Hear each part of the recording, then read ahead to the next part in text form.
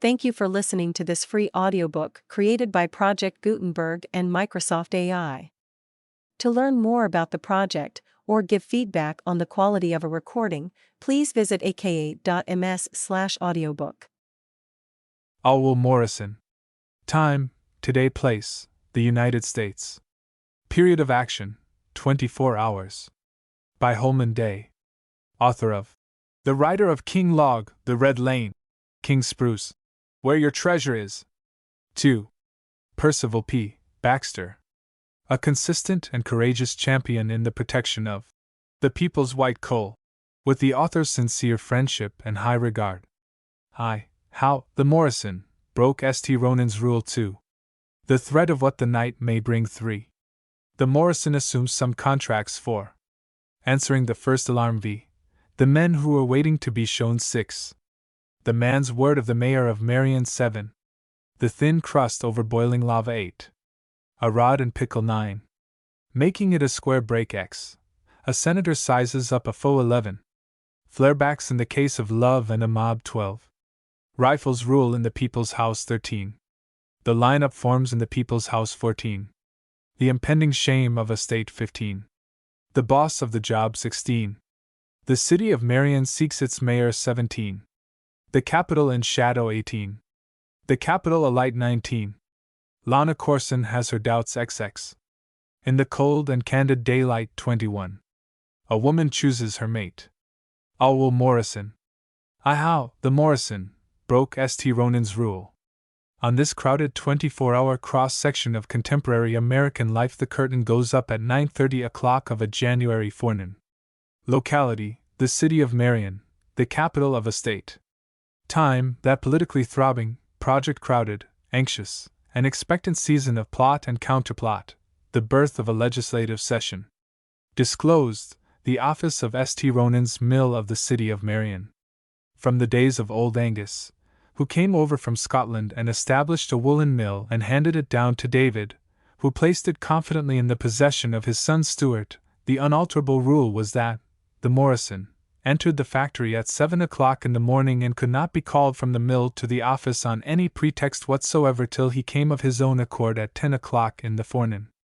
In the reign of David, the old John Robinson wagon circus paraded the streets of Marion early on a forenoon, and the elephant made a break in a panic and ran into the mill office of the Morrisons through the big door, and Paymaster Andrew McTavish rapped the elephant on the trunk with a penstock and, only partially awakened from abstraction in figures, stated that Master Morrison will not see callers till he comes frae the mill at 10. To go into details about the Morrison manners and methods and doggedness in attending to the matter in hand, whatever it might be, would not limn Stuart Morrison in any clearer light than to state that old Andrew, at 72, was obeying Stuart's orders as to the 10 o'clock rule and was just as consistently as Cerberus as he had been in the case of Angus and David. He was a bit more set in his impassivity, at least to all appearances, because chronic arthritis had made his neck permanently stiff. It may be added that Stuart Morrison was 30-odd, a bachelor, dwelt with his widowed mother in the Morrison mansion, was mayor of the city of Marion, though he did not want to be mayor, and was chairman of the State Water Storage Commission because he particularly wanted to be the chairman. He was, by reason of that office, in a position where he could rap the knuckles of those who should attempt to grab and selfishly exploit the people's white coal, as he called water power. These latter appertaining qualifications were interesting enough, but his undeviating observance of the mill rule of the Morrisons of St. Ronan's served more effectively to point the matter of his character. Stuart Morrison, when he was in the mill, was in it from top to bottom, from carter to spinner and weaver, from wool sorter to cloth hall inspector, to make sure that the manufacturing principles for which all wool Morrisons stood were carried out to the last detail. On that January morning, as usual, he was in the mill with his sleeves rolled up. On his high stool in the office was Andrew McTavish, his head framed in the wicket of his desk, and the style of his beard gave him the look of a Scotch terrier in the door of a kennel. The office was near the street, a low building of brick, having one big room. A narrow, covered passage connected the room with the mill. A rail divided the office into 2 small parts. According to his custom in the past few months, McTavish, when he dipped his pen, stabbed pointed glances beyond the rail and curled his lips and made his whiskers bristle and continually looked as if he were going to bark. He kept his mouth shut, however.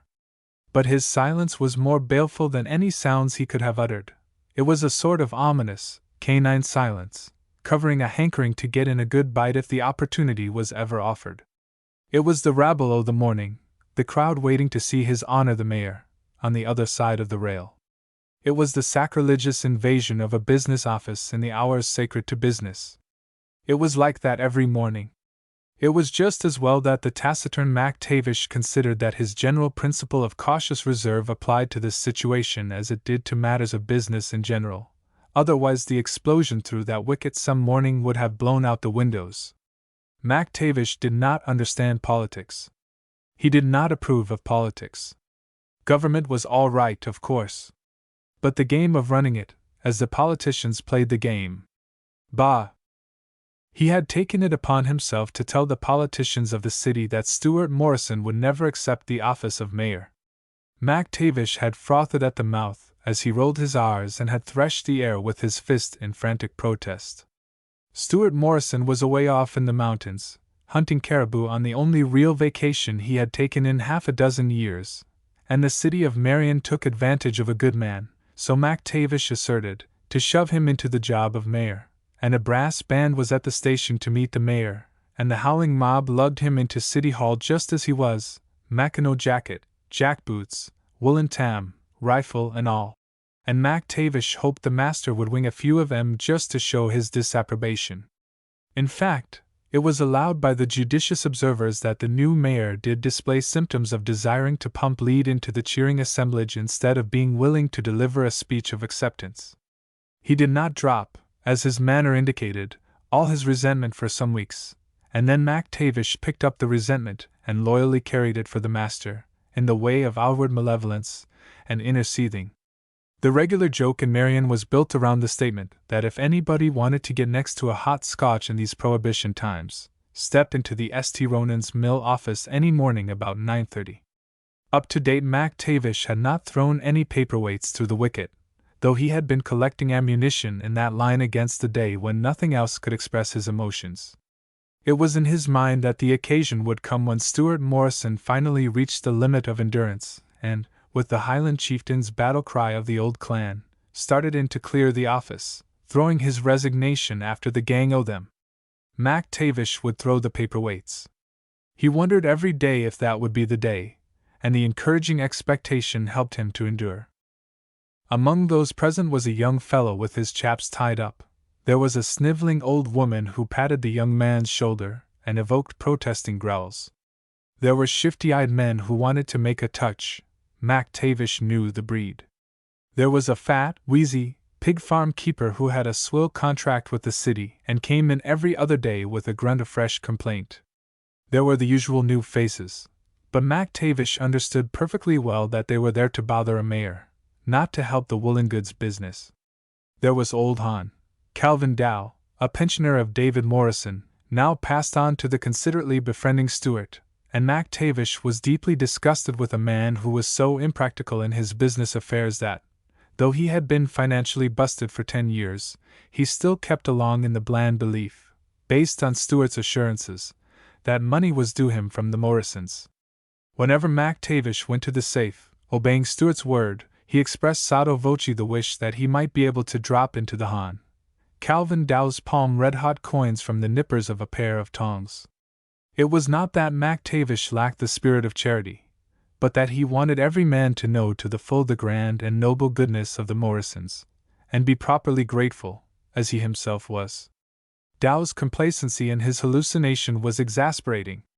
But there was no one in sight that morning who promised the diversion or the effrontery that would make this the day of days, and there seemed to be no excuse that would furnish the occasion for the battle cry which would end all this pestiferous series of levies.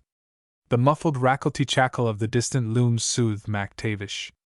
The nearer rick-tack of Miss Delora Bunker's typewriter furnished obligato for the chorus of the looms. It was all good music for a businessman. But those muttering, mumbling mayor chasers, it was a tin can, cowbell discord in a symphony concert. MacTavish, honoring the combat code of Caledonia, required presumption to excuse attack, needed an upthrust head to justify a whack. Patrolman Cornelius Relihan, 6 feet 2, was lofty enough. He marched to and fro beyond the rail, his heavy shoes flailing down on the hardwood floor. Every morning the bang of those boots started the old pains to thrusting in MacTavish's neck. But Officer Relihan was the mayor's majordomo, officially, and Stuart's pet and protege and worshipping vassal in ordinary. An intruding elephant might be evicted. Relihan could not even receive the tap of a single word of remonstrance. It promised only another day like the others, with nothing that hinted at a climacteric which would make the affairs of the mill office of the Morrisons either better or worse.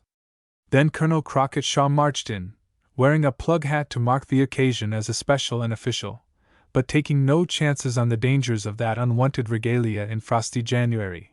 He had ear tabs close clamped to the sides of his head. MacTavish took heart. He hated a plug hat. He disliked Colonel Crockett Shaw, for Shaw was a man who employed politics as a business. Colonel Shaw was carrying his shoulders well back and seemed to be taller than usual, his new air of pomposity making him a head thrust above the horde. Colonel Shaw offensively banged the door behind himself. MacTavish removed a package of timesheets that covered a pile of paperweights.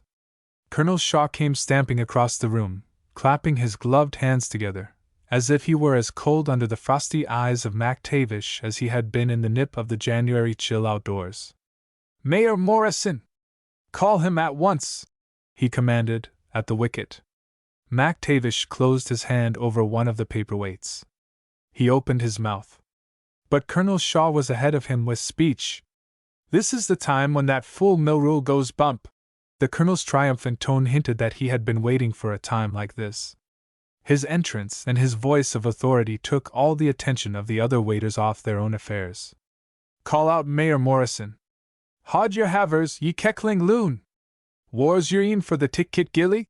The old paymaster jabbed indignant thumb over his shoulder to indicate the big clock on the wall. "I can't hear what you say on account of these ear pads, and it doesn't make any difference what you say, Andy. This is the day when all rules are off." He was fully conscious that he had the ears of all those in the room. He braced back. With an air of a functionary calling on the multitude to make way for royalty, he declaimed, "Call His Honor Mayor Morrison at once to this room for a conference with the Honorable Jodrey Wadsworth Corson, United States Senator. I am here to announce that Senator Corson is on the way." MacTavish narrowed his eyes. He whittled his tone to a fine point to correspond, and the general effect was like impaling a puffball on a rat-tail file. "If ye hae coom sunstruck on a January day, ye'd best stick a sopped sponge in the laft o' your tarpail bonnet. Sit ye doon and spear the hands o' the clock for to tell when the Morrison cooms frae the mill." The colonel banged the flat of his hand on the ledge outside the wicket. "It isn't an elephant this time, MacTavish. It's a United States Senator. Act on my orders, or into the mill I go, myself." The old man slid down from the stool, a paperweight in each hand. "Only o'er my dead body will ye tell him in your mortal flesh. Make the start to enter the mill, and it's my thought that ye'll tell him by spiritual knocks or by tipping a table through a medium. Lay off that jabber, old bucks, the two of ye," commanded Officer Relihan, swinging across the room. "I'm here to kape th place straight and dasn't. I hae the say. I'll gie ye off the orders," remonstrated MacTavish. There was grim satisfaction in the twist of his mouth. It seemed as if the day of days had arrived. "On that side your bar ye may boss the wool business. But this is the mayor's side and the colonel is saying he's here to see his honor. Colonel, ye'll take your seat and wait your turn." He cupped his big hand under the emissary's elbow. MacTavish and Relihan, by virtue of jobs and natures, were foes, but their teamwork in behalf of the interests of the Morrison was comprehensively perfect. "What's the matter with your brains, Relihan?" demanded the colonel, hotly. "I don't kape stirring 'em up to ask 'em, seeing that they're resting aisy," returned the policeman, smiling placidly. "And there's nothing the matter with my muscle, is there?" He gently but firmly pushed the colonel down into a chair. "Don't you realize what it means to have a United States Senator come to a formal conference?" "No! I never had one call on me." Relihan, Morrison will fire you off the force if it happens that a United States Senator has to wait in this office. The officer pulled off his helmet and plucked a card from the sweatband. It says here, "Keep 'em in order, be firm but pleasant, tell 'em to wait in turn, and, for myself, to do no more talking than necessary. If there's to be a new rule to fit the case of senators, the same will probably be handed to me as soon as senators are common on the calling list." He put up a hand in front of the colonel's face, a broad and compelling hand. "Now I'm going along on the old orders, and the clock tells you that ye have a scant 20 minutes to wait. And if I do any more talking, of the kind that ain't necessary, I'll break a rule. Be aisy, Colonel Shaw." He resumed his noisy promenade. MacTavish was back on the stool, and he clashed glances with Colonel Shaw with alacrity. "There'll be an upheaval in this office, MacTavish. Aye. If ye make one more step toward the mill door, ye'll not ken of a certainty where ye'll land when ye're upheaved." After a few minutes of the silence of that armed truce, Miss Bunker tiptoed over to MacTavish, making an excuse of a sheet of paper which she laid before him. The paper was blank. "Daddy Mac." Miss Bunker enjoyed that privilege in nomenclature along with other privileges usually won in offices by young ladies who know how to do their work well and are able to smooth human nature the right way. She went on in a solicitous whisper. "We must be sure that we're not making any office mistake. This being Senator Corson. I still hae me orders, lassie. But listen, Daddy Mac. When I came from the post office, the senator's car went past me. Miss Lana was with him. Don't you think we ought to get a word to Mr. Morrison?" "Word o' what?" The old man wrinkled his nose, already sniffing what was on the way. "Why, that Miss Lana may be calling, along with her father." "What then?" "Mr. Morrison is a gentleman, above all things," declared the girl, nettled by this supercilious interrogation. "If Miss Corson calls with her father and is obliged to wait, Mr. Morrison will be mortified. Very likely he will be angry because he wasn't notified. I understand the social end of things better than you, Daddy Mac. I think it's my duty to take in a word to him." "Yes. Good. And tell him the music is ready, the flowers are here, and the tea is served. Use the office for all out but the wool business. To Auld Horny, why the wool business? Politics and society. Lass, are ye gone daffy, why the rest? Hush, Daddy Mac. Don't raise your voice and your temper. What if he should still be in love with Miss Lana, spite of her being away among the great folks all this long time?" MacTavish was holding the paperweights. He banged them down on his desk and shoved his nose close to hers. "Fash me nae mair why your silly talk o' love, in business hours.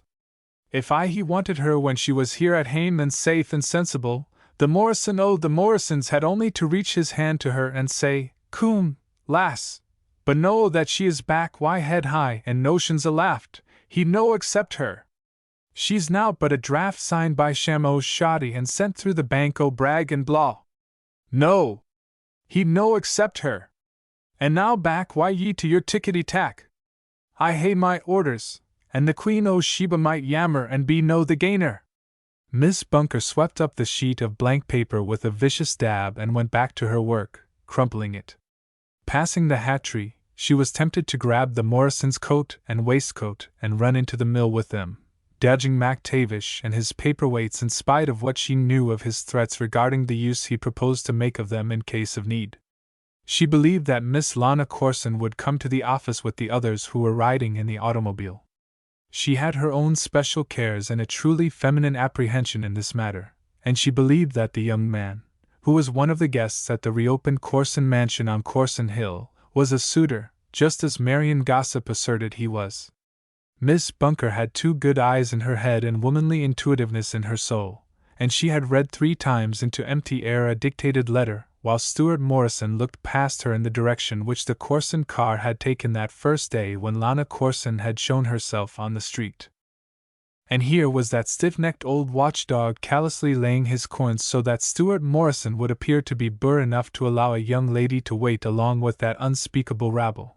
And when he did come, he would arrive in his shirt sleeves to be matched up against a handsome young man in an astrakhan top coat. Under those circumstances, What view would Miss Lana Corson take of the man who had stayed in Marion? Miss Bunker was profoundly certain that Mac Tavish did not know what love was and never did understand and could not be enlightened at that period in his life. But he might at least put the matter on a business basis, she reflected, incensed, and show some degree of local pride in grabbing in with the rest of Mr. Morrison's friends to assist in a critical situation. And right then the situation became pointedly critical. The broad door of the office was flung open by a chauffeur. It was the Corson party. Colonel Shaw was not in a mood to apologize for anybody except himself. He rose and saluted. "Coming here to herald your call, Senator Corson, I have been insulted by a bumptious understrapper and held in leash by an ignorant policeman. They say it's according to a rule of the Morrison Mills. I suppose that when Mayor Morrison comes out of the mill at 10 o'clock, following his own rule, he can explain to you why he maintains that insulting custom of his and continues this kind of an office crew to enforce it." Miss Bunker flung the sheet of paper that she had crumpled into a ball, and it struck Mac Tavish on the side of the head that he bent obtrusively over his figures. The old man snapped stiffly upright and distributed implacable stare among the members of the newly arrived party. He was not softened by Miss Corson's glowing beauty, nor impressed by the United States Senator's dignity, nor won by the charming smile of Miss Corson's well-favored squire, nor daunted by the inquiring scowl of a pompous man whose mutton-chop whiskers mingled with the beaver fur about his neck, a stranger who was patently prosperous and metropolitan. Furthermore, Mac Tavish, undaunted, promptly dared to exchange growls with Old Dog Tray himself. The latter, none else than His Excellency, Lawrence North, Governor of the state, marched toward the wicket, wagging his tail, but the wagging was not a display of amiability. The politicians called North Old Dog Tray because his permanent limp caused his coattails to sway when he walked. "Be jing! I've been on the job here at Manny a deal of a morn," confided Officer Relihan to Calvin Dow. "But here's the first natural straight flush Ariel, dealt without a draw." He tagged the Corson party with estimating squints, beginning with the governor. "Ace, King, Queen, John Jack, and the 10 spot. They've caught the office, this time, with a 2-spot high." Mac Tavish played it pat. "And 'tis the mill rule, it lacks 12 minutes o' the hour, and the clock yon on the wall is richt." Thus referring all responsibility to the clock, the paymaster dipped his pen and went on with his figures. The governor cross-creased the natural deep furrows in his face with ridges which registered indignant amazement. "You have lost your wits, but you seem to have your eyes. Use them. It's the mill rule. But we are not here on mill business. Then it canna concern me. Officer, do you know what part of the mill Mayor Morrison is in?" The governor turned from Mac Tavish to Relihan.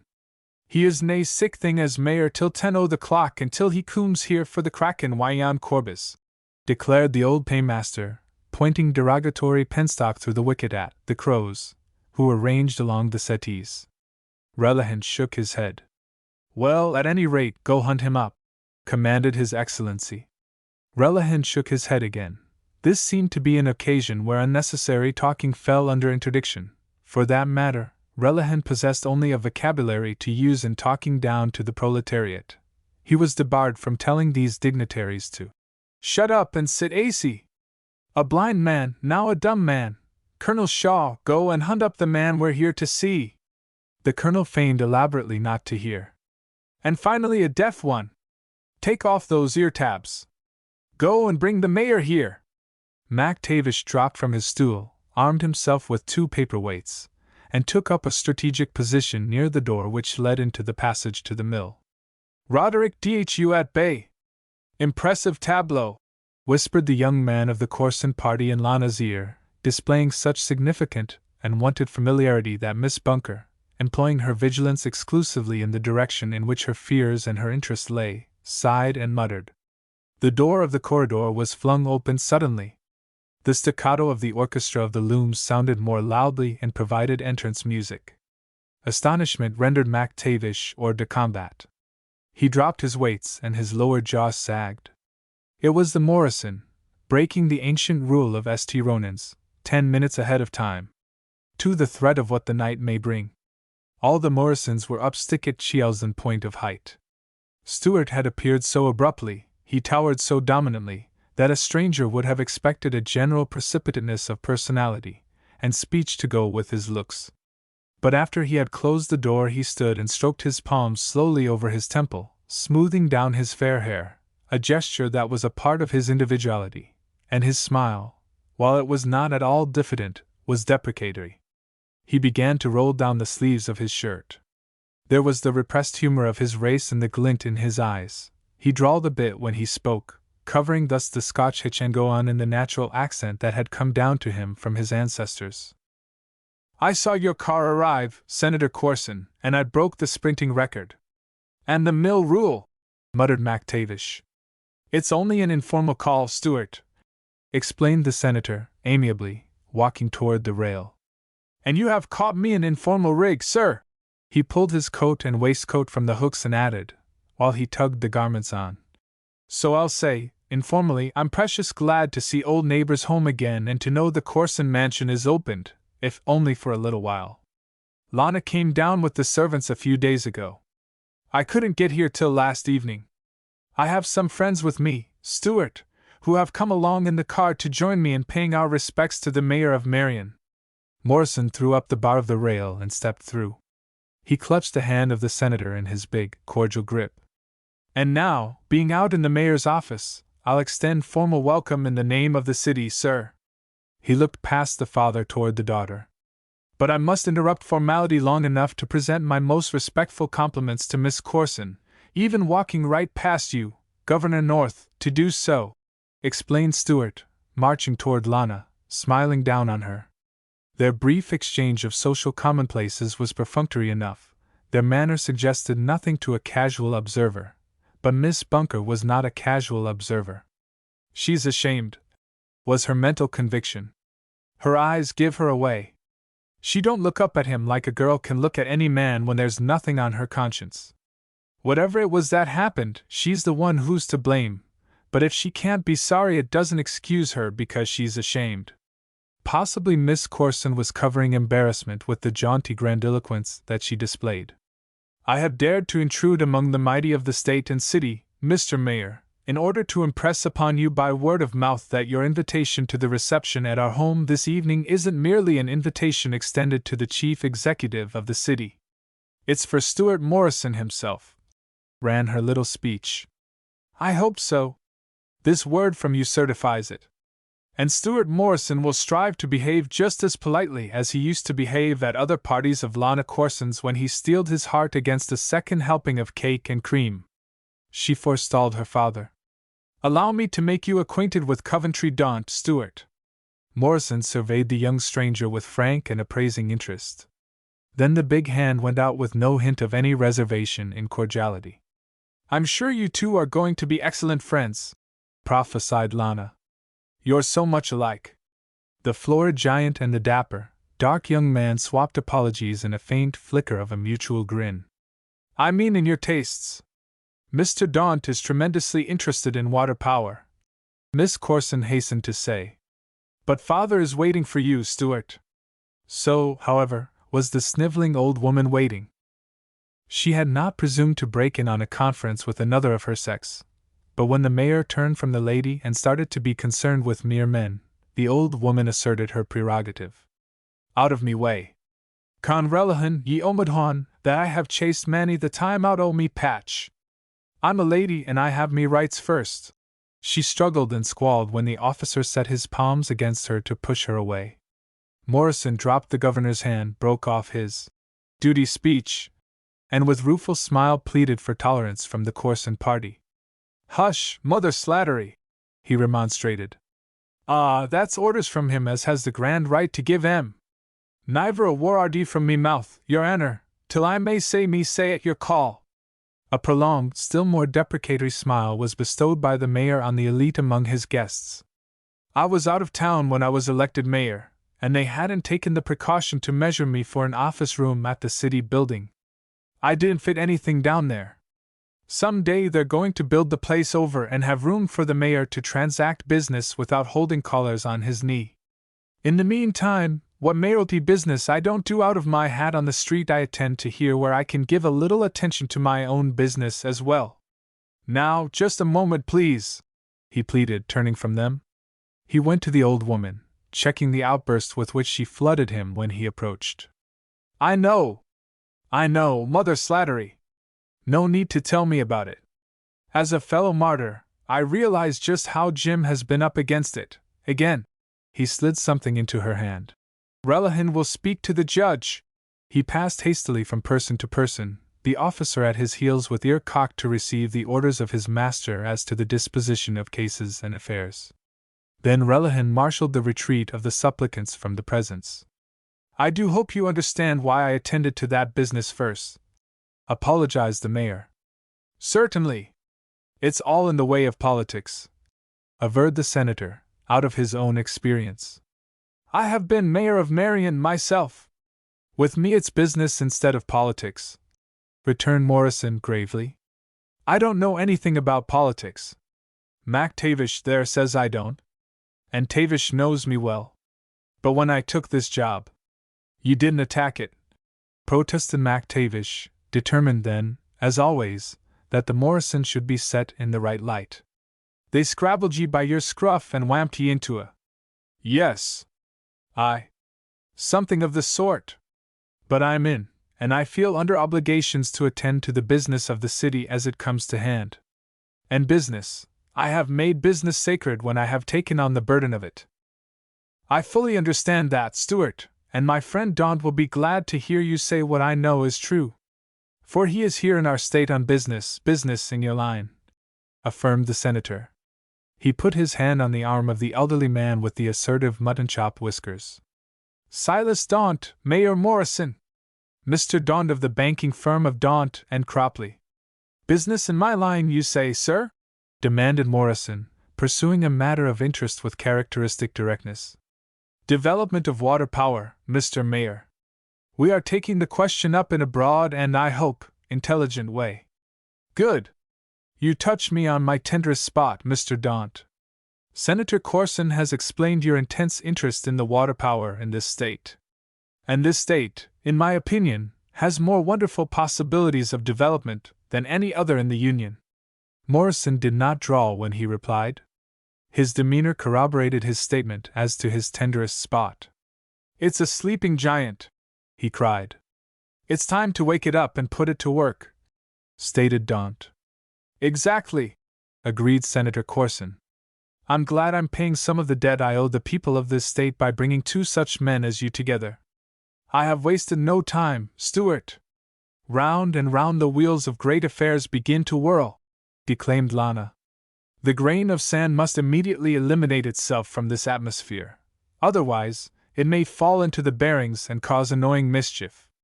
I'll send the car back, Father. I mustn't bother a business meeting. A grimace that hinted at hurt wrinkled the candor of the Morrison's countenance. I hoped it wasn't mere business that brought you, all. He dwelt on the last word with wistful significance, staring at Lana. No, said the senator hastily. Not business, wholly. A neighborly call, Stuart. The governor, Mr. Daunt, Lana, all of us to pay our respects. But he glanced around the big room. Now that we're here, and the time will be so crowded after the legislature assembles, why not let Daunt express some of his views on the power situation? Without you and your support nothing can be done. We must develop our noble old state. Where is your private office? I have never needed one, confessed Stuart. It was a pregnant hint as to the Morrison methods. I never expected to be honored as I am today. The Hon. Calvin Dow was posted near a window in a big chair, comfortably reading one of Stuart's newspapers. Several other citizens of Marion, sheep of such prominence that they could not be shooed away with the mere goats who had been excluded, were waiting in audience with the mayor. You understand, of course, that there is no secrecy, that is to say, no secrecy beyond the usual business precautions involved, protested the senator. The frank query in Stuart's eyes had been a bit disconcerting. But to have matters of business bandied ahead of time by the mouth of gossip, on half information, is as damaging as all this ridiculous talk that's now rioting through the city regarding politics. It's all an atrocious libel on my administration, exploded Governor North. It's damnable nonsense. Old dog Trey, when he had occasion to bark, was not noted for polite reticence. Lana took Coventry Daunt's arm and started off with an elaborate display of mock terror. And now politics goes whirling, too. My, how the ground shakes. Mr. Mayor, I'll promise you more serene conditions on Corson Hill this evening. There was an unmistakable air of proprietorship in her manner with the young man who accompanied her. The governor shook his finger before the mayor's face and, in his complete absorption in his own tribulation, failed to remark that he was not receiving undivided attention. I'm depending on men like you, Morrison. I have dropped in here today to tell you that I'm depending on you. Senator Corson had apparently convinced himself that the mill office of St. Ronan's was too much of an open-faced proposition. It seemed more like an arena than a conference room. Dow and the waiting gentlemen of Marion showed that they were frankly interested in the governor's outbreak. Right then there were new arrivals. The senator hastily made himself solitaire manager of that particular chess game and ordered moves. Lana, wait with Coventry in the car. We'll be only a moment. At my house this evening it will be a fine opportunity for you and Daunt to have your little chat, Stuart, and get together to push the grand project for our good state. Yes, agreed Morrison. I'll be glad to come. He was giving the young woman and her escort his close attention and spoke as if he meant what he said. He blinked when the door closed behind them. And what say if you wait till then, Governor, to confer with the mayor, if you really find that there is need of a conference, suggested the director of moves. But I want to tell you right now, Morrison, seeing that you're mayor of the city where our state capital is located, that I expect your full cooperation in case of trouble tonight or tomorrow. His Excellency declared, with vigor. Oh, there will be no trouble, asserted the senator airily. Coming in fresh from the outside, from a wider horizon, I can estimate the situation with a better sense of proportion than you can, North, if you'll allow me to say so. We can always depend on the sane reliability of our grand old state. The governor was not reassured or placated. And you can always depend on a certain number of soreheads to make fools of themselves here. You could depend on it in the old days. It's worse in these times when everybody is ready to pitch into a row and clap a claw right and left simply because they're aching for a fight. The closed door had no more revelations to offer to Morrison. He turned his mystified gaze on the senator and the governor, as if he desired to solve at least one of the problems that had come to hand all of a sudden. I can take care of things up on Capitol Hill, Morrison. I'm the governor of this state and I have been re-elected to succeed myself, and that ought to be proof that the people are behind me. But I want you to see to it that the damnation mob hornets are kept at home in the city here, where they belong. When father kept bees I used to save many a highful for him by banging on mother's dishpan when they started to swarm. As to the hornets, I don't care what you bang on, broke in His Excellency. On their heads if they show them. But do I have your cooperation in the name of law and order?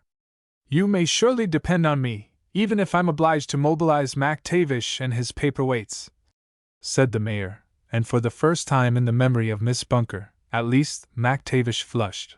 The paymaster had been hoping that the Laird o' St. Ronan's had not noted the full extent of the belligerency that had been displayed in making mill rules respected. But the abstraction that had marked Morrison's demeanor when he had looked over the governor's head at the closed door, and the later glint of jest in his eyes departed suddenly. The eyes narrowed. You talk of trouble that's impending this night, Governor North. There'll be no trouble, insisted the senator. Fools can always stir a row, declared His Excellency, with just as much emphasis. Fools who are led by rascals. Rascals who would wreck an express train for the chance to pick pocketbooks off corpses. There's been that element behind every piece of political hellishness, and every strike we've had in this country in the last 2 years since the Russian bear stood up and began to dance to that devil's tune. On the eve of the assembling of this legislature, Morrison, you're probably hearing the blacklegs in the other party howl state steel again. No, I haven't heard any such howl, not lately, not since the November election, said Morrison. Why are they starting it now? I don't know, retorted the governor. But the mayor's stare was again wide open and compelling, and His Excellency's gaze shifted to MacTavish and then jumped off that uncomfortable object and found refuge on the ceiling. "The licked rebels know! They're the only ones who do know," asserted the senator. Colonel Crockett Shaw, practical politician, felt qualified to testify as an expert. "Those other fellows won't play the game according to the rules, Morrison. They sit in and draw cards and then beef about the deal and rip up the pasteboards and throw 'em on the floor and try to grab the pot. They won't play the game." "That's it exactly," the governor affirmed. Senator Corson patted Morrison's arm. "Now that you're in politics for yourself, Stuart, you can see the point, can't you?" "I don't think I'm in politics, sir," demurred the mayor, smiling ingenuously. "At any rate, there isn't much politics in me. But the game must be played by the rules." Senator Corson spoke with the finality of an oracle. "If you don't think that way," persisted Governor North, nettled by Morrison's hesitancy in jumping into the ring with his own party. "What do you think?" "I wouldn't presume," drawled Stuart, "to offer political opinions to gentlemen of your experience. However, now that you asked me a blunt question, I'm going to reply just as bluntly, but as a businessman. I believe that running the affairs of the people on the square is business. It ought to be made good business. Governor North, you're at the head of the biggest corporation in our state. That corporation is the state itself. And I don't believe the thing ought to be run as a game, naming the game politics. That's the only way the thing can be run, and you've got to stand by your own party when it's running the state. You need a little lesson in politics, Morrison, and I'm going to show you." The mayor of Marion raised a protesting hand. "I never could get head nor tail out of a political oration, sir. But I do understand facts and figures. Let's get at facts. Is this trouble you speak of as imminent? Is it due to the question of letting certain members of the House and Senate take their seats tomorrow? I must go into that matter with you in detail. It has been gone into with detail in the newspapers till I'm sick of it, with all due respect to you, Governor North. It has been played back and forth like a game, and I don't understand games. There has been no more talk of trouble since you and your executive council let it be known that all the members were to walk into the State House and take their seats and settle among themselves their rights. We never deliberately and decisively let that be known. Then it has been guessed by your general attitude, sir. That's the common talk, and the common talk comes to me like it does to all others. That talk has smoothed things. Why not keep things smooth? Breaking election laws to keep soreheads smooth? Is that your idea of politics?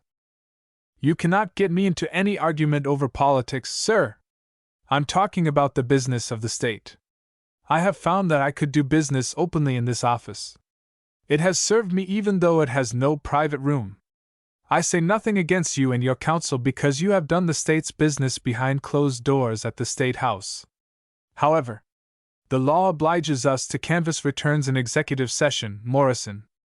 I say nothing against the business you have done there," proceeded Morrison inexorably. "I can't say anything. I don't know what has been done. I'm in no position, therefore, to criticize. If I didn't know, I'd probably have good reason to praise you state managers as good and faithful servants of our people. But the people don't know. You have left them to guess. It's their business.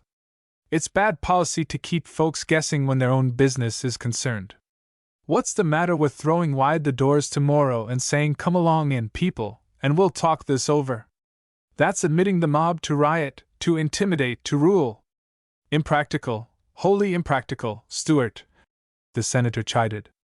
Calvin Dow came toward the group, stuffing his spectacles back into their case.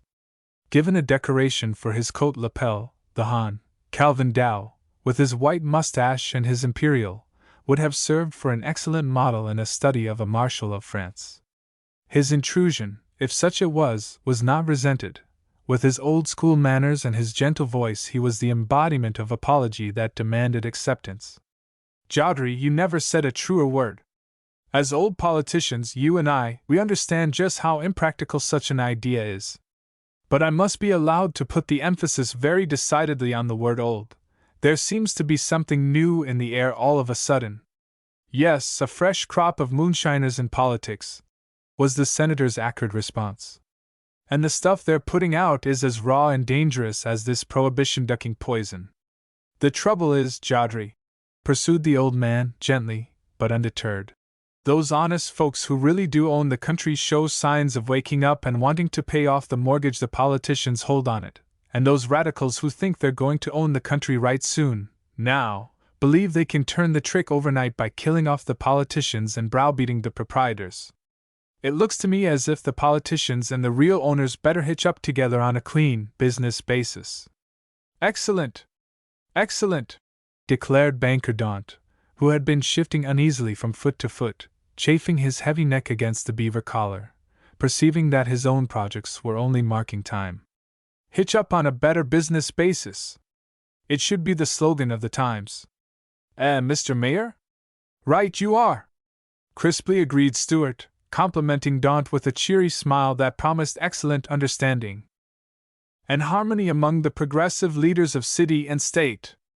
Mr. Mayor? What say, Governor North? The Metropolitan Mr. Daunt was not disposed to allow his commercial proposition to be run away with by a stampeding political team. That's what I'm asking for, the cooperation that will fetch harmony, admitted the governor, grudgingly.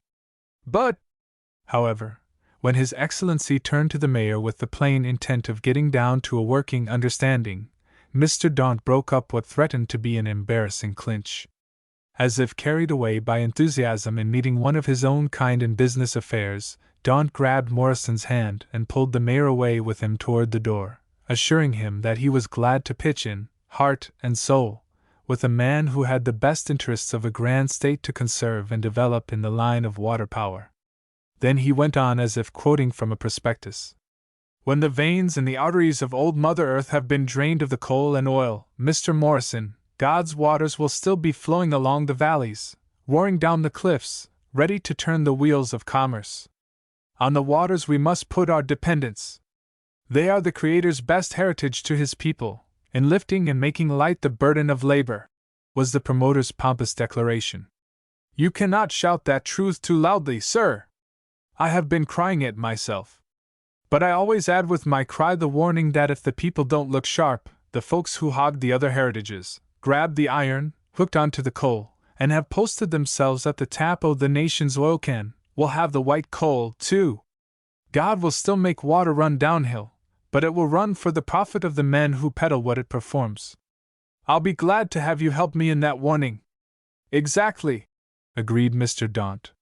When you and I are thoroughly en rapport, we can accomplish wonders. His rush of the willing Morrison to the door had accomplished one purpose. He had created a diversion that staved off further political disagreement for the moment. You must pardon my haste in being off, Mr. Mayor. Senator Corson has promised to motor me along the river as far as possible before lunch, so that I may inspect the water power possibilities. Come, Governor North, he called. Daunt again addressed Morrison.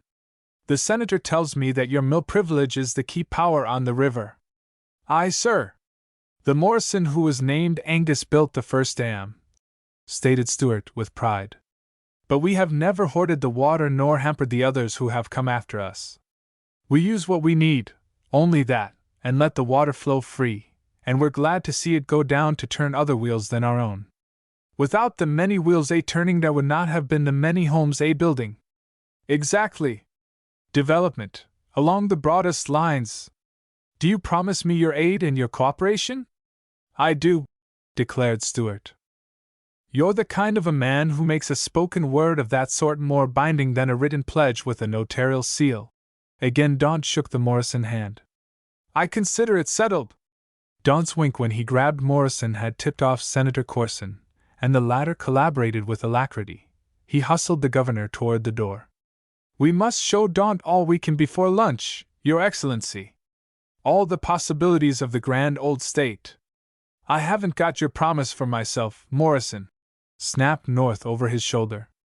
But I reckon I can depend on you to do as much for your party and for law and order as you'll do for the sake of a confounded mill dam. And we'll leave it that way. There'll be no trouble, I repeat, promised Senator Corson, making himself file closer. North has been sticking too close to politics on Capitol Hill, and he has let it make him nervous. But we'll put festivity ahead of everything else on Corson Hill, tonight, and the girls will be on hand to make the boys all sociable. Come early, Stuart! The mayor flung up his hand, a boyish gesture of faith in the best. Hail to you as a peacemaker! We have been needing you. We're glad you're home again, sir. For a few moments he turned his back on the business of the city, as it awaited him in the persons of the citizens. He went to the front window and gazed at the Corson limousine until it rolled away. Lana had Coventry daunt with her in the cozy intimacy afforded by the twin seats forward in the tonneau. They make a smart-looking couple, bub, commented Calvin Dow, feeling perfectly free to stand at Stuart's elbow to inspect any object that the younger man found of interest. Is it to be a hitch, as the gossip runs? There seems to be some gossip that's running ahead of my ken in this city just now, Calvin. The mayor frowned, his eyes fixed on the departing car. His demeanor hinted that his thoughts were wholly absorbed by the persons in that car. I hope you're spry enough to catch it. Go find out for me, will you, what the blue mischief they're up to? In politics? Or in politics? Yes, returned Morrison tartly. What other kind of gossip would I be interested in this day? He snapped himself around on his heels and started toward the men who were waiting. He singled one and clapped brisk hands smartly with the air of a man who wanted to wake himself from the abstraction of bothersome visions.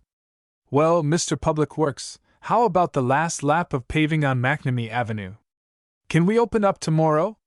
I plan on showing our arriving legislative cousins clean thoroughfares on Capitol Hill, you know. I'm losing 14 men off the job at noon today, Your Honor. Grabbed off without notice, grumbled the superintendent. Grabbed off for what? Well, maybe, to keep our paving blocks from being thrown through the windows of the State House. Who is taking those men from their work? The Adjutant General. They're Home Guard boys. Something busted out in Patagonia needing the attention of a League of Nations army? Inquired the mayor, putting an edge of satire on his astonishment. The superintendent shot a swift stare past the mayor. Perhaps Danny Sweetser there can tell you, Captain Daniel Sweetser. The public works man copied the mayor's sarcasm by dwelling on the title he applied to Sweetser. The mayor took a look, too. A young man in overalls and jumper had hurried into the office from the private passage. He was trotting toward a closet in one corner. He had the privileges of the office because he was a mill student, studying the textile trade, and was a son of the Morrison's family physician. Sweetser shucked off his jumper, leaped out of his overalls, threw them in at the closet door, and was revealed in full uniform of O.D., except for cap and sword. He secured those two essentials of equipment from the closet and strode toward the rail, buckling on his sword. Miss Bunker was surveying him with telltale and proprietary pride that was struggling with an expression of utter amazement. The deal hate ails 'em a this day, exploded MacTavish. The banked fires of his smoldering grudges blazed forth in a sudden outburst of words that revealed the hopes he had been hiding. His natural cautiousness in his dealings with the master went by the board. No, it's your time, Chief. I'll hae at 'em, the whole faws, Fethrin gang o' the tykes, along why ye. Else it's heels o'er gowd I fare the woolen business. Morrison flicked merely a glance of mystification at MacTavish. The master's business was with his mill student. What's wrong with you, Danny? Hold yourself for a moment on that side of the rail where you're still a man of the mill. I'm afraid of a soldier, like you'll be when you're out here in the mayor's office, he explained, softening the situation with humor. What does it mean? The whole company of the St. Ronan's Rifles has been ordered to the armory, sir. The Adjutant General just informed me over the mill phone. What's amiss? Captain Sweetser saluted stiffly. I am not allowed to ask questions of a superior officer, sir, or to answer questions put by a civilian. I am now a soldier on duty, sir. Come through the rail. The officer obeyed and stood before Morrison. Now, Captain, you're in the office of the Mayor of Marion, and the Mayor officially asked you why the militia has been ordered out in his city? Again Captain Sweetser saluted. Mr. Mayor, I refer you to my superior officer, the Adjutant General of the State. Morrison promptly shook the young man cordially by the hand. That's the talk, Captain Sweetsa. Attend honestly to whatever job you're on. It's my own motto. I try to do it, Mr. Morrison. You have always set me the example. MacTavish groaned. He saw mill discipline going into the garbage along with everything else that had been sane and sensible and regular at St. Ronan's. And the Morrison himself had come from the mill that day 10 minutes ahead of the hour. So on with you, lad, and do your duty. Stuart forwarded Sweetsa with a commendatory clap of the palm on the barred shoulder. Calvin Dow was lingering. We mustn't let the youngsters shame us, Calvin, Morrison murmured in the old man's ear. We all seem to have our jobs cut out for us, and I can't tend to mine in an understanding way till you have attended to yours. The veteran saluted as smartly as had the soldier, and trudged away on the heels of Sweetsa. Ain't there any way of your making that infernal old tin soldier up at the State House lay his paws off our paving crew? Asked the superintendent. Hush, Baldwin! Chided the mayor, unruffled, speaking indulgently. We seem to have a new war on the board. Have you forgotten, after all that has been happening in this world, that in time of war we must sacrifice public improvements and private enterprises? Go on and do your best with the paving. Hell is paved with good intentions, but I can't put 'em down on McNamee Avenue. Of course not, Baldwin. That would be using war material that will be urgently needed, if I'm any judge of these times. How's that, Mr. Mayor? Why, the Hell architects seem to be planning an extension of the premises, drawled Morrison. The Morrison assumed some contracts. In the past, each day after lunch, MacTavish had been enabled to get back to the sanity of a well-conducted woolen mill business. In the peace that descended on the office afternoons he put out of his mind the nightmare of the forenoons, and tried not to think too much of what the morrows promised. Stuart Morrison had caused it to be known in Marion that he reserved afternoons for the desk affairs of St. Ronan's mill. MacTavish always brought his lunch. He cooked it himself in his bachelor apartment, and warmed it up in the office over a gas burner at high noon. While he was brushing the crumbs of an oaten cake off his desk, 6 men filed in. He knew them well. They were from the Marion Chamber of Commerce. They made up the Industrial Development Committee. I'm afraid we're a bit too early to see the mayor, suggested Chairman Dispose. Ye are. Nigh 22 hours too early to see the mayor. But we phoned the house and were told he had left to come to the office. The mayor, mind ye, the mayor, he comes frae the mill at. MacTavish remembered the crashing blow to his proud pronunciamiento that forenoon, and his natural caution regarding statements caused him to hesitate. He is supposed to come frae the mill at 10 o'clock, ante-meridian. Post-meridian, Master Morrison, of St. Ronan's, not the mayor, he comes to his desk yon, well, when he comes isna the concern o' those who are spirin' for a mayor. The gentlemen of the committee exchanged wise grins, suggestively sardonic grins, and sat down.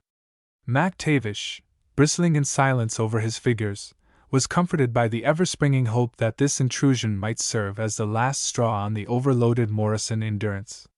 He perked up expectantly when Stuart came striding in.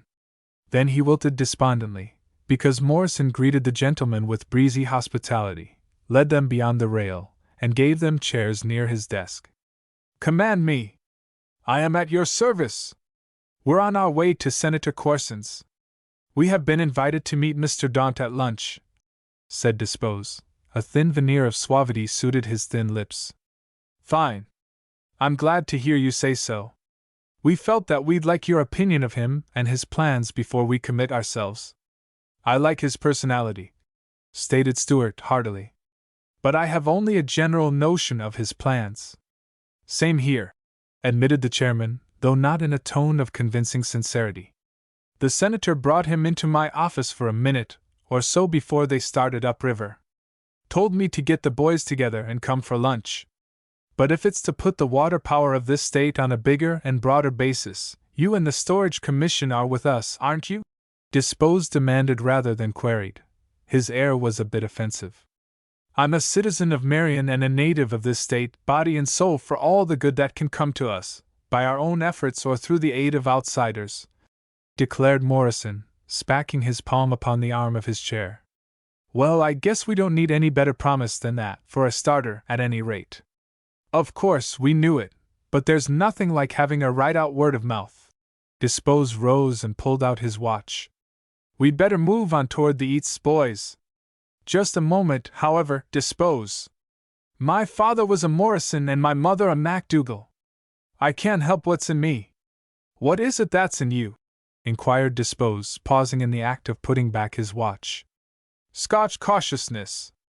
You don't suspect that a man like the big Silas Daunt, of Daunt and Cropley? I don't suspect. I haven't got as far as that.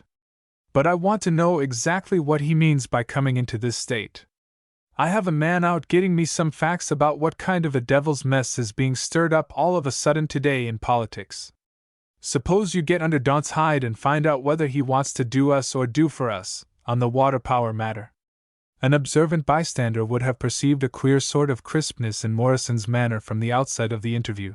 The same perspicacity would have detected something hard under the smooth surface of Dispose's early politeness.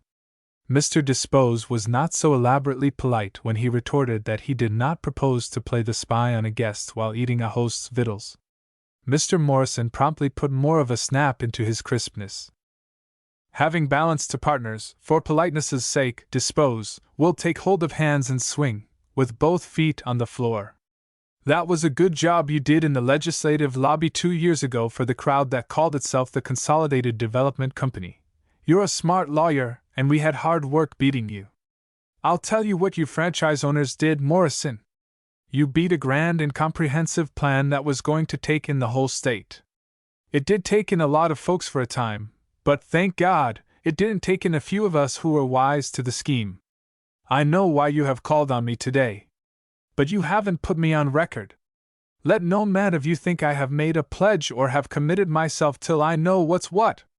You're Scotch, all right, Morrison. You're canny. You're for yourself and the main chance. Now let me tell you. You caught us foul 2 years ago because you jumped the newspapers into coming out with broadsides about a thing they didn't understand. Their half-baked scare stuff made the state think somebody was trying to steal the whole water power. According to that general franchise bill, as it was framed, somebody was. Morrison, in the last 2 years the people have been educated to understand that broad-gauge consolidation of water power is what we must have. You have put out good propaganda. That fellow you have hired is a mighty fine press agent, admitted Morrison, smiling ingenuously. And the men who get in the way and try to trig development this year will be ticketed before an understanding public for what they are, declared Dispose. Try me as a part of the public, and see whether I'll understand. Ticketed as what, Brother Dispose? As profiting dogs in the manger of manufacturing, sir. There were expostulatory murmurs in the group. We're rather non-committal as a body on this matter, Dispose, protested a committeeman. We're waiting to be shown. In the meantime, we don't like to have a man like Morrison here called any hard names. Oh, I don't mind being called a watchdog, boys. That's what I am. So you think I'm wholly selfish, do you, Dispose? The water power franchises of this state were grabbed away from the people years ago, like the timberlands were, by first-comers, and the state got nothing. The waters belong to the people. The people have a right to realize on their property. Morrison, considering what kind of a free gift you had handed to you, you've got to be careful about the position you take in these enlightened days when the people propose to profit from their own. It's mighty easy to shift public opinion these days. Yes, I have seen tons of sand shifted in no time by a stream from a squirt gun, confessed Morrison, placidly. And that leaves it a 50-50 break between us on the name-calling proposition, rejoined Dispose. I'll bid you a kind good day. He strode away and his group trailed him. A deprecating committeeman turned back, however. I know you are honest, Morrison. But a lot of us are beginning to think that the general policy in the state regarding outside capital has been a bit too conservative. These are new times. Very, said the mayor, pleasantly. They're creaking about as loud as Squire Dispose's new shoes. There was a snarl of ire from the shoes every time the retreating chairman lifted a foot. I hope they won't pinch us, Doddridge. Good day. He sat down at his desk. MacTavish held his place on his stool in silence for a long time. The stiffness of his neck seemed to embrace all his members, even his tongue. Miss Bunker came in from her lunch, bringing the afternoon mail. MacTavish maintained his silence while Morrison picked out what were patently his personal letters before surrendering the others to the girl to be opened and assorted. MacTavish waited till his master had gone through his personal mail. The paymaster maintained a demeanor of what may be termed hopeful apprehension. This baiting, this impugning of honesty must needs turn the trick. No Morrison would stand for it. MacTavish found the laird's suppression of all comment promisingly bodeful. The fuse must be sizzling. There would be an explosion. But Morrison began to play a lively tattoo on his desk with the knob of a paper slitter and whistled. "The Campbells are coming! Hurrah, hurrah!" with the cheery gusto of a man who had not a care to trouble him. "Snowlin' and snurtlin' o'er it," spat the old man. "Eh?" queried Stuart amiably. "Do you let Windmillery's flimmer in your noddle at a time like this? Why, Andy, speaking of a day like this, you'd have the crotchets whiffed from your head if you'd go out for your lunch in the pep of the air instead of penning yourself in the office." MacTavish leaped from his stool and marched toward this noncombatant. "Whar's the fire o' your spunk, Stuart Morrison?"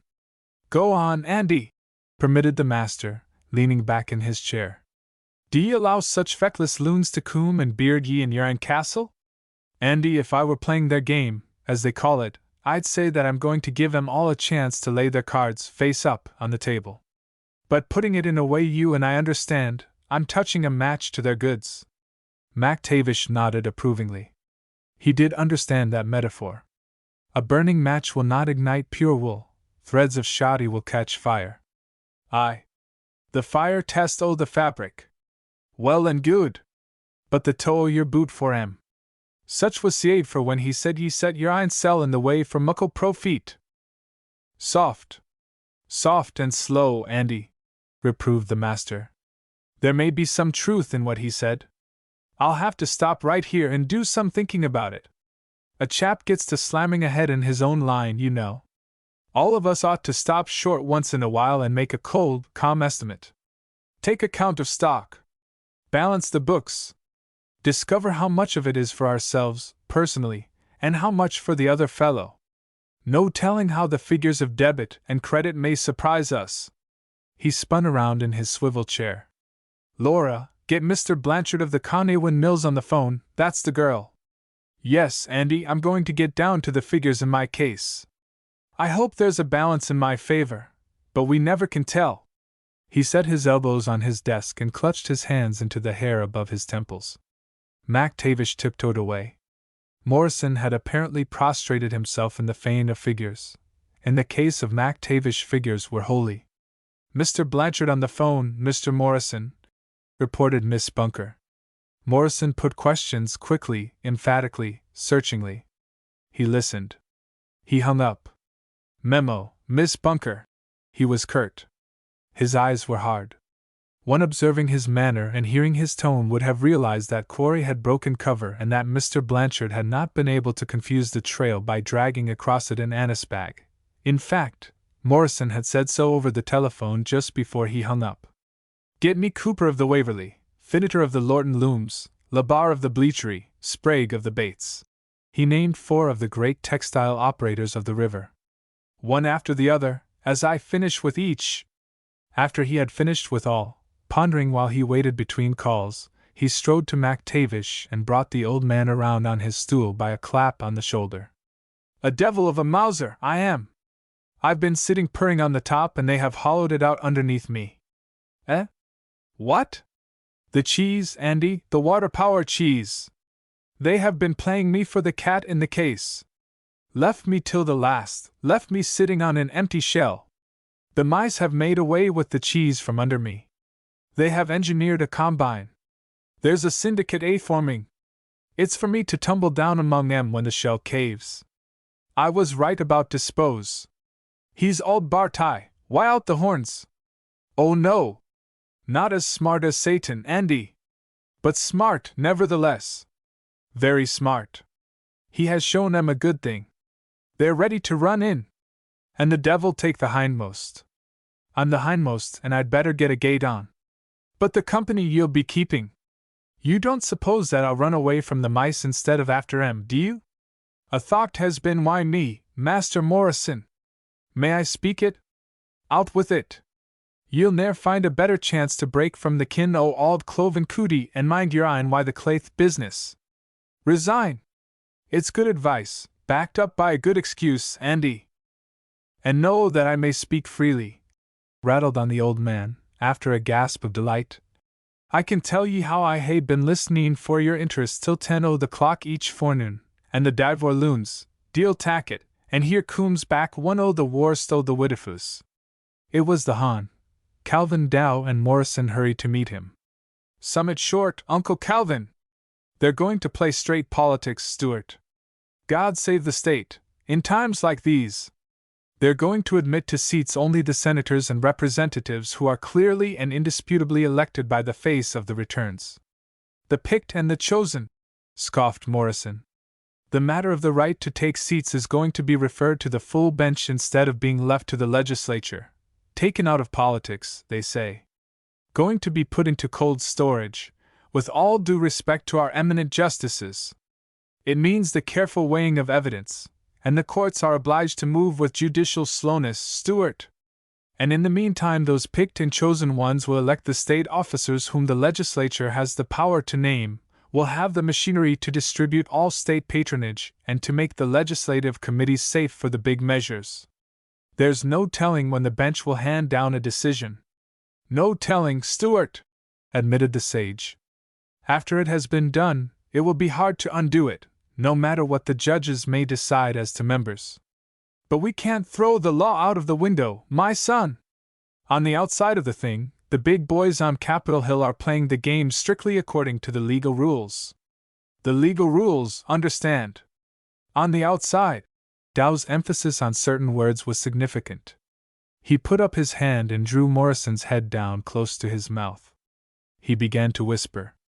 Talk out loud, Calvin, commanded Stuart, jerking away. Keep in the habit of talking out loud with me. I won't even talk politics in a whisper. It really shouldn't be talked out, not at this time, expostulated Dow, wedded to the old ways. I have had to burrow deep for it. It ought to be saved carefully, to do business with later. To win a stroke in politics it's necessary to jump the people with a sensation. Try it on me. I'm one of the people. See if it will work, insisted Morrison, after the manner of his methods would dispose. They proposed to go according to the strict letter of the law. Important but not sensational. Dow was plainly having hard work to keep his voice above a whisper. Returns not properly sworn to or not attested in due form by city clerks, returns not signed in open town meeting or otherwise defective on account of strictly technical errors, no matter how plainly the intent of the voters was registered, have been finally and definitely thrown out by North and his executive council, acting as a canvassing board. Damned picayune hair splitting! Why can't they use business horse sense? I'll tell you what they've used. They've used Tim Snell and Waddy Sturges and a few other safe hounds with muffled paws to run around and lug back to cities and towns deficient returns and have them quietly and secretly corrected where it was a case of adding a safe man to the legislature. I know that, Stuart. I know how to make some of my close friends brag to me. I know it, but I can't prove it. Clean scrubbed are the faces of those returns. They'll show up tomorrow like the faces of the good boys on the first day at school. That's North's idea of that game he was talking about, is it? Morrison exploded. I don't believe that Senator Corson knows about those dirty details, or is a party to 'em.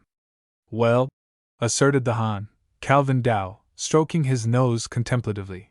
Jodry and I used to cut sharp corners on 2 wheels of the 4 of the old wagon, in past times when he was a politician.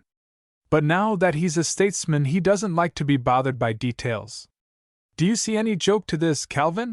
Demanded Morrison, not relishing the veteran's chuckle. I can't help seeing the humor, confessed Dow blandly. The other boys would be grinding the same grist if they had control of the machinery. It's only what I myself used to do. Then his face became grave. But confound it! In these days there seems to be an element that can't take a joke in politics. There's trouble in the air. Probably, agreed Morrison dryly. Dow walked to the window and looked out with the air of a man who wanted proof to confirm a statement. I reckon I'll let you be informed direct from Trouble Headquarters, Stuart. Headquarters was at the Soldiers' Memorial in the park when I came past. I gathered that they were picking out a delegation to call on you. Post Commander Lanigan of the American Legion was doing the picking. He's heading the bunch that I see coming across the street. Resign! Barked MacTavish through his wicket. But the mayor of Marion did not appear to hear, nor Calvin Dow to understand. Morrison faced the door of his office. Lanigan led in his companions with the marching stride of an overseas veteran and halted them with a top sergeant's yelp. Click o' heels and snap o' the arm. The salute made Captain Sweets's previous efforts seem torpid by comparison. That a further comparison with Home Guard methods and morale was in Commander Lanigan's mind became promptly evident. Your Honor the Mayor, we represent John P. Dunn Post, American Legion, and the independent young men of this city in general. May we have a word with you? Certainly, Mr. Commander. In the stress of his emotions, Lanigan immediately sloughed off his official air. It's a hell of a note when a bunch of sissy slackers can keep real soldiers 10 feet from the door of the city armory at the end of a bayonet. The mayor strolled over and placed a placatory palm on the shoulder of the spokesman. What's all the row, Joe? Let's not get excited. I have been away fighting for liberty and justice, and I don't know what's been going on in politics at home. I don't know anything about politics. Nor I, Joe, so let's not try to discuss him. What else? They've got 3 machine guns up in our state house.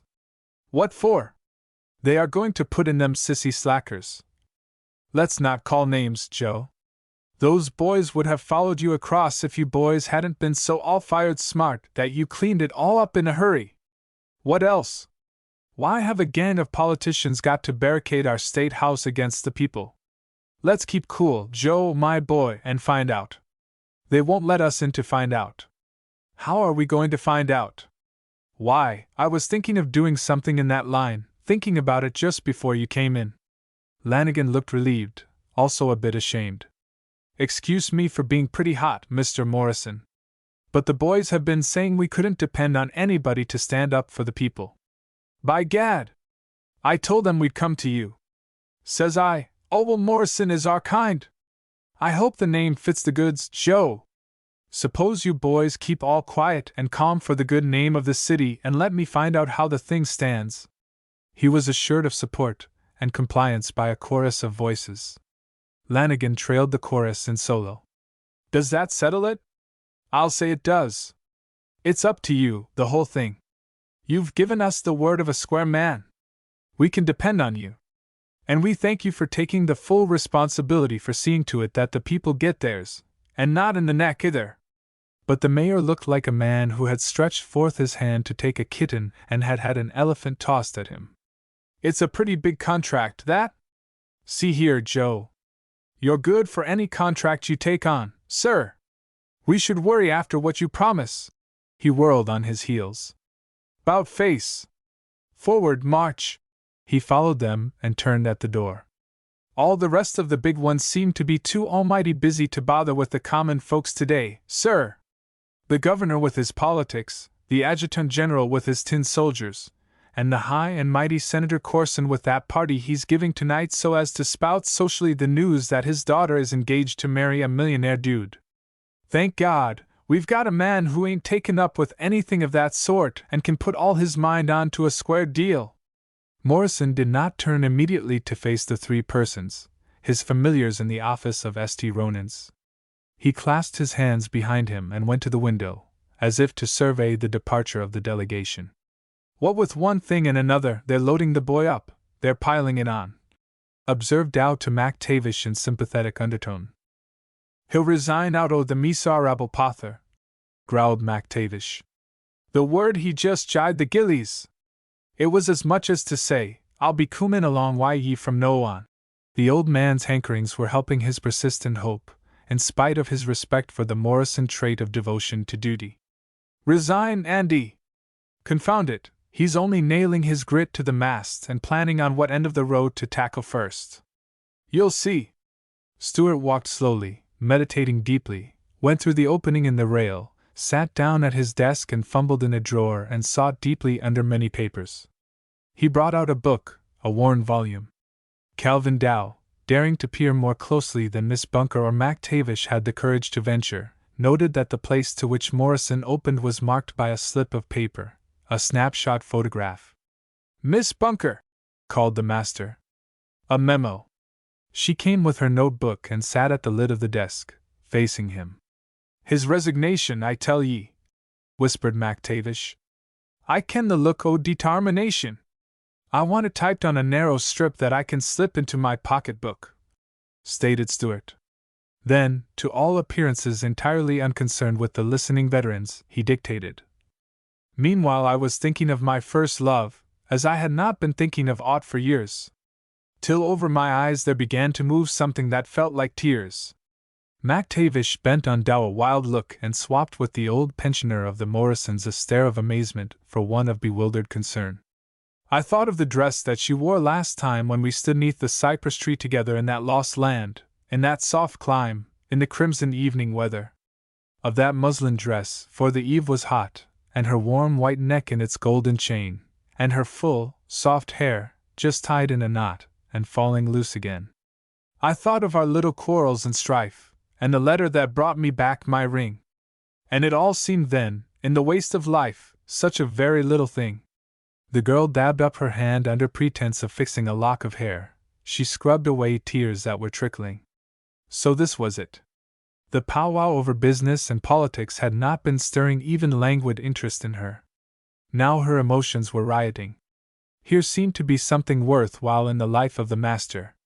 "But I will marry my own first love with her primrose face, for old things are best.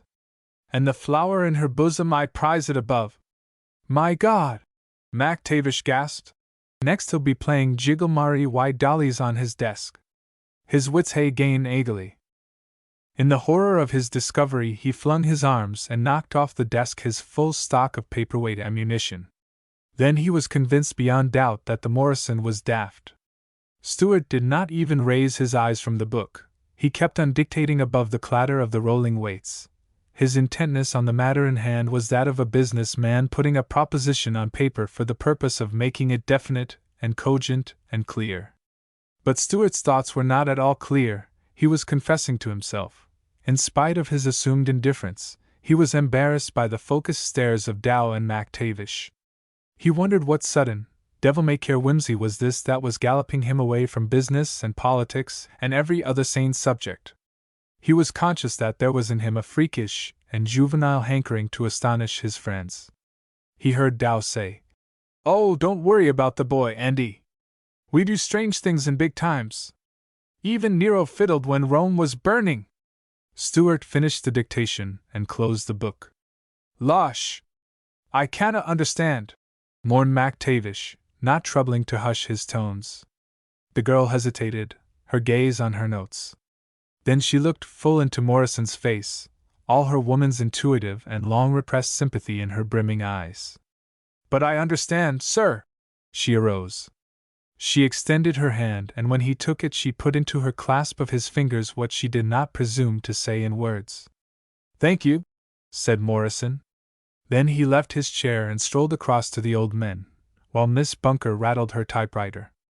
"It begins to look, boys, like we're going to have quite a large evening," he remarked sociably, for answering the first alarm. After his dinner with his mother, Stuart went to the library den, his own room, the habitat consecrated to the males of the Morrison menage. He was in formal garb for the reception at Senator Corson's. He removed and hung up his dress coat and pulled on his house jacket. He was prompted to make this precautionary change by a woolen man's innate respect for honest goods as much as he was by his desire for homely comfort when he smoked. He lighted a jimmy pipe and marched up and down the room. He was determined to give the situation a good going over in his mind. He had settled many a problem in that old room. He was always helped by Grandfather Angus and Father David. When he walked in one direction he was looking at the portrait of Angus on the end wall of the long narrow room, Angus bored him with eyes as hard as steel buttons, and out from the close-set lips seemed to issue many an aphorism to put the grit into a man. From the opposite wall, when Morrison whirled on his heels, David looked down. David's eyes had little, softening scrolls at the corners of them. The artist had painted from life, in the case of David, and had caught the glint of humor in the eyes. The picture of Angus had been enlarged from a daguerreotype, and seemed to lack some of the truly human qualities of expression. But it was a strong face, the face of a pioneer who had come into a strange land to make his way and to smooth that way for the children who were to have life made easier for them. "Tack it! Why all the strength o' ye, reach oot and tack it for your einsel, else ithers will jar rasp ahead and snigger at ye," so said Angus from the wall, whenever Stuart pondered on problems. But David, though the pictured countenance was resolute enough, always put in a shrewd and cautionary amendment, whenever Stuart came down the room, stiffened by the counsel of Angus. "Mind ye, laddie, when ye tack, that the mon wha tacks sliddery serpents to tussle he haes nae hand to use for his einsel whilst the slicked beasties are alive, and a dade snake serves nae guid." That evening Stuart was distinctly getting no help from either Angus or David. They did not appear to understand his new and peculiar mood. He had been in the habit of fusing their clashing arbitraments by a humor of his own which he knew was fantastic, yet helpful according to his whimsical custom, welding their judgments twain into one dominant counsel of determination, softened by the spirit of fairness. But after he had plucked a certain slip of paper from his waistcoat pocket, squinting at it through the pipe smoke, as he walked to and fro, mumbling as if he were engaged in the task of memorizing, he ceased to look up to Angus and David for assistance. He was sure they would not know. Here were warp and woof of a fabric beyond their ken. He would not admit to himself that he understood in full measure this emotion that had come surging up in him, overwhelming and burying all the ordinarily steadfast landmarks by which he regulated his daily thoughts and actions. "I had built a dam," he muttered, using the metaphor that was natural. "And I've been thinking it was safe and sure. Whether it wasn't strong enough, whether it was undermined, I don't know. It has given way." There was a tap on the door, and he hastily tucked the paper back into his pocket. He knew it was his mother, trained in the way of the Morrisons to respect the sanctuary of the family lairds when they were paying their devotions at the shrine of business. "I'm saying my good nick to ye, bairnie, for ye're telling me ye'll no be hame till late," she said when he flung open the door. He copied affectionately her Scotch braidness of dialect when they were alone together.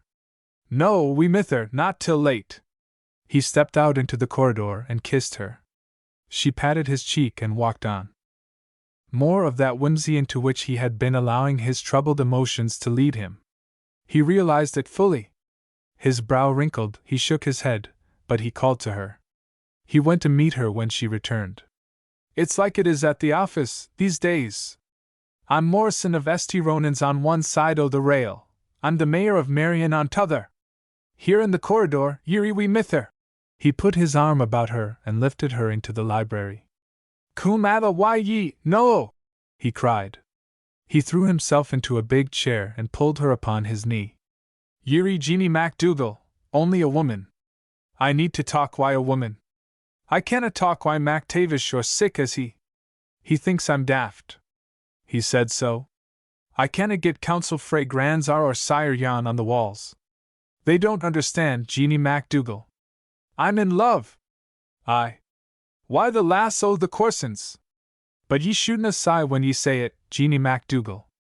A gashin' guidwife sat wy me today in the ben, bairnie, and said the lass brings her ein laddie wy her frae the great town. I tak no gossip for my guide," he protested. "In business I tak my facts only frae the lips o' the one I ask. I'll do the same in love." She did not speak. "I know, Jeannie MacDougall. Ye canna forget ye are we mither, and it's hard for ye to be only woman Rick know. I know the kind of wife ye hae in mind for me.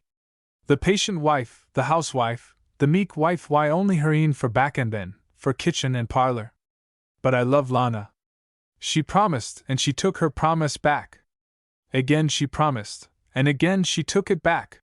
The proud resentment of a mother flamed.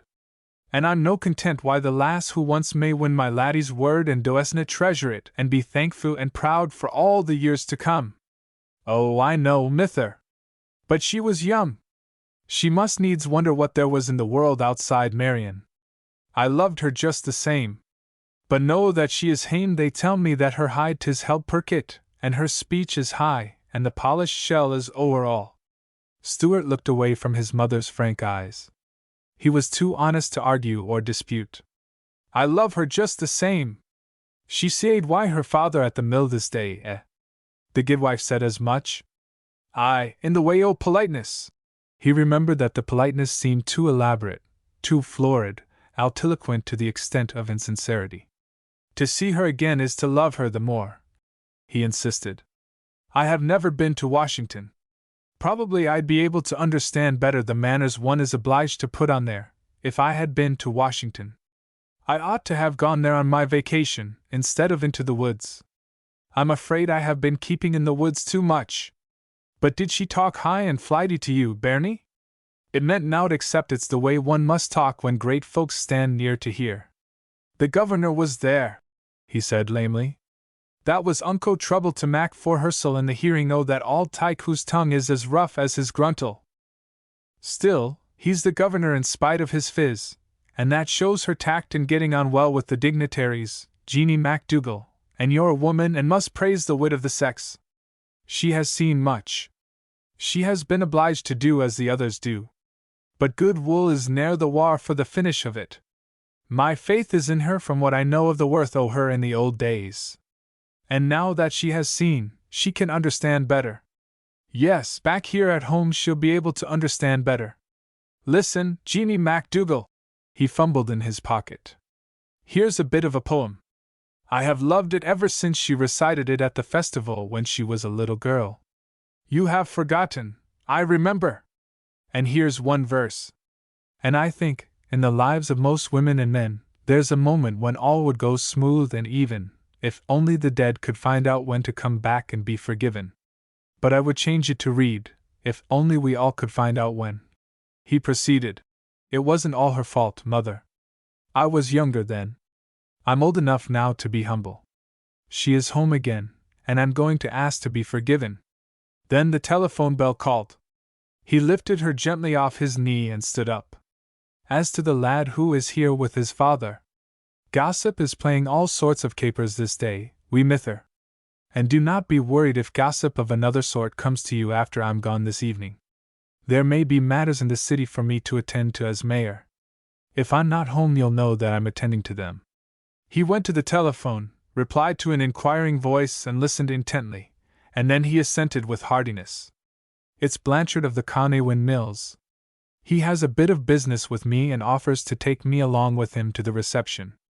Tell Jock he'll not have to bother with my car, he said, coming to her where she waited at the door.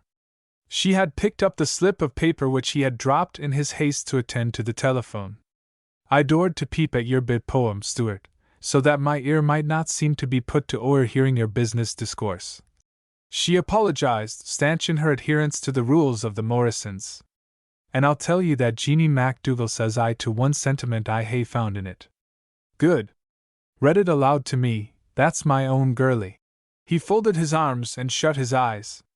She read in tones that thrilled with conviction. The world is filled with folly and sin, and love must cling where it can, I say, for beauty is easy enough to win, but one isn't loved every day. She tucked the paper into the fingers of his hand that lay lightly along his arm. He opened his eyes and gazed down into her straightforward ones. Whoever may be the lass my bairnie loves will be honored by that love, aye, and sanctified by that love. And sic a lass will deserve from Jeanie MacDougall a smile at our threshold and respect in our hame. She went away.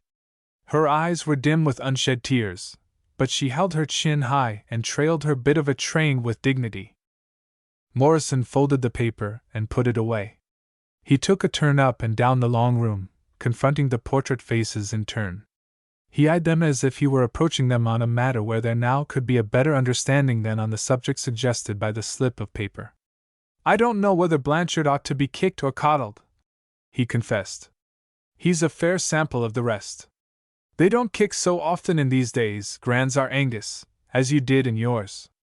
On the other hand, Daddy David, there has been too much coddling in this country, lately, by the cowardice of men who ought to know better, and the coddling has continued to the hurt of all of us. He sat down and looked at the clock. The face of that would, at least, tell him something definite. Blanchard said that he was talking from the club, around the corner, and would be along in 5 minutes. And Blanchard arrived on time. I suppose I ought to be offended by what you said to me over the phone today, Morrison. I was hurt, at any rate. So was I, retorted Stuart, promptly. Hurt and offended, both. So we start from the scratch, neck and neck. But why do you assume that attitude on account of what I told you? I was obliged to put questions to you in order to get the news that you proposed to hitch up with the dominating water power syndicate. Only following out your proposition that we must get down to development in this state. The development is taking care of itself, Brother Blanchard. As chairman of the Water Power Commission, I shall submit my report to the incoming legislature. And in that report I propose to make conservation the corollary of development. Blanchard blinked inquiringly. What do you mean? Why, I mean just this. Putting it in business terms, I propose to ask for legislation that will make the public the partners of the men who handle and control the water power. I don't know how you're going about to do that in any sensible way, grumbled the other. There have been a good many rumors about that forthcoming report of yours, Morrison. What's the big notion in keeping it so secret? I have been ordered to report to the legislature, Blanchard. I have prepared my case for that general court, and customary deference and common politeness in such matters oblige me to hold my mouth till I do report officially. Nothing to be hidden, then? Probed the magnate. Not a thing, not when the proper time comes. But we have been left guessing, and I don't like the sound of the rumors. You must expect big interest to get an anchor out to windward. There's no telling what a damnful legislature will do in case a theory is put up and there are no sensible business arguments to contradict it.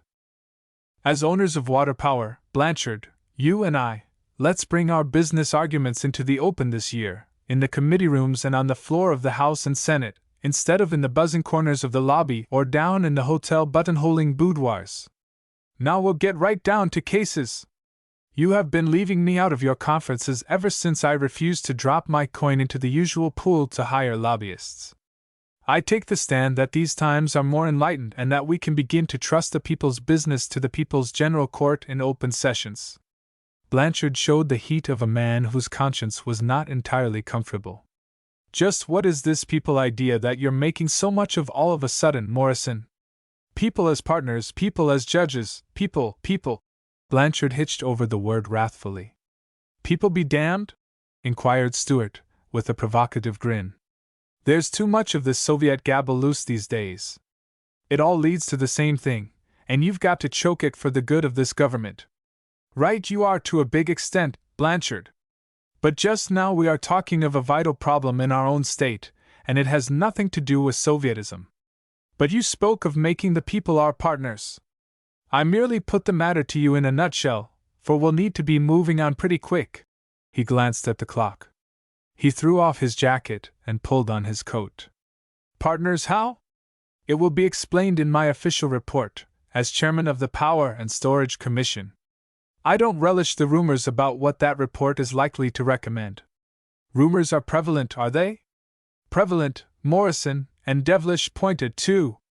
I suppose that's why the old horned stags of the lobby are whetting their antlers, surmised Morrison, giving piquant emphasis to his remark by a gesture toward a caribou head, a trophy of his vacation chase. I have heard a rumor, too, Blanchard. Are they going to introduce legislation to abolish my commission and turn the whole water power matter over to the Public Utilities Commission? Blanchard flushed and said he knew nothing about any such move. I'm sorry that syndicate isn't taking you into their confidence, sympathized Morrison. I know just how you feel. The boys who ought to train with me are not taking me into their conferences either. You spoke of coming down to cases, snapped Blanchard, his uneasy conscience getting behind the mask of temper. I don't ask you to reveal any official report. But can you tell me what this people partners thing is? I can, Blanchard, because it isn't anything that is specifically a part of the report. It's principle, and principle belongs in everything. I merely apply it to the case of water power in this state. He went close to his caller and beamed down on him in a sociable manner. I rather question my own good taste and the propriety of my effort to get onto the commission and be made its chairman. As an owner of power and of an important franchise, I might be considered a prejudiced party. But I hoped I had established a bit of a reputation for square dealing in business, and I wanted to feel that my own kind were in touch with me and would have faith that I was working hard for all interests. You and I can both join in damning these demagogues and radicals and visionaries and Bolshevists. We must be practical even when we're progressive, Blanchard. Now you're talking sense. I hope so. But his next statement, made while the millman glared and muttered oaths, fell far short of sanity in Blanchard's estimation.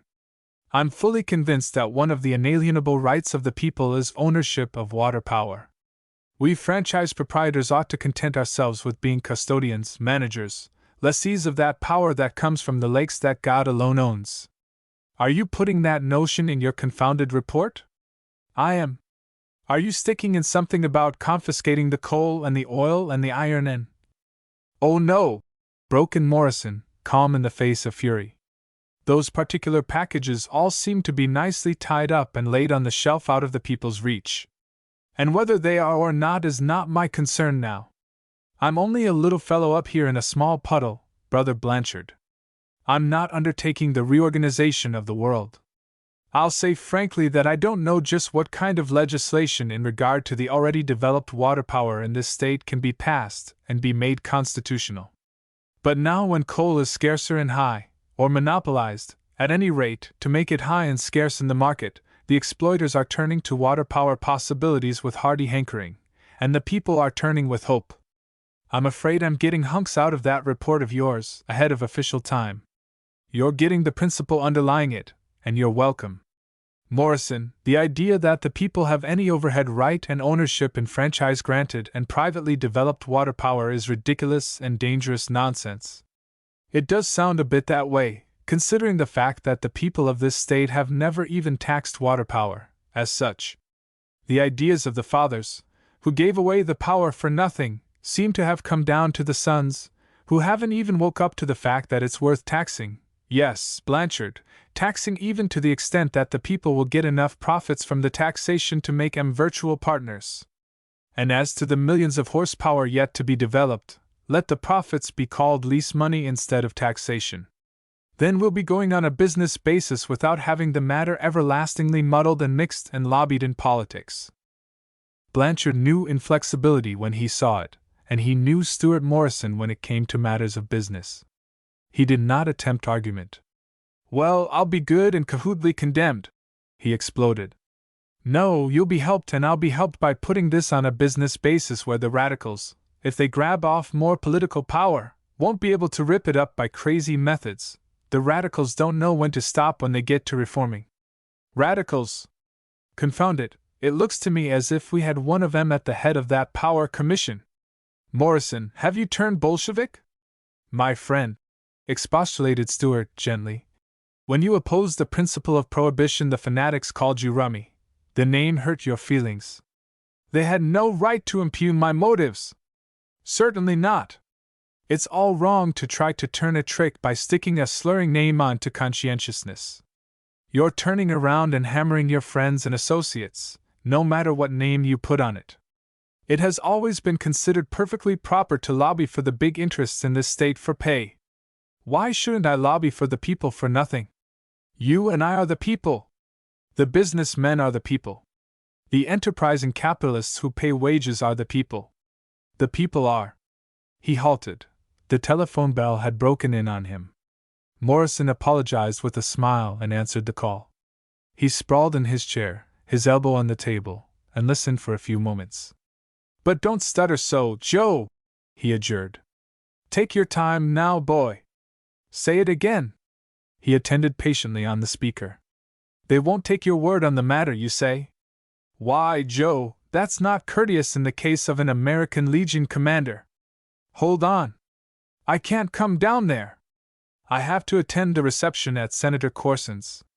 He listened again to what was evidently expostulation and entreaty, and while he listened, he gazed at the sullen Blanchard with an expression of mock despair. Joe, just a word for myself, he broke in. I'm afraid you have pledged me a little too strongly. You went off half-cocked this afternoon. Oh no! I don't take it back. I'm not a quitter to that extent. But I really didn't undertake to run the whole state government, you know. Those folks up on Capitol Hill don't need my advice, they think. With patience unabated, he listened again. If it's that way, Joe, I'll have to come down. I'll certainly never put an honest chap in bad or leave him in wrong, when a word can straighten the thing. Hold them there. I'll be right along. He hung up. As I was saying, persisted Blanchard, the people. Morrison put up his hand and shook his head. I guess we'd better hang up the joint debate on the people right here, Blanchard. What say if you come along with me and pick up a few facts? The facts may give you a new light on your theories. He hastened to a closet and secured his topcoat and his silk hat. Come where? Down to the Central Labor Union Hall. There's a big crowd waiting there. Blanchard surveyed his own evening apparel in a mirror. I'm headed for a reception, not the kind I'd get as the head of the Conawin Corporation from a labor crowd. Nevertheless, I urge you to come with me. I believe that a little contact with the people in this instance will clear your thoughts. Another one of your riddles, snorted the manufacturer. What's it all about? Blanchard, declared Morrison, setting his jaws grimly while he pondered for a moment, and then coming out explosively. It's about what we may expect from the people when damned fools try to play politics according to the old rules in these new times. It's about what we may expect of the people when they're denied a showdown by men at the head of public affairs. There's trouble brewing in the city of Marion tonight. What would you do if you happened to glance out of your office window and saw a leak spurting big as a lead pencil from the base of the Conawin Dam? You know the leak would be as big as a hogshead in a few minutes, wouldn't you? Yes, admitted the other.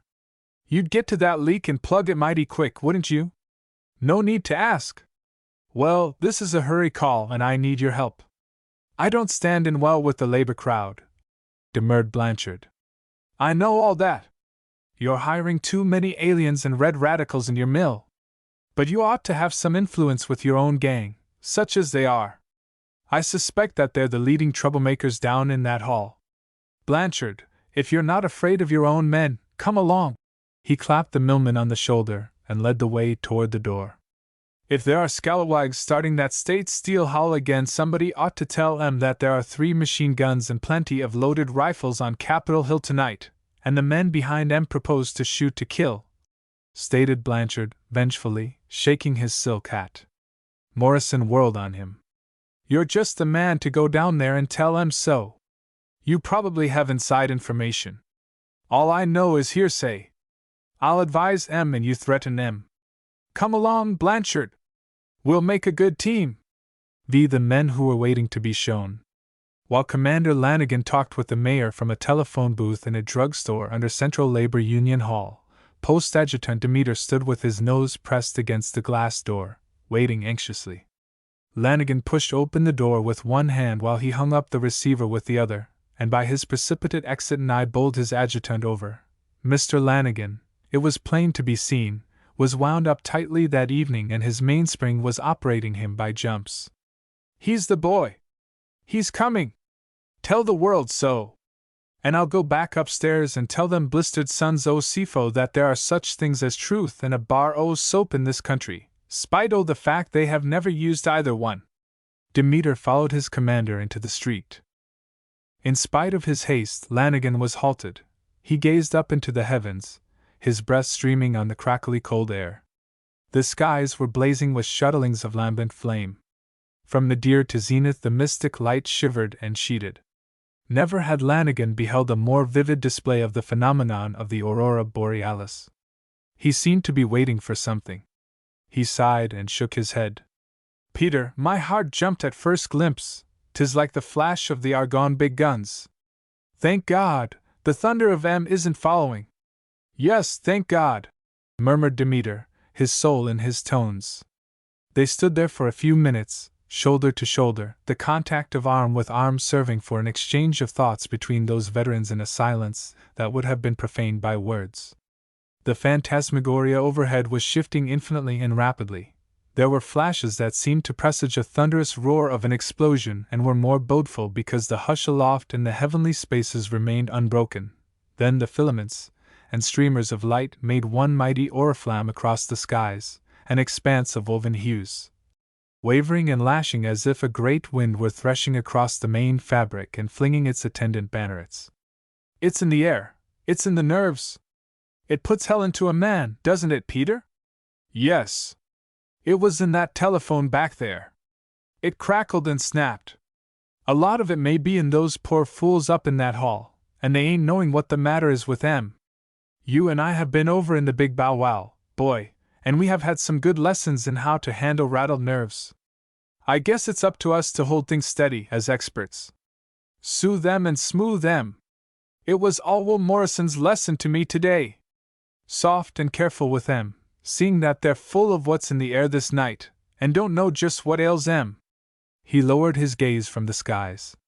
A man was passing on his way toward the door of the hall. Lanigan had just laid down a general rule of diplomatic conduct for the evening, but he made a prompt exception. He leaped on the man, struggled with him for a moment, and yanked off a red necktie, taking with it the man's collar and a part of his shirt. "But some stuff that they're full of can't be smoothed out. It's got to be wailed out," panted Lanigan. He did not release his captive. "The nerve o' ye, parading your red wattles on a night like this, ye Tom Gobbler of a Bolshevist. I have the right to pick the color of my own necktie," snarled the man. "Not for the reason why you picked it. Not to wear it up into that hall, my bucko boy." When the man expostulated with oaths, Lanigan tripped him and held him on the sidewalk. "Hush your yawp! You can't fool me about your taste in ties. I know what's behind that color like I know what's behind an orangeman's yellow. I don't need to wait for him to hooray for the battle o' the Boyne ere I get my brick ready. Peter, frisk his pockets." Demeter obeyed. A crowd was collecting. Through the press rushed a young man. "Need help, Commander? Only keep your eye peeled to see that another Bolshevist don't sneak up and kick me from behind, after the like o' the breed." Demeter's exploration produced a bulldog revolver, a slunt shot, a packet of pamphlets, and several small red flags. "What's your name?" demanded the commander. "No business of yours." Lanigan kneeled on the captive and rowelled cruel thumbs into the man's neck. "Out with it before I dig deeper for it." "Nikolai Krylovensky. I knew it must be bad, but I didn't think it was as bad as that. I don't blame ye for trying to keep it mum.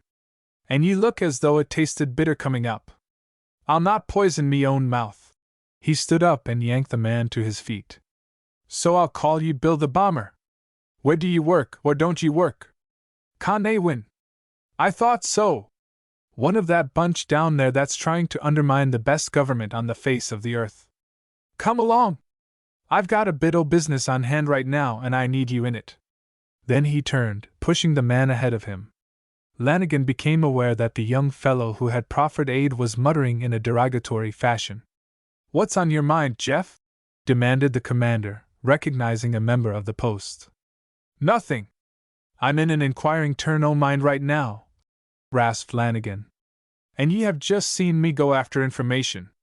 I heard ye damning something. Ye'd best make me understand that you wasn't damning me." "I sure wasn't, sir. But as for this government being the best, I want to say—" Lanigan's yelp broke in like an explosion. "Hold this Bolshevist, Peter. I want both hands free. I wasn't saying anything against our government, Commander Lanigan." "Not a word," wailed the overseas man. "So help me. I'm in a soothing frame of mind this night," returned the ex-sergeant. "I have been having some good lessons in soothing from the mayor of Marion, God bless him.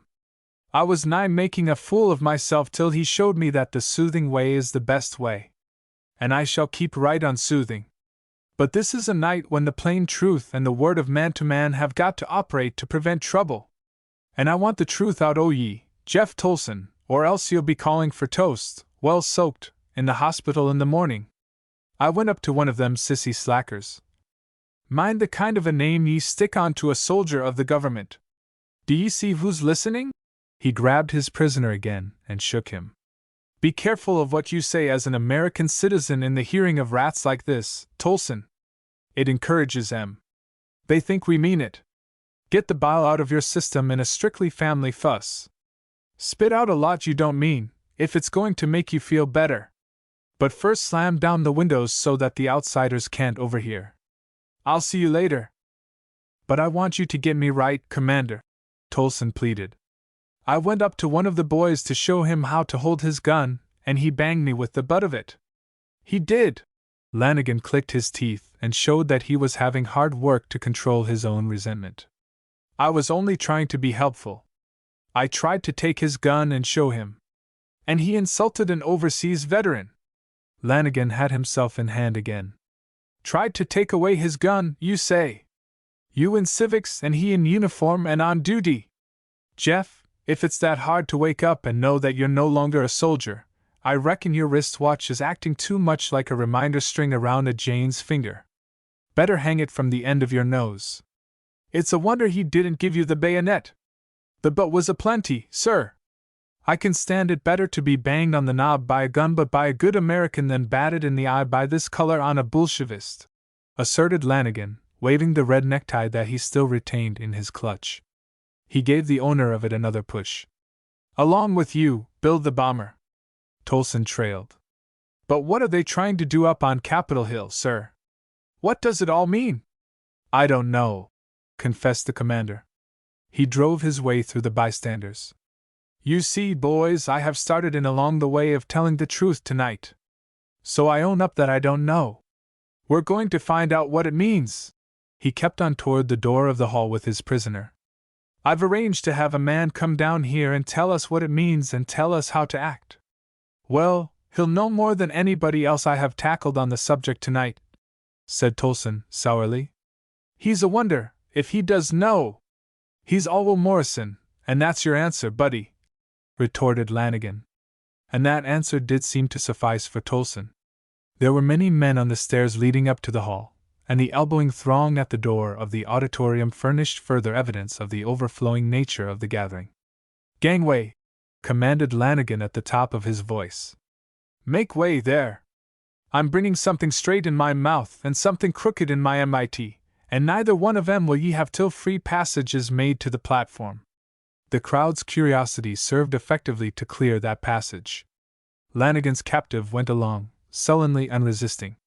There was no opportunity for rebellion in that mob that opened a narrow passage grudgingly, only to pack together again in a solid mass. But certain men whom Krylovensky passed, or men who caught his eye by swift motion, spat whispers at him in a language that Lanigan did not understand. Is it 3 cheers that your brother rattlesnakes are giving ye in the natural hissing way of 'em? Inquired the captor. They're a fine bunch. With his hand twisted tightly into the slack of the man's coat and the torn shirt, the ex-sergeant forced the prisoner up the short stairs that conducted to the platform. Demeter followed. Tobacco smoke streamed up in whirls from the banked faces that filled the hall from side to side, and the eddying clouds floated in strata above the rows of heads. Lanigan peered sternly at the crowd through the haze. Here I am back! And I'm thanking the good saints for the few mouthfuls of fresh air I got outside and the news I got, and for this here I found and fetched along. I need him.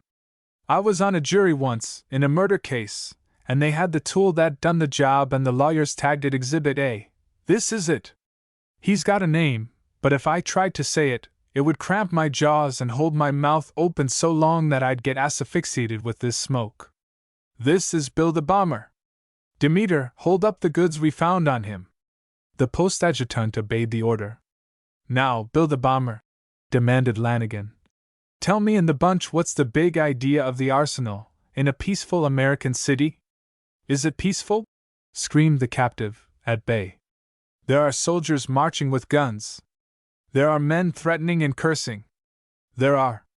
Hold right on, right where you are. Are you naturalized? No. Well, let me tell you, you red-gilled Bolshevist, that till you're a voting American citizen, Our private and personal and strictly family rows are none of your damn business. All American citizens kindly applaud." He was answered by cheers, stamping feet, and clapping hands. "Contrary-minded?" he invited in the silence that followed. "Hiss a few hisses, you snakes," he urged. "Or show those red flags you're carrying in your pockets." There was no demonstration, either by act or by word. Lanigan pushed his captive to the rear of the platform and jolted him down into a chair behind which, on the wall, was draped a large United States flag. "Sit there and see if you can't absorb a little of the white and blue into your system, along with the red that's already there," counseled the patriot. "You're going to hear some man talk in a little while, and I hope 'twill do you good." A man in the audience rose to his feet when Lanigan marched back to the front of the rostrum. "I am a voter here, yet I was born in another country. Will you allow me to ask a question, Commander Lanigan?" "Sure. But let's start even on names. What's yours?" "Otto Weissner." Lanigan made a grimace. "But even at that I'm going to keep my word, and I call on all present to back me up." "See here," bawled a voice from a far corner. "Let that hun wait. How about your word to us in another matter? Where's the mayor of Marion?" "The mayor of Marion is on his way to this hall." The soldier's face was set into a grim expression, and deep ridges lined his jaws. "I gave you all once tonight his word to me that he'd stand up for us on Capitol Hill, whatever it is they're trying to put over. I got the hoot from you when I said it. You wouldn't take my word, and I just told him so. Now he's coming down here for himself. I say it. If some gent would like to hoot another hoot on that subject, will he kindly step up here and hoot?" He doubled his fists. There was no indication that anybody wanted to accept the invitation. "Very well, then," proceeded Lanigan. "I'm in a soothing frame of mind myself, and I hope you're all soothed too. And so that we won't be wasting any time on a busy evening, I'll state that the meeting is now open for that question, Mr. Weissner." "Shoot!" Sixth the man's word of the mayor of Marion.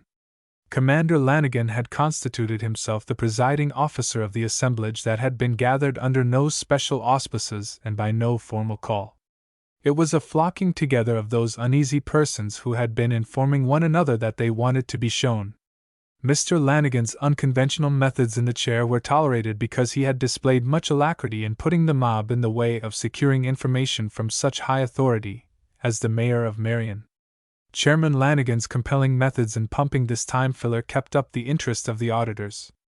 "I belong to der Socialist Party," stated Weissner. "We don't want no Bosch speeches," warned a voice. In his absorption in affairs, Lanigan was still hanging on to the captured red necktie. He noted that fact and held the danger signal aloft. "I don't approve of this color at this time," he remarked. "But when I have seen it waved in times past, I have known that it meant a blast going off or a train coming on, and I have never taken foolish chances. Does the objecting gent down there in the corner need any further instruction from here, or shall I come down and whisper in his ear?" Silence assured him, and again he ordered Mr. Weissner to ask his question. The queer ceased from showing deference to the volunteer in the chair. Weissner turned his back on Lanigan and addressed all in hearing, shaking his fist over his head. "Who tells me dis what I don't know? Does Karl Trimbach his seat half in der State House wir der Socialists half elected him? If he has been elected, sure he'll have his seat," declared Lanigan loyally. "That's the way we do things in this country. Why shouldn't he have his seat? Den wir's dot certificate dot should show to Karl Trimbach dot he shall walk into der State House und sit on his seat. He don't get it. Why don't they send it?" Weissner bellowed his questions. He threshed his arms wildly about him. "This is no time to be starting anything, Weissner. Don't stand there and be a Dutch windmill. Be an American citizen. Soothe yourself." Another gentleman arose. He was distinctly Hibernian. He wore an obtrusive ribbon knot of green, white, and yellow, the colors of the flag of the Irish Republic.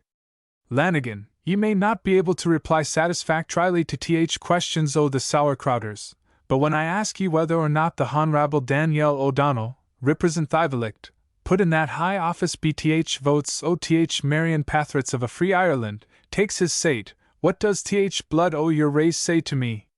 Lanigan blinked and hesitated. He felt the sudden Celtic surging of a natural impulse to run with his kind, to swing the cudgel valiantly for the cause, and to ask questions after the shindy was over. You know principles o Honrabble O'Donnell, insisted the speaker in loud tones. 'Tis hisn't to raise his voice in Hall's o state and shout ERLY and late, whatever it is ye're about, gents, it all may be very well, but what will ye be doing for the cause o' free Ireland? That's kind of a hero we're putting in State House and the Hill. Putting a pest there, ye mean? Returned Lanigan. Is that the blood o' your race speaking? No, it's the common sense up here, declared the commander, tapping his knuckles against the side of his head. Look here, Mulcahy, my man! You're spouting about a subject that's too big for me to understand or you to explain. And that's why you're muddling yourself and mixing up the minds of others with your questions. I ask you no questions. I'm going to tell you something, and it's so. If the kids in your family was down with the measles, and the missus was all snarled up with the tic-delururu and you wasn't feeling none too well yourself, what with a holdover, a black eye, and a lot o' bumps, what would you, hold on? I say, I ask no questions. I know the answer. If Tommy O'Rourke came howling and whooping into your back door and asked you to go out and shin up a tree and fetch down his tomcat, ye tell Tommy to bounce along and mind his own matters till ye'd settled your own, and if he didn't go you'd kick him out. I'm discussing rights and wrongs of a suffering people. And playing safe for yourself because the subject is so big, and putting others in wrong because they can't settle all the troubles of the universe offhand to suit ye. My family is America, Mulcahy. It ought to be yours, first, last, and all the time. But we've got our own aches to mind right now. And the way I'm putting it, a plain man can understand.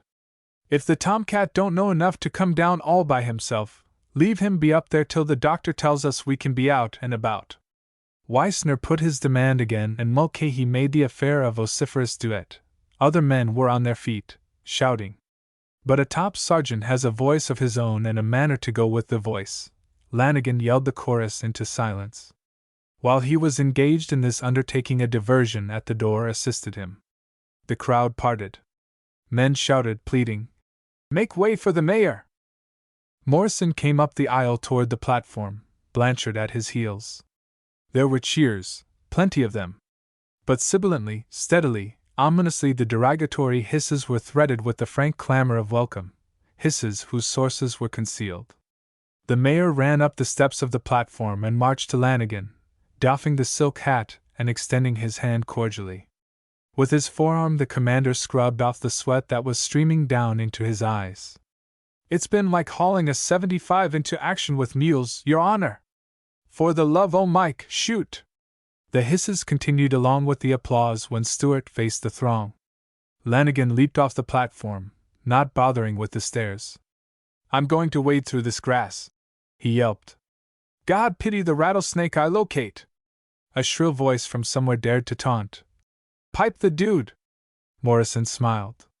He had unbuttoned his topcoat, and his evening garb, in that congress of the rough and ready, made him as conspicuous as a bird of paradise in a rookery. I seem to be double-crossed by my scenic effects, Blanchard, he stated in an aside to the magnate, who had stepped upon the platform because that elevation seemed safer than a position on the floor. We must fix that. Furthermore, it's hot up here. He pulled off his topcoat.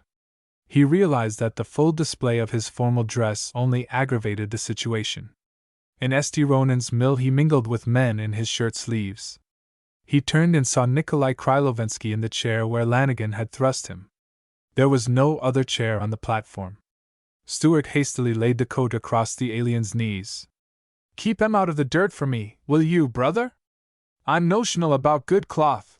He pushed his silk hat into the man's hand and then he stripped off the claw hammer and white waistcoat, piled them upon the overcoat, and whirled to face his audience. All eyes were engaged with the mayor. Krylovensky, unobserved, let the garments slip to the floor and dropped the hat.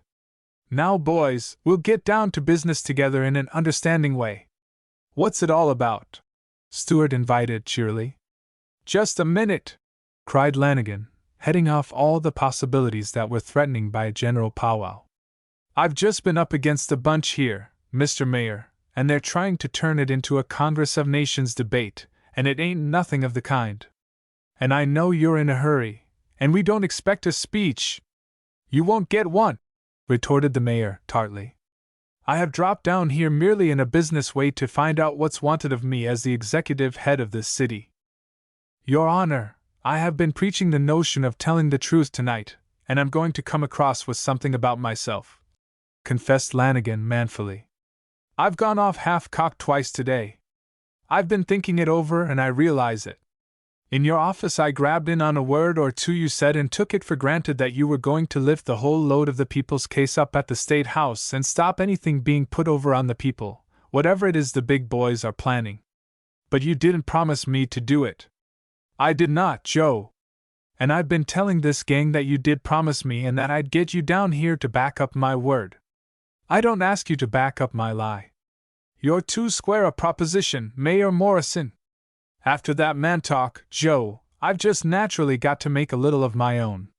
And the boys can't help seeing that both you and I mean all right.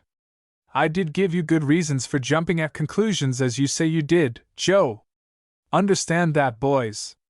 But my head isn't swelled to the extent that I believe I can settle everything. Now that I'm down here, I'll say this. I'll do everything I can, as mayor of Marion, to straighten things out tonight so that the people won't be left guessing. Guessing starts gabble and gabble starts trouble. Don't do any more shouting about state steel, and don't allow others to shout. Most of us don't know what it means, anyway, and others don't care, so long as it gives them a chance to stir up riots and grab off something for themselves under cover of the trouble.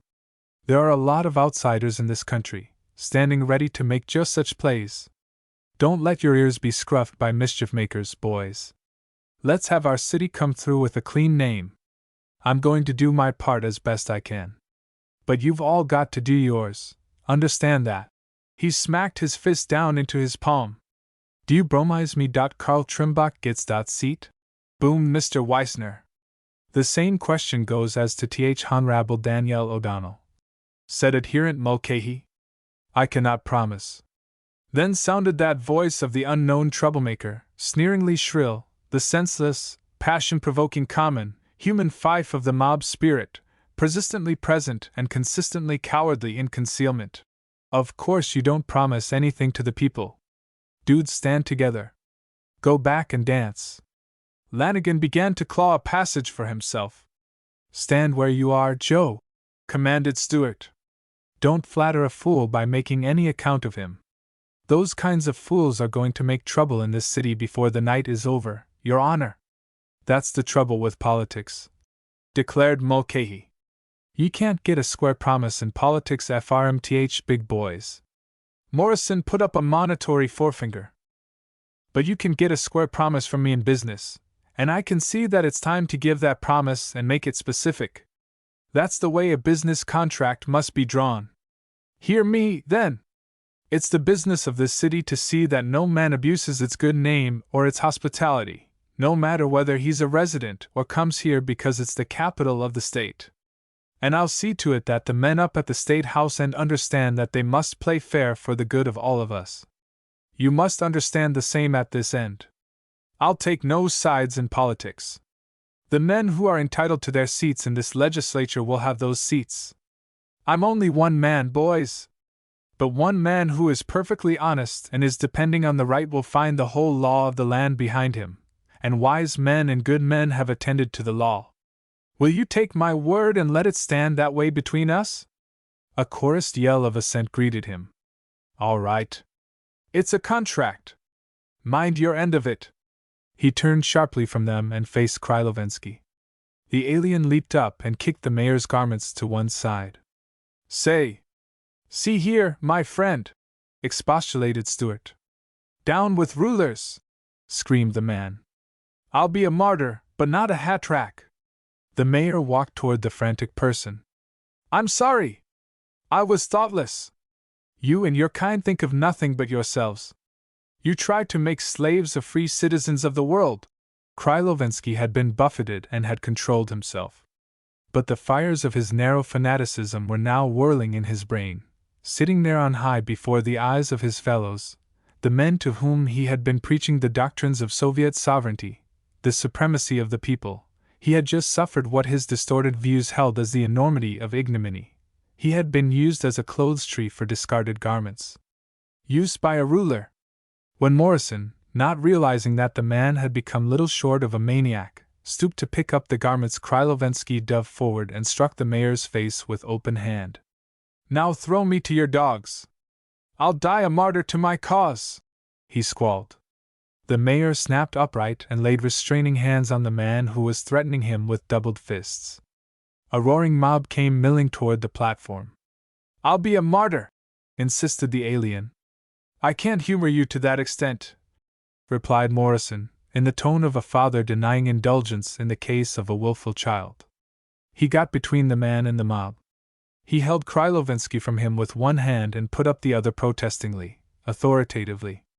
"No man that's a real man lets another man bang him in the face," declared Lanigan with fury. "That's a nice point, to be argued later by us when things are quieter, Joe. Stand back. I'm going to kill him even if you haven't got the grit to do it." Lanigan was showing the bitter disappointment of a worshipper kicking among the fragments of a shattered idol. "I won't allow you to do that, Joe. A dead man can't answer questions. Stand back, all of you, I say." He twisted the grip of his hand in the man's collar until Krylovensky ceased his struggles. "Do you work in this city?" asked the mayor. "He works in the Kanewin," shouted Lanigan. "And I shook him down this evening for a gun, a knob knocker, and a lot of red flags." Blanchard was backed against the big stars and stripes, apprehensively seeking refuge from the crowd massing on the platform. Morrison caught his eye. "Seems to be one of your patriots, Blanchard. Shall I hand him over to you? I never saw the renegade before. I'm sorry you don't get into your mill the way I do into mine. I'd like to know something about this gentleman who doesn't show any inclination to speak for himself." "I'm not afraid to speak," declared the captive, all cautiousness burned out of him by the fires of his martyr zeal. "I'm an ambassador of the grand and good Soviet government of Russia." The mayor preserved his serenity. I think I understand. One of the estimable gentlemen who have been coming to us by the way of the Mexican border of late. When you picked up such a good command of our language, my friend, it's too bad you didn't pick up a better understanding of our country. I haven't any time just now to give you an idea of it, sir. I'll have a talk with you tomorrow." The mayor had seen Officer Relihan at the door of the hall. As a satellite, Relihan was constant in his attendance on his controlling luminary in public places, even though the luminary issued no special orders to that effect. Morrison's intended visit to the hall had been quickly advertised downtown.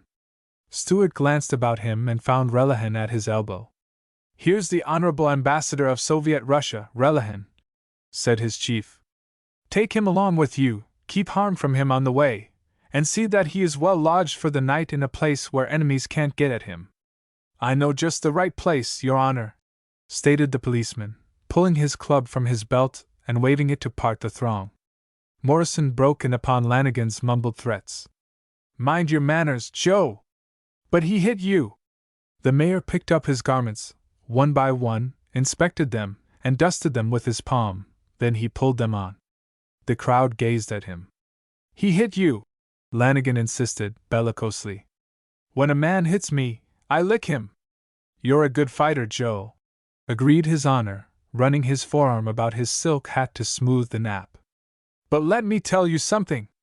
Unless you put yourself in better shape, there'll be a fellow someday that you'll want to lick, and you won't be able to lick him, and you'll be almighty sorry because you can't turn the trick. Show me the feller, Mr. Mayor." "Go look in the glass, Joe." "Lick myself, is that what you mean, sir?" "Sure. If you can do it when it ought to be done, you'll have the right to feel rather proud of yourself." He invited Blanchard with a side wag of his head and led the way from the hall. "Morrison, let me say this," blurted the mill magnate, when they were on their way in the limousine. "By reason of this people-side partner notion of yours, you have gone to work and got yourself into an infernal fix. How do you expect to make good that promise?" I suppose I did sound rather boastful, but I had to put it strong. A mealy-mouthed promise wouldn't hold them in line. But that promise only encourages such muckers in the belief that they have a right to demand, to boss their betters, to call for accountings and concessions. You have put the devil into M. I hope not. Faith in a contract, that's what I tried to put into M. They'll wait and let me operate. Operate! You're one man against the whole state government, and you're defying single-handed the political powers. You can't deliver the goods. That gang downtown will wait about so long and then 'twill be hell to pay tonight. Morrison had found his pipe in his overcoat pocket. He was soothing himself with a smoke on the way toward the Corson mansion. But why worry so much when the night is still young? He queried placidly. 7. The thin crust over boiling lava. Senator Corson, at the head of the receiving line, attended strictly to the task in hand as an urbane and assiduous host. Wanted by long political usage to estimate everything on the basis of votes for and against, he was entirely convinced, by the face of the returns that evening, that the reception he was tendering was a grand success, unanimously endorsed. He would have been immensely surprised to learn that under his roof there was a bitterly incensed, furiously resentful minority that was voting no. The yes was by the applausive, open, viva voce vote of all those who filed past him and shook his hand and thronged along toward the buffet that was operated in deluxe style by a metropolitan caterer's corps of servants. The senator's mansion was spacious and luxuriously appointed, and the millions from the products of his timberland barony were lavishly behind his hospitality. Consoled by the knowledge that Corson could well afford to treat his guests, after that well-understood quality in human nature, relished the hospitality more keenly. At the buffet all the plates were piled high. In the smoking room men took handfuls of the senator's cigars from the boxes. And the pleasantry connected with Governor Lawrence North's custom in campaigning was frequently heard. It was related of North that he always thriftily passed his cigars by his own hand and counseled the recipient. Help yourself! Take all you want! Take two! The guests adopted the comfortable attitude that Corson had dropped down home to Marion to pay a debt which he owed to his constituents, and they all jumped in with alacrity to help him pay it. While the orchestra played and the ware of the buffet clattered, the joyous voices of the overwhelming majority gave Senator Corson to understand that he was the idol of his people and the prop of the state. The minority kept her mouth closed, and her teeth were set hard. The minority was racked by agony that extended from fingertips to shoulder. The minority was distinctly groggy. This minority was compassed in the person of a single young and handsome matron who was Mrs. J. Warren Stanton in her home city blue book, and Doris in the family register of Father Silas Daunt, and Dory in the good graces of Brother Coventry Daunt. In addition, she was the close friend, the social mentor, the volunteer chaperone for Lana Corson, whose mother had become voicelessly and meekly the mistress of the Corson mausoleum, as she had been meekly and unobtrusively the mistress of the Corson mansion. Miss Lana had suddenly observed warning symptoms in the case of Mrs. Stanton. Mrs. Stanton, according to a solicitous friend's best judgment, was no longer assisting in the receiving line. Mrs. Stanton needed assistance. Therefore, sooner than the social code might have permitted in an affair of more rigorously formal character, Lana left the receiving job to her father, and the governor, and the aides, and rescued Mrs. Stanton and accompanied the young matron to the sanctuary of a boudoir above stairs. Mrs. Stanton extended to the tender touch of her maid a wilted hand, lifted by a stiffened arm, the raising of which pumped a groan from the lady. The white glove which encased the hand and arm was smudged liberally in telltale fashion. "Pull it off, Hibbert! But careful! Don't pull off my fingers unless they are very loose and beyond hope. But hurry! Let me know the worst as soon as possible. I realize that the reception," began Lana. "Reception!" Mrs. Stanton snapped her head around to survey her youthful hostess. The flame on the matron's cheeks matched the fire in her tones. "Reception, say you? Lana Corson, don't you know the difference between a reception and a political rally? I'm sorry, Doris. But Father simply must do this duty thing when the legislature meets. The members expect it. It keeps up his fences, he says. It's politics. I'm glad my father is a banker instead of a United States senator. If this is what a senator has to do when he comes back to his home, I think he'd better stay in Washington and send down a carload of food and stick a glove on the handle of the town pump and let his constituents operate that. At any rate, the power wouldn't be wasted in a dry time. Lana surveyed her own hand. The glove was not immaculate anymore, but it covered a firm hand that was unweary. Father has given me good advice. It's to shake the hand of the other chap, not let yours be shaken. Those brutes gave me no chance. I noticed that they were very enthusiastic, Doris. I'm afraid you're too handsome. But that flattery did not placate Mrs. Stanton. It's only a rout and a rabble, Lana. The feminine element does not belong in it. My father dines his gentlemen and accomplishes his objects. And I think you have become one of these political hypocrites. You actually looked as if you were enjoying that performance downstairs. I was enjoying it, Doris. I was helping my father as best I could, and at the same time I was meeting many of my old, true friends. I'm glad to be home again. The girl was unaffectedly sincere in her statement. The glove was off and Mrs. Stanton was surveying her hand, wriggling the fingers tentatively. And they all seemed so glad to see me that I'm a bit penitent, Lana went on. I'm ashamed to own up to myself that I have allowed California and Palm Beach to coax me away from Marion these last 2 winters. I ought to have come down here with Father. I'm not talking like a politician now, Doris. Honestly, I'm stanch for old friends. I trust you don't think I'm an ingrate in the case of my own old friends, Lana. Mrs. Stanton, unappeased, was willing to take issue right then with anybody on that topic. But the main trouble with old friends is, they take too many liberties. Your old friends certainly did take liberties with my poor hand, and they took liberties with your own private business in my hearing. How, in what way? I overheard persons say distinctly, over and over again, that one feature of this. No, I'll not muddle my own ideas of society functions by calling it a reception. They declared that your father proposes to announce tonight in his hometown your engagement to Coventry. The question that she did not put into words she put into the searching, quizzical stare she gave Lana. Ah, remarked Miss Corson, revealing nothing either by tone or countenance. It looks to me as if you've been receiving other lessons from your father, outside of the handshaking art. You are about as noncommittal as the best of our politicians, Lana dear. For reply the senator's daughter smiled. The smile was so ingenuous that it ought to have disarmed the young matron of her petulance. But Mrs. Stanton went on with the sharp insistence of one who had discovered an opportunity and proposed to make the most of it. Seeing that the matter has come up in this way, quite by chance. Mrs. Stanton did not even blink when she said it. Though I never would have presumed to speak of it to you, Lana, without good and sufficient provocation, I think that you and Coventry should have confided in me, first of all. Of course, I know well enough how matters stand. I really believe I do.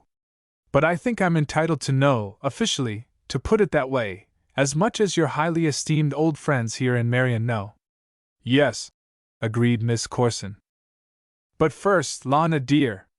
To know it first, as a sister should. I'm not blaming you. I realize that you met some of those aforesaid old, true friends while you were out around the city today. One does drop confidences almost without realizing how far one goes, when old friends are met. I'm sure such reports as I overheard couldn't be made up out of whole cloth. Mrs. Stanton's air and tone were certainly provoking, but Miss Corson's composure was not ruffled. Out of the knowledge that you profess in regard to old friends, Doris, you must realize that they are energetic and liberal guessers. She turned toward the door. Where are you going? To my room for a fresh pair of gloves, dear. Do you mean to tell me that you're going back for another turn among those jiu-jitsu experts? We're to have dancing later. For myself, I'd as soon dance with performing bears. I must be excused. I'll do anything in reason, but I have reached my limit. Lana walked back to her, both hands extended. You have been a dear martyr to the cause of politics.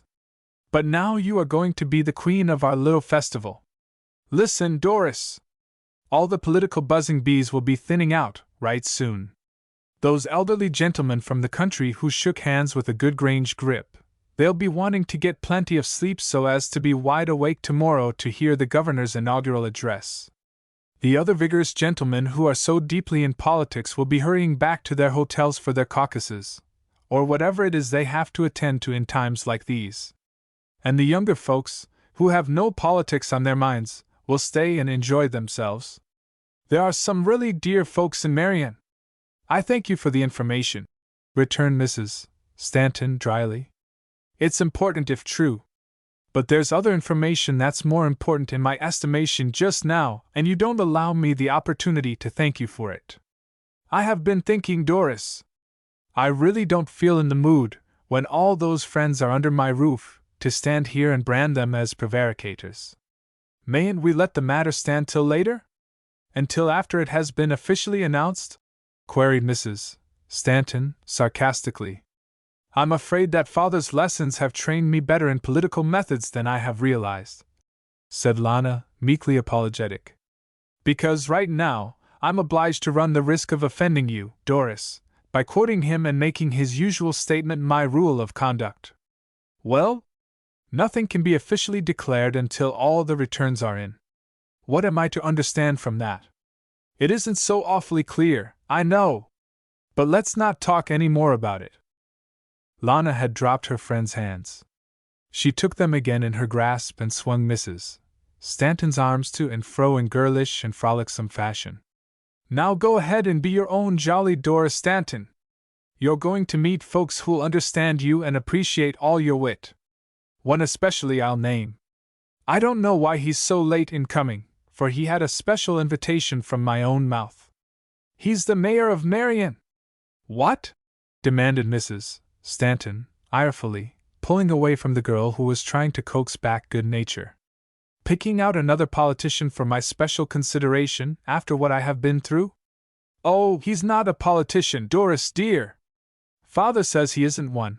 He says so himself, and his party newspaper here in the city says regularly that he isn't, in a complimentary way, and the opposition paper says so in a sneering way, and I suppose that makes the thing unanimous. He is one of my oldest friends. He was my hero when I was a little girl in school. He is tall and big and handsome and… Mrs. Stanton narrowed her eyes. She broke in impatiently on the panegyric. I'm so thoroughly disgusted with the ways of politics, Lana, that I draw the line at a speech of nomination. You said you'd name him. Who is he? Stuart Morrison. I thought so. Mrs. Stanton's tone was vastly significant. Lana flushed. The composure that she had been maintaining was losing its serenity, and her friend noted that fact and became more irritable. My dear Lana, I gathered so much enlightenment from the twittering of those old friends of yours downstairs that you'll not be obliged, I think, to break your most excellent rule of reticence in order to humor my impertinent curiosity in this instance. Don't be sarcastic with me, Doris. I don't find it as funny as when you're caustic with other folks. There does seem to be a prevailing lack of humor in the affairs of this evening, acknowledged Mrs. Stanton. We'll drop the subject, dear. I don't like you to feel that I'm putting you to one side as my dearest friend, not in anything. If you haven't felt like being candid with me in a matter where I'd naturally be vitally interested, I can hardly expect you to pour out your heart about a dead-and-gone love affair with a rustic up in these parts. I understood from the chatter of your old friends that it is dead and gone. I can congratulate you on that proof of your newer wisdom, Lana. It shows that my counsels haven't been entirely wasted on you.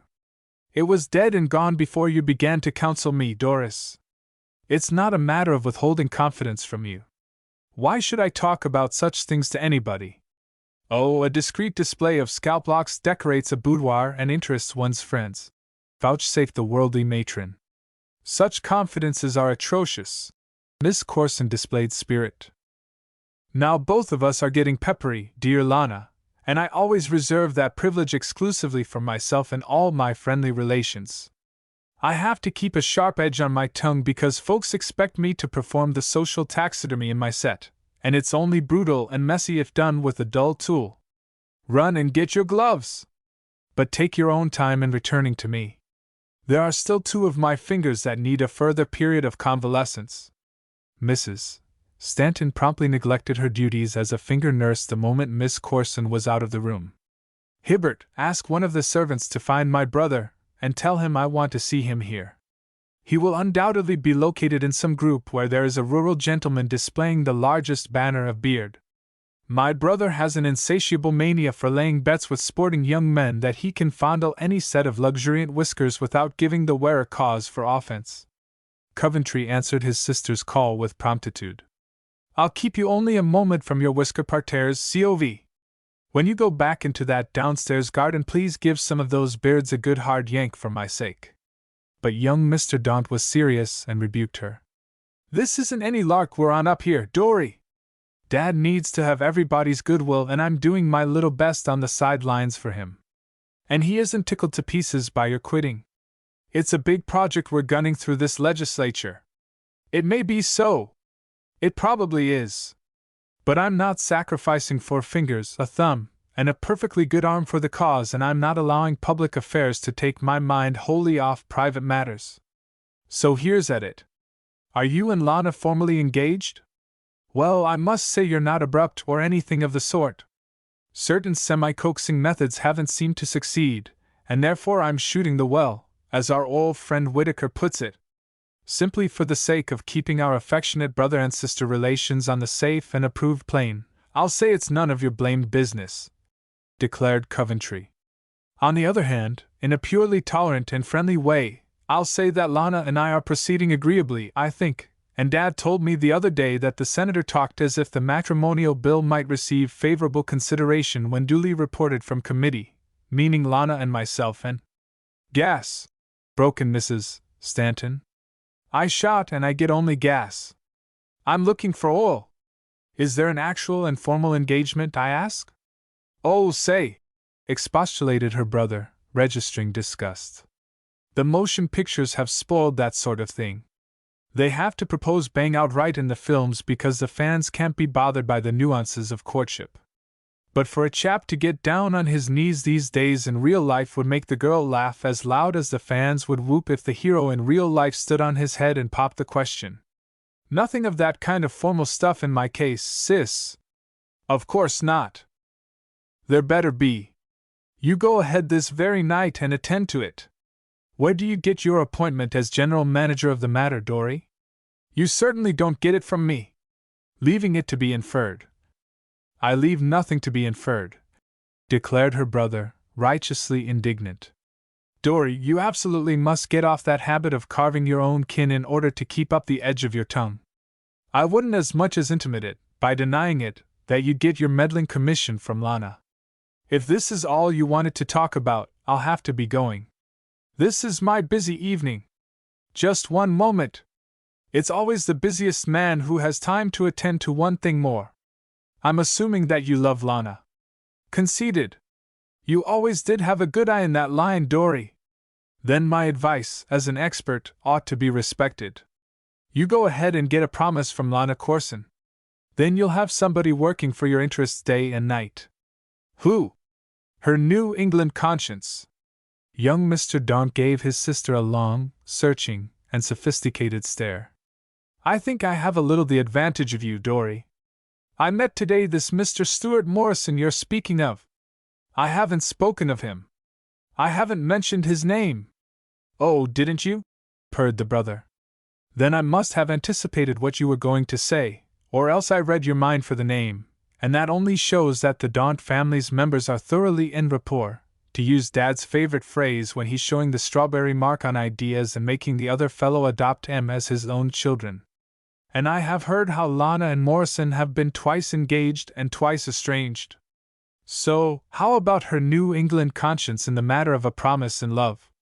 As I understand it, the New England conscience grows up with the possessor and comes of age and asserts itself. You can't expect an infant or juvenile conscience to boss and control like a grown-up conscience. Coventry, what kind of a man is Morrison? A big, opinionated ramrod of a Scotchman who'd drive any girl to break her engagement a dozen times if she had promised as often as that. Mrs. Stanton relaxed in her chair and sighed with relief. Oh, from what she said about him, But no matter. I think you do know men very well, Cov. I'll do no more worrying where he's concerned. Forgive me for advising you so emphatically. He'd boss any girl into breaking her engagement, continued Coventry, with conviction. Any dreaming, wondering, restless girl, curious to find out for herself and afraid of restraint. I know the type. Impossible as husbands, averred Mrs. Stanton, a caustic and unwearying counselor of sex independence. But there are some girls who grow up into real women, though you probably have hard work to believe that, said her brother, equally caustic in stating his opinions. And they are waiting for the right man to come along and take sole possession of them, body and soul and affairs, when they are women. Then it isn't bossing any more. It's love, glorified. Letting them have their own way would seem like neglect and indifference, and their hearts would be broken. They eat it up, sis, eat it up, that kind of love. His sister leaped from her chair. How anybody with an ounce of brains can take stock in this caveman nonsense is more than I can understand. It has nothing to do with brains, sis. It's in here. He tapped his finger on his breast. It was put in when the first heart started beating. But you listen to reason. No woman wants a. He put his hand up and broke in on her furious remonstrance. If I listen to reason, sis, you'll have me against the ropes in 30 seconds. I admit that there's no reason why a woman should want it that way. Brains can argue us right out of the notion. I won't argue. But I don't want you to think I'm keeping anything away from you that a sister ought to know. As my sister and as Lana's good friend, I'm sure you'll be glad to know that I love her with all my heart, and I hope I haven't misunderstood her feelings in regard to me. I don't want to be too complacent, but I think she's still girl enough to welcome my kind of love and to take me for what I am. He and his sister were thoroughly absorbed in their dialogue. Having summed up the situation in his final declaration, he turned hastily to leave the room and was assured, to his dismay, that Miss Corson had heard the declaration. She was at the threshold, her lips apart. She was plainly balancing a desire to flee against a more heroic determination to step in and ignore the situation and the words which had accompanied it.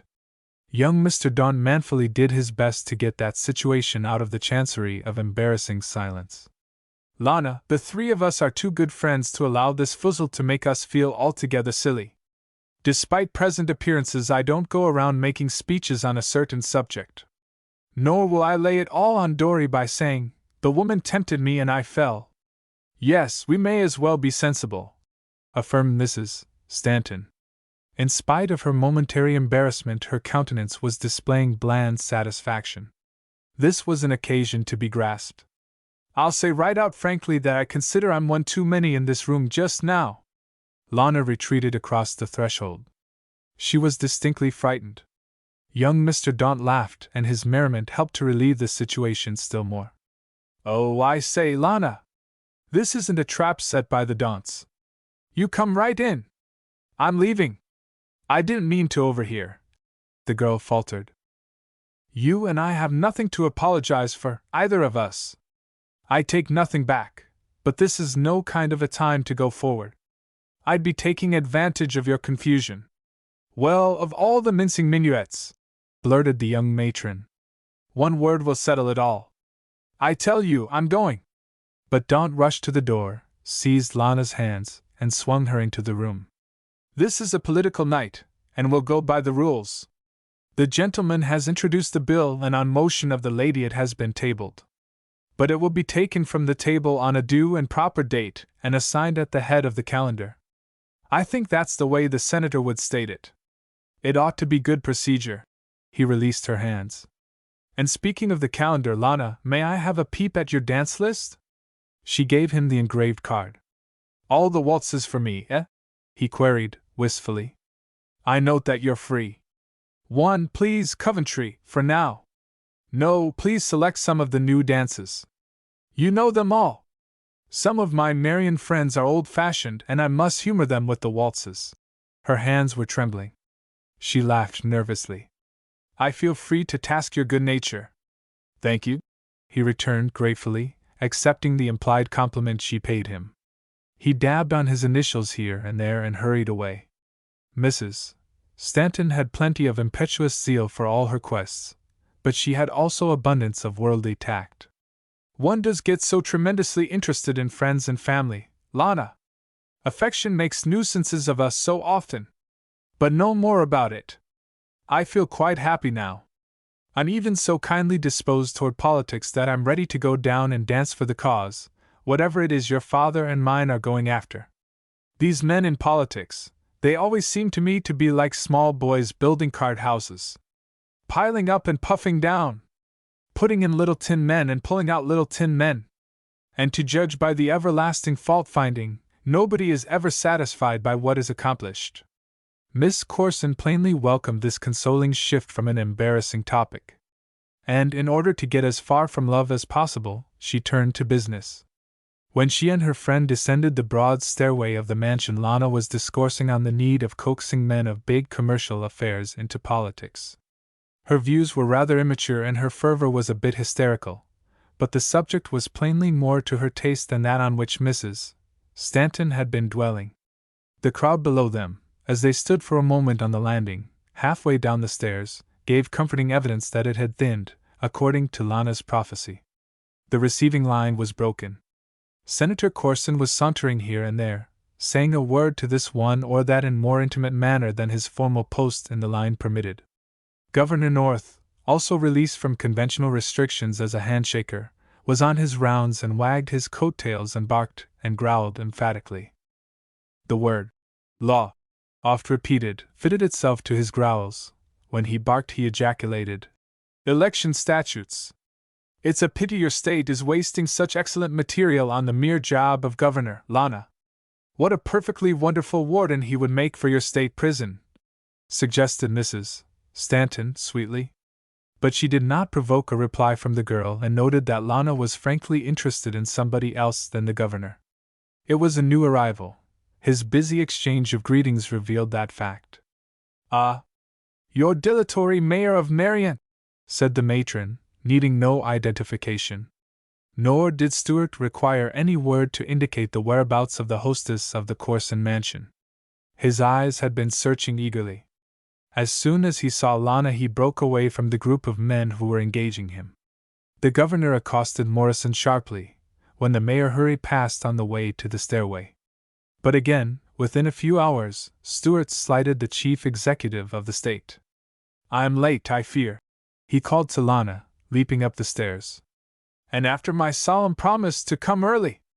But you excused me this morning when I was obliged to attend to petty affairs. Same excuse this time. Do I receive the same pardon?" The girl displayed greater ease in his presence at this second meeting. She received him placidly. There were no more of those disconcerting and high-flown forensics in her greeting. There was the winning candor of old friendship in her smile, and he flushed boyishly in his frank delight. She presented him to Mrs. Stanton, and that lady's modish coolness did not dampen his spirits, which had become plainly exuberant. In fact, he paid very little attention to Mrs. Stanton. "It has got to you, Lana, this coming home again, hasn't it?" he demanded, with an unconventionality of tone and phraseology that caused the metropolitan matron to express her startled emotions by a blink. "I knew it would. I am glad to be home, Stuart. But I have been tiring Mrs. Stanton by my enthusiasm on that subject," was her suggestive move toward another topic. "You're in time for the dancing. That's the important feature of the evening." "Certainly," he agreed.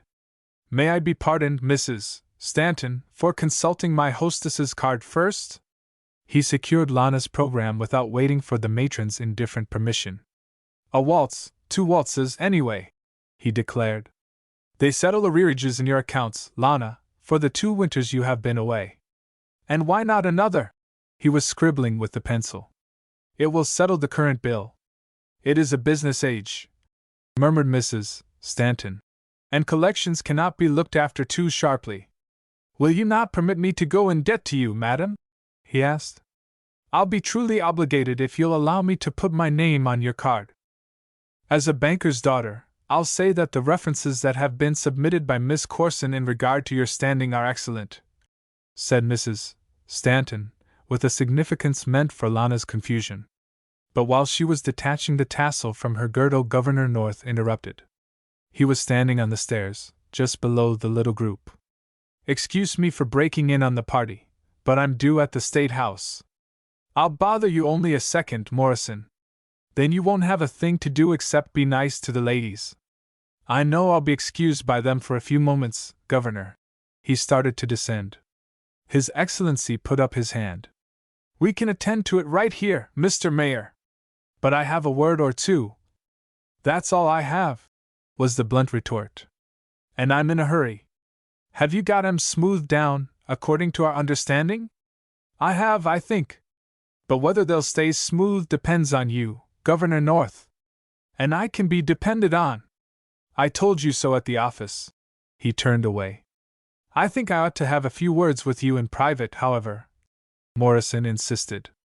"That general understanding is all right. But I need to know something specific."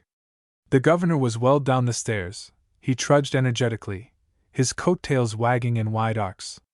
It was not premeditated insolence. It was the usual manner of Lawrence North when he did not desire an interview prolonged to an extent that might commit him. "I'll be at the State House in case there's any need of my attention to something specific. I'll attend to it over the telephone, understand?"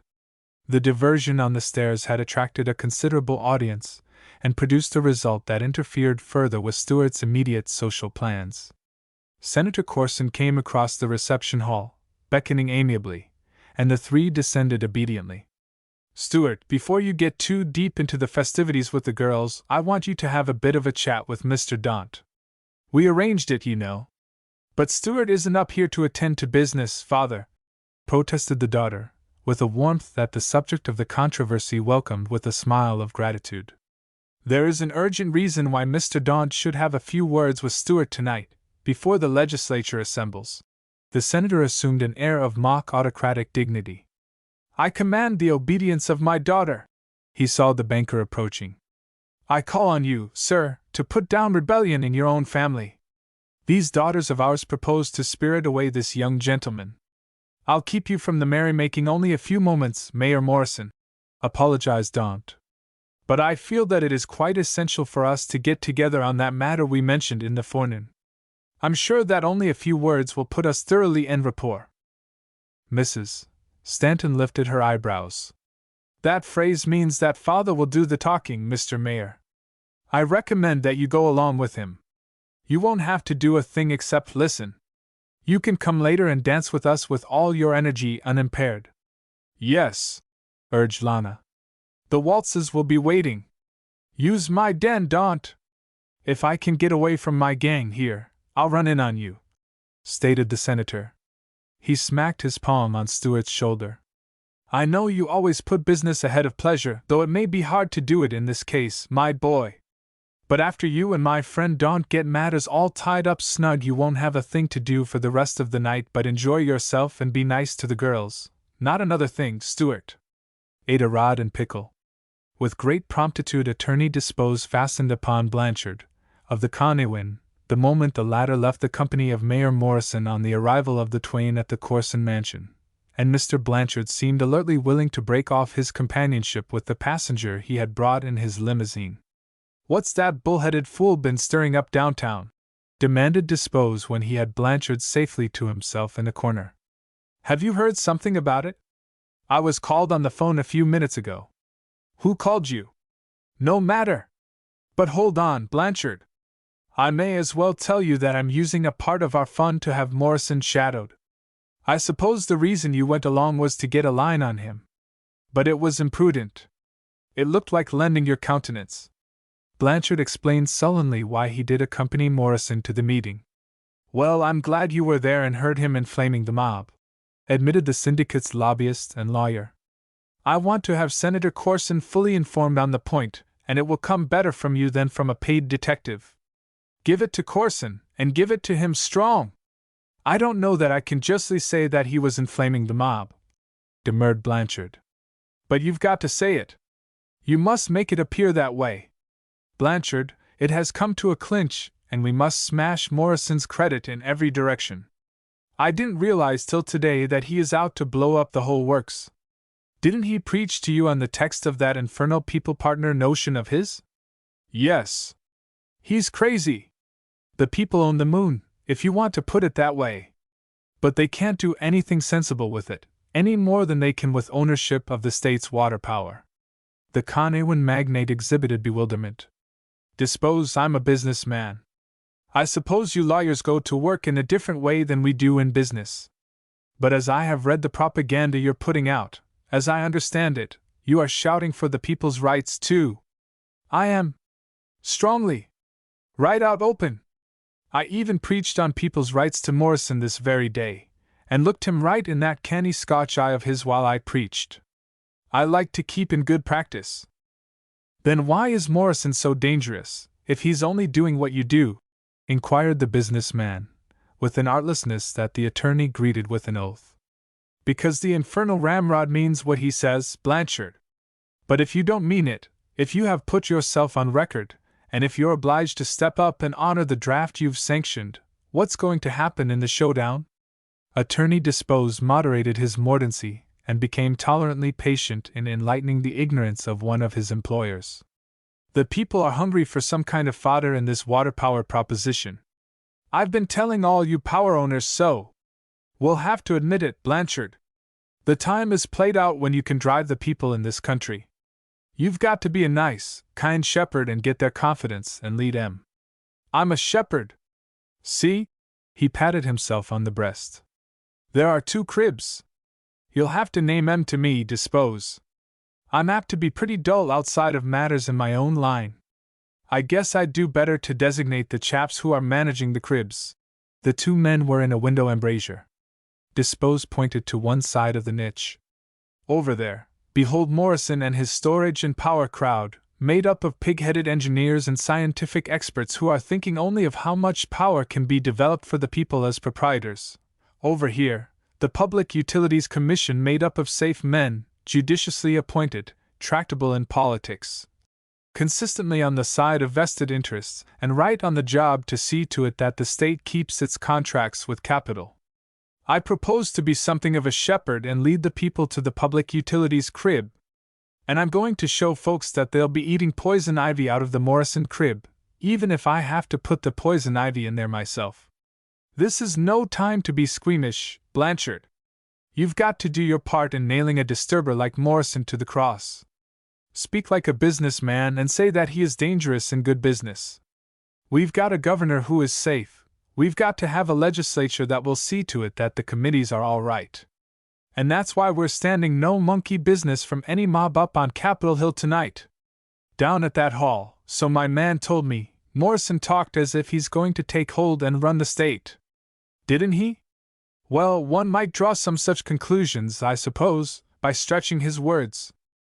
Blanchard, you must stretch words when you talk to Senator Corson and to all others who need to be stirred up and can help us. If that wild Scotchman butts into this plan, he's inviting trouble, and we've got to see that he gets it. He's got to be choked now or never. Don't have any mercy. Just look at it this way. Talk it this way. He's turning on his own, if he does what he threatens.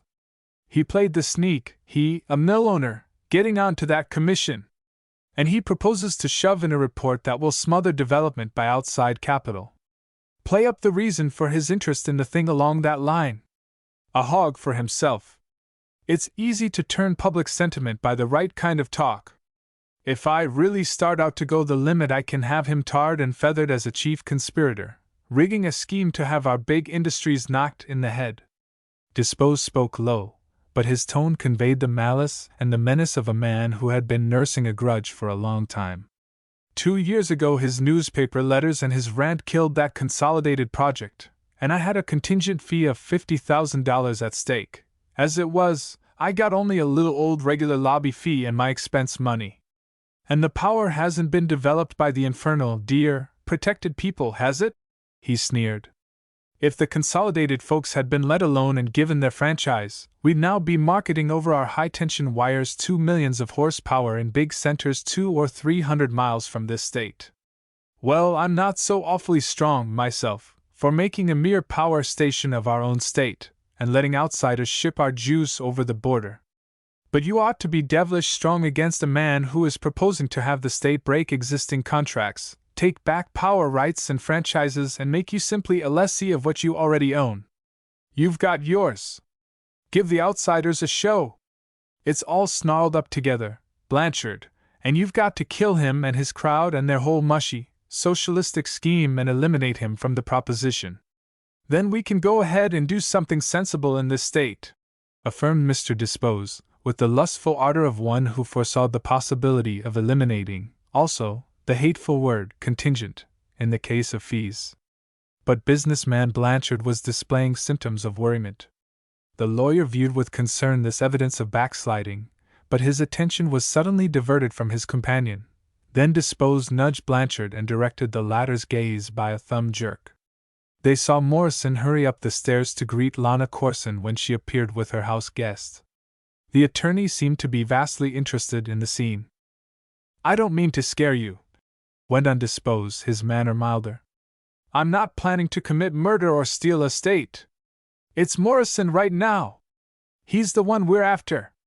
This whole thing may be taken care of in another way, so easily that it may make us smile.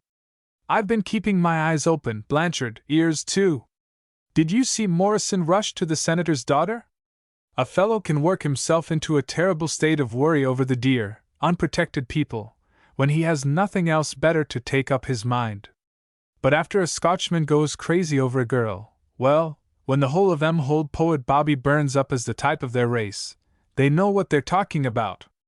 I can hardly conceive of Morrison being a poet or relishing poetry, or the ways of a poet," returned Blanchard dryly.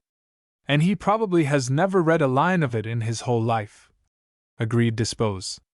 "But that isn't the point. You may think I've gone off on a queer tack, all of a sudden, but I know human nature.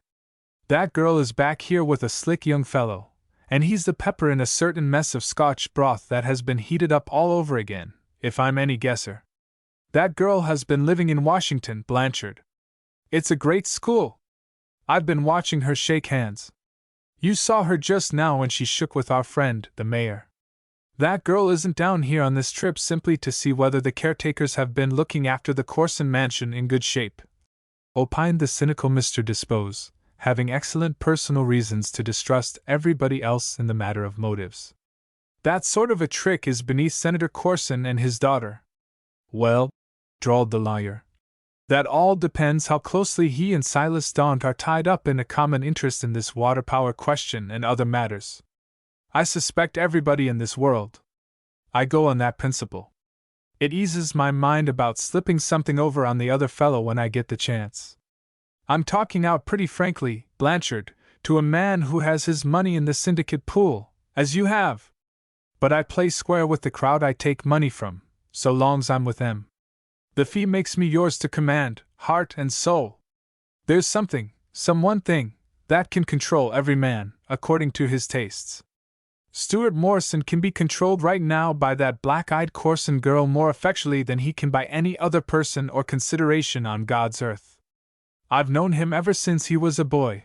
I have watched the thing between 'em, and now that she's back here where he can see her, be near her, and be worried by the sight of another fellow trailing her, he'll be doing more thinking about her than he will about the partner people, as he calls that dream of his about something that isn't so. I wish I could know just how sly the senator is. I wish I could get a line on what's underneath that girl's curly topknot," he said fervently. Apparently absorbed by that speculation, Lawyer Dispose again gave close attention to the tableau on the landing presented by Lana, Mrs. Stanton, and Morrison. When Governor North marched up the stairs, said his vociferous say, and marched down again, Dispose grunted his satisfaction.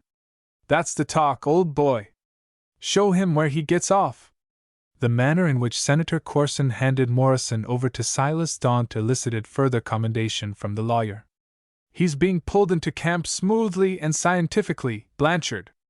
The senator is on to his job, but did you see Morrison's mug when he had to leave the girl?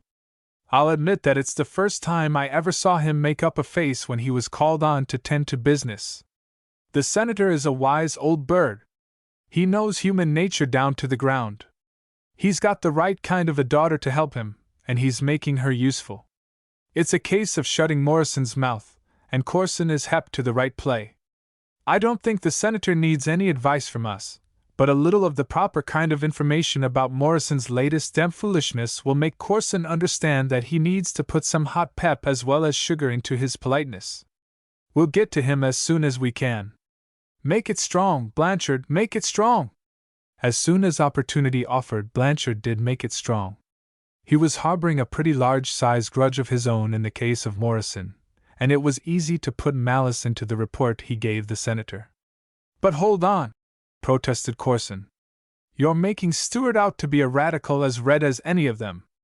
I can't help that, Senator, retorted the millman.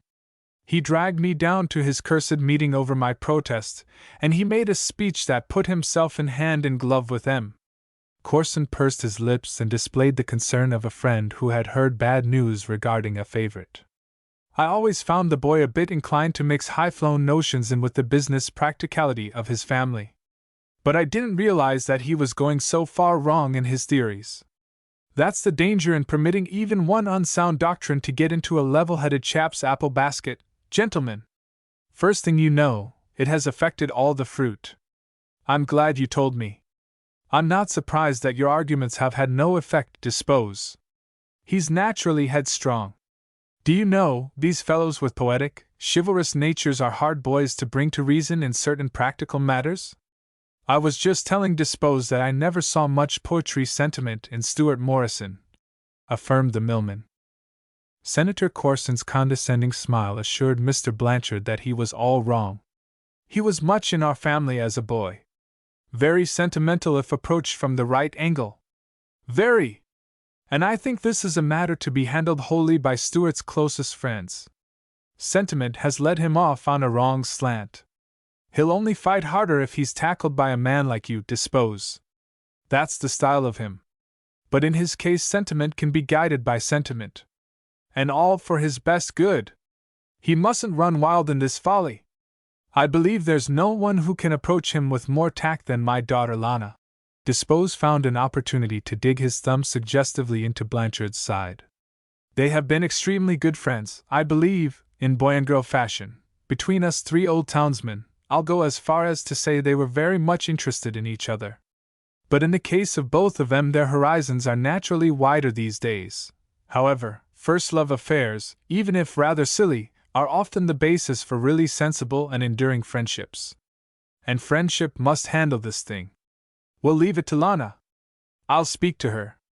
He went on his way toward the ballroom, pausing to chat with this or that group of constituents. There! Exclaimed the lawyer, relieving his high pressure by a vigorous exhalation of breath. What did I tell you? It's mighty kind and sensible of the senator. Morrison is making a big mistake, and the way to handle him is by friendship. Friendship, hell! Say, look here, Dispose, I don't believe in spoiling my teeth by biting every coin that's handed to me in this world. Are you as devilish green as you pretend to be, Blanchard?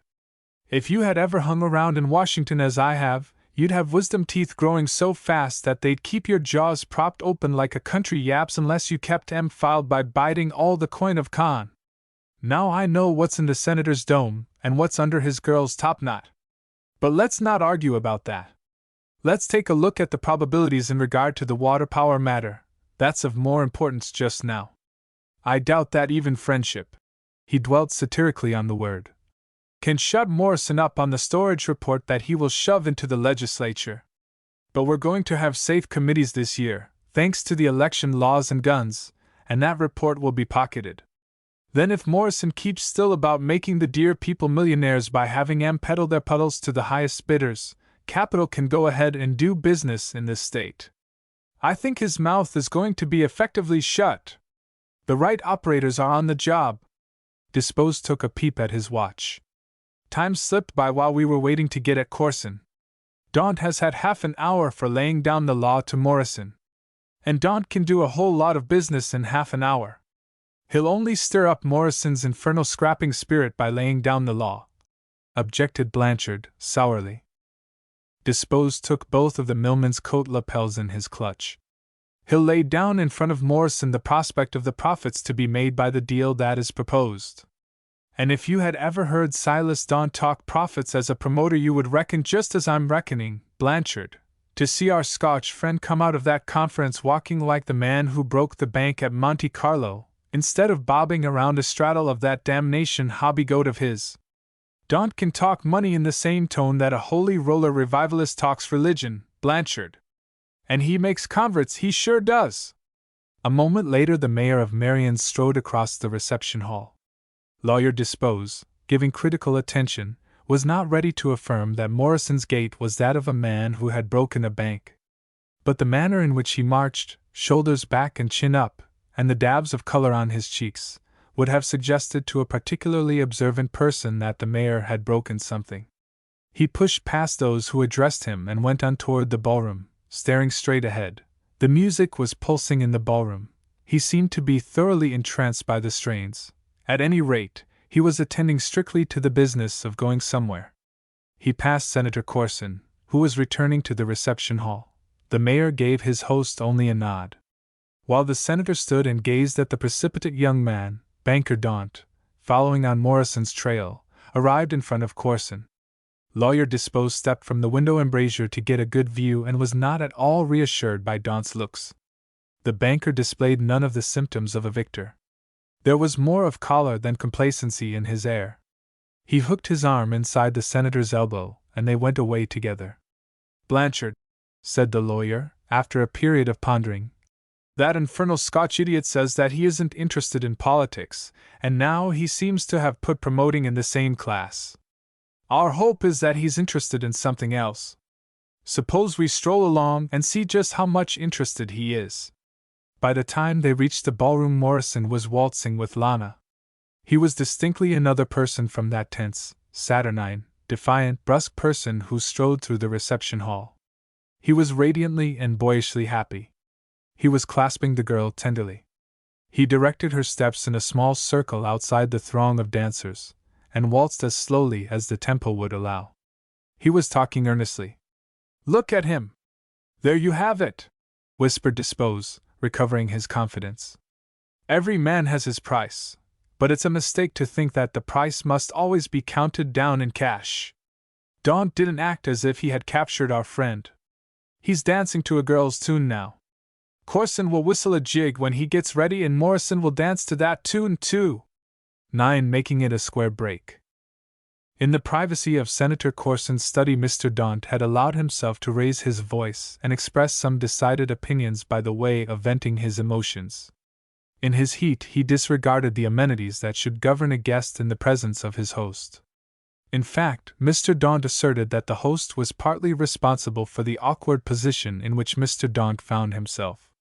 The senator, whenever he was able to make himself heard, put in protesting buts. Mr. Daunt, riding his grievance wildly, hurdled every but and kept right on.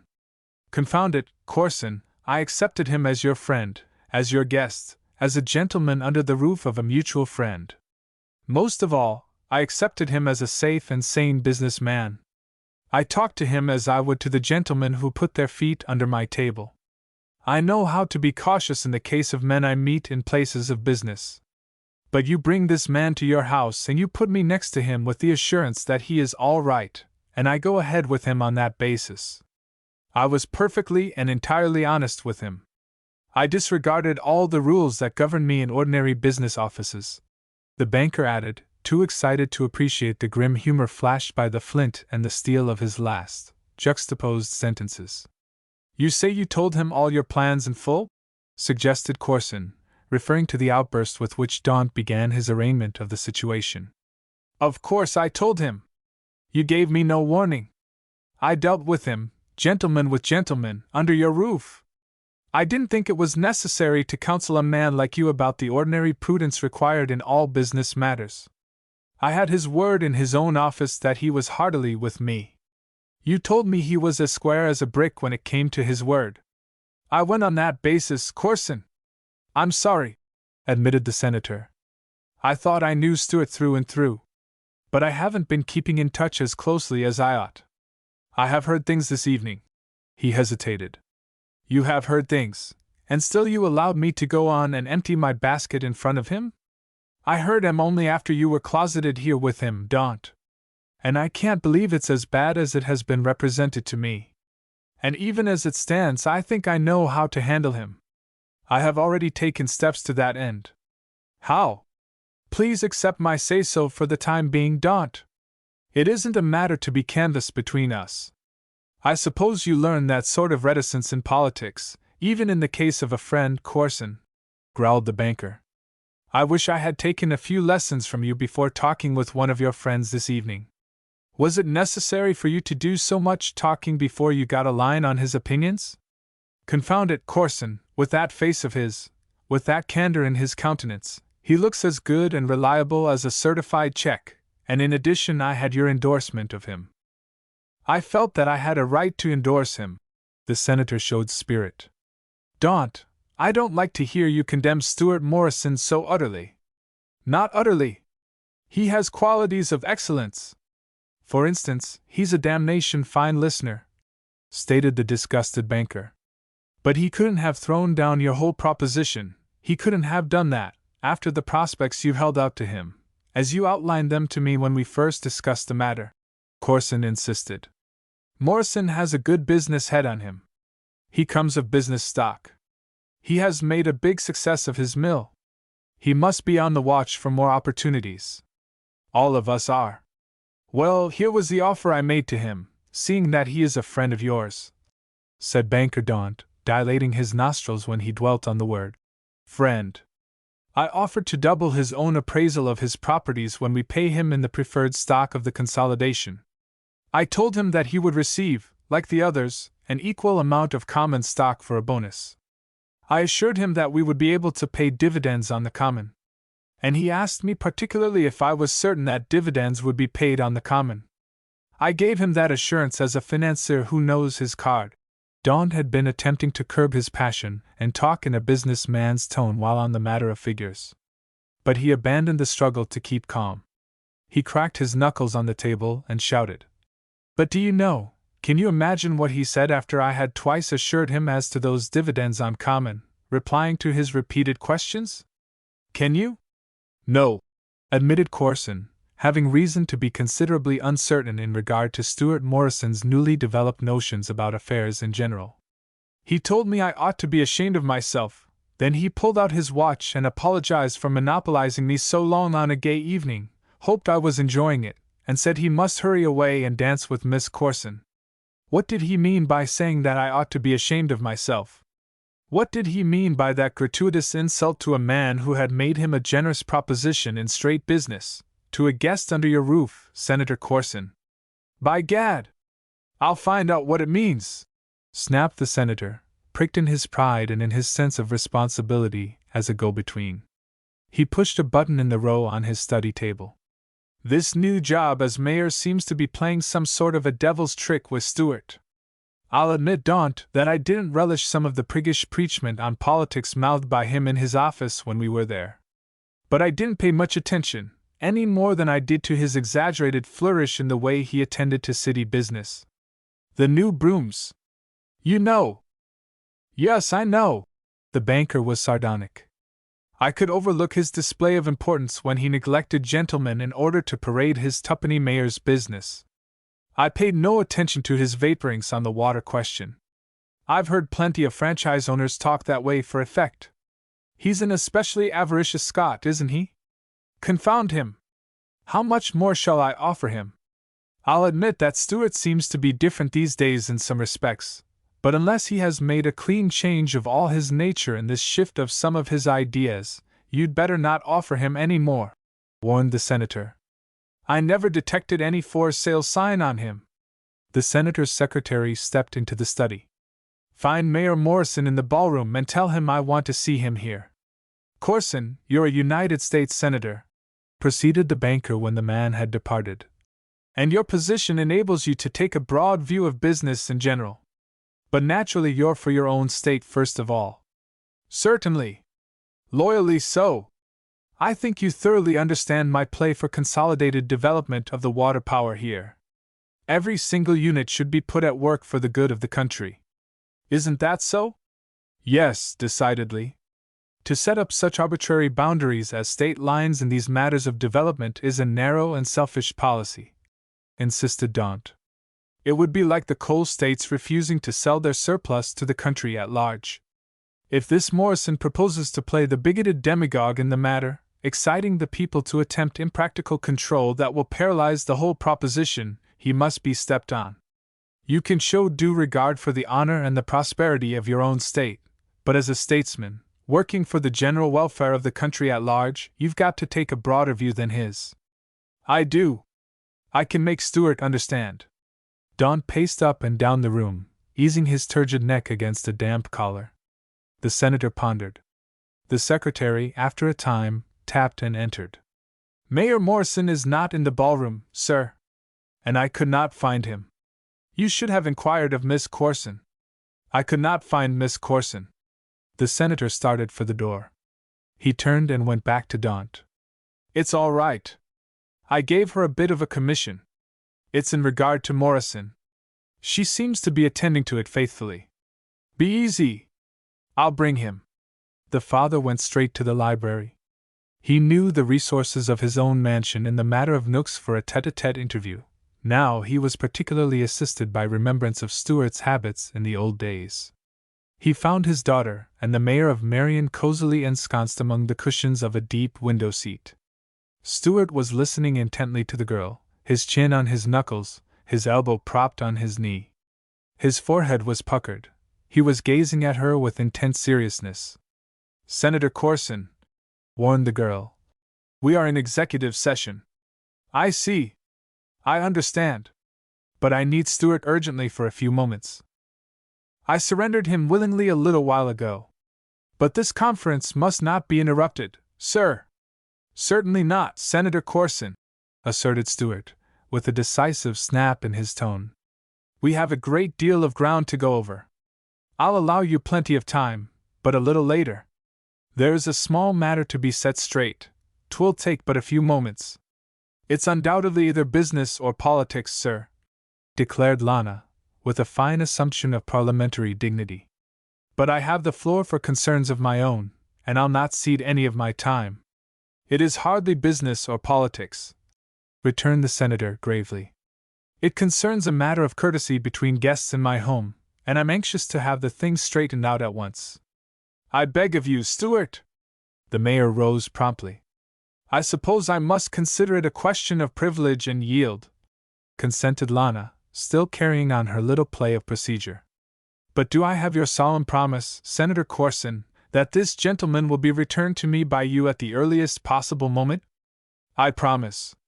And I want your promise that you will hurry back, said the girl, addressing Stuart. I'll wait right here. But Lana, remember your duties to our guests, protested her father. I have been fulfilling them ever since the reception line was formed. She waved her hand to draw their attention to the distant music. The guests are having a gorgeous time all by themselves. I'll be waiting here, she warned. Remember, please, both of you, that I am waiting. That ought to hurry your settlement of that other matter you speak of. I'll waste no time, Morrison assured her. He marched away with the senator. In the study, Corson took his stand between his two guests. Daunt was bristling. Morrison displayed no emotion of any sort. Mr. Daunt, I think you'd better state your grievance, as you feel it, so that Mr. Morrison can assure both of us that it arises from a misunderstanding. The banker took advantage of that opportunity with great alacrity. Now that Senator Corson is present, now that we have a broad-minded referee, Mr. Morrison, I propose to go over that matter of business. Exactly on the same lines? Inquired Stuart mildly. Exactly. And for obvious reasons, so that Corson may understand just how much your attitude hurt my feelings. Pardon me, Mr. Daunt. I have no time to listen to the repetition. It will gain you nothing from me. My mind remains the same. And Miss Corson is waiting for me. I have promised to return to her as soon as possible. But it will take only a little while to go over the matter, pleaded Corson. It will be time wasted on a repetition, sir. I have no right to keep Miss Corson waiting, on such an excuse. You give me an almighty poor excuse for unmannerly treatment of my business, Morrison, Daunt stated, with increasing ire. I really must agree in that, chided the senator. Sir, you gave your daughter the same promise for yourself, declared Stuart. Now let's not be silly, Stuart. Lana was playing. You can go right on with her from where you left off. Perhaps, admitted the mayor. I hope so, at any rate. But I don't propose to break my promise. He added in his own mind that he did not intend to allow a certain topic between him and Lana Corson to get cold while he was being bullyragged by two elderly gentlemen in that study. By the gods! You'll have to talk turkey to me on one point, asserted Daunt, his veneer of dignity cracking wide and showing the coarser grain of his nature. I made you a square business proposition and you insulted me, under the roof of a gentleman who had vouched for both of us. Thank you. Now we are not retracing our steps, as you threatened to do. We go on from where we left off. Therefore, I can give you a few moments, sir. What insult did I offer you? You told me that I ought to be ashamed of myself. That was not an insult, Mr. Daunt. I intended it to be merely a frank expression of opinion. Just a moment, please, he urged, breaking in on violent language. He brought his thumb and forefinger together to make a circle and poised his hand over his head. I don't wear one of these. I have no right to wear one. Halo, I mean. I'm no prig or preacher, at least, I don't mean to be. But when I talk business, I intend to talk it straight and use few words, and those words may sound rather blunt sometimes. Just a moment, I say. He leaned over the table and struck a resounding blow on it with his knuckles. This is a nutshell proposition and we'll keep it in small compass. You gave me a layout of your proposed stock issue. No matter what has been done by the best of big financiers, no matter what is being done or what is proposed to be done, in this particular case your consolidation means that you've got to mulct the people to pay unreasonably high charges on stock. It isn't a square deal. My property was developed on real money. I know what it pays and ought to pay. I won't put it into a scheme that will oblige every consumer of electricity to help pay dividends on imaginary money. And if you're seriously attempting to put over any consolidation of that sort on our people, Mr. Daunt, I repeat that you ought to be ashamed of yourself. And now you have heard him with your own ears, clamored the banker. What do you say to that, Mr. Corson? All capitalization entails a fair compromise, values to be considered in the light of new development, said the senator. Let's discuss the proposition, Stuart. Discussion will only snarl us up. I'm stating the principle. You can't compromise principle. I refuse to discuss. Have you gone crazy over this protection of the people idea? Demanded Corson with heat. Maybe so. I'm not sure. I may be a little muddled. But I see a principle ahead and I'm going straight at it, even though I may tread on some toes. I believe that the opinion doesn't hold good, any longer, as a matter of right, that because a man has secured a franchise, and his charter permits him to build a dam across a river or the mouth of a lake, he is thereby entitled to all the power and control and profit he can get from that river or lake without return in direct payment on that power to the people of the state. We know it's by constitutional law that the people own the river and the lake. I'm putting in a report on this whole matter to the incoming legislature, Senator Corson. Good heavens! Morrison, you're not advocating the Soviet doctrine that the state can break existing contracts, are you? Shouted the senator. I take the stand that charters do not grant the right for operators of water power to charge anything their greed prompts them to charge on balloon stock. I assert that charters are fractured when operators flagrantly abuse the public that way. I'm going to propose a legislative bill that will oblige water power corporations to submit in public reports our state engineers' figures on actual honest profit-earning valuation, to publish complete lists of all the men who own stock so that we may know the interests and the persons who are secretly behind the corporations. Corson displayed instant perturbation. Such publication can be twisted to injure honest investors. It can be used politically by a man's enemies. Stuart, I am heavily interested financially in Daunt's syndicate, because I believe in developing our grand old state. I bring this personal matter to your attention so that you may see how this general windmill tilting is going to affect your friends. I'm for our state too, sir.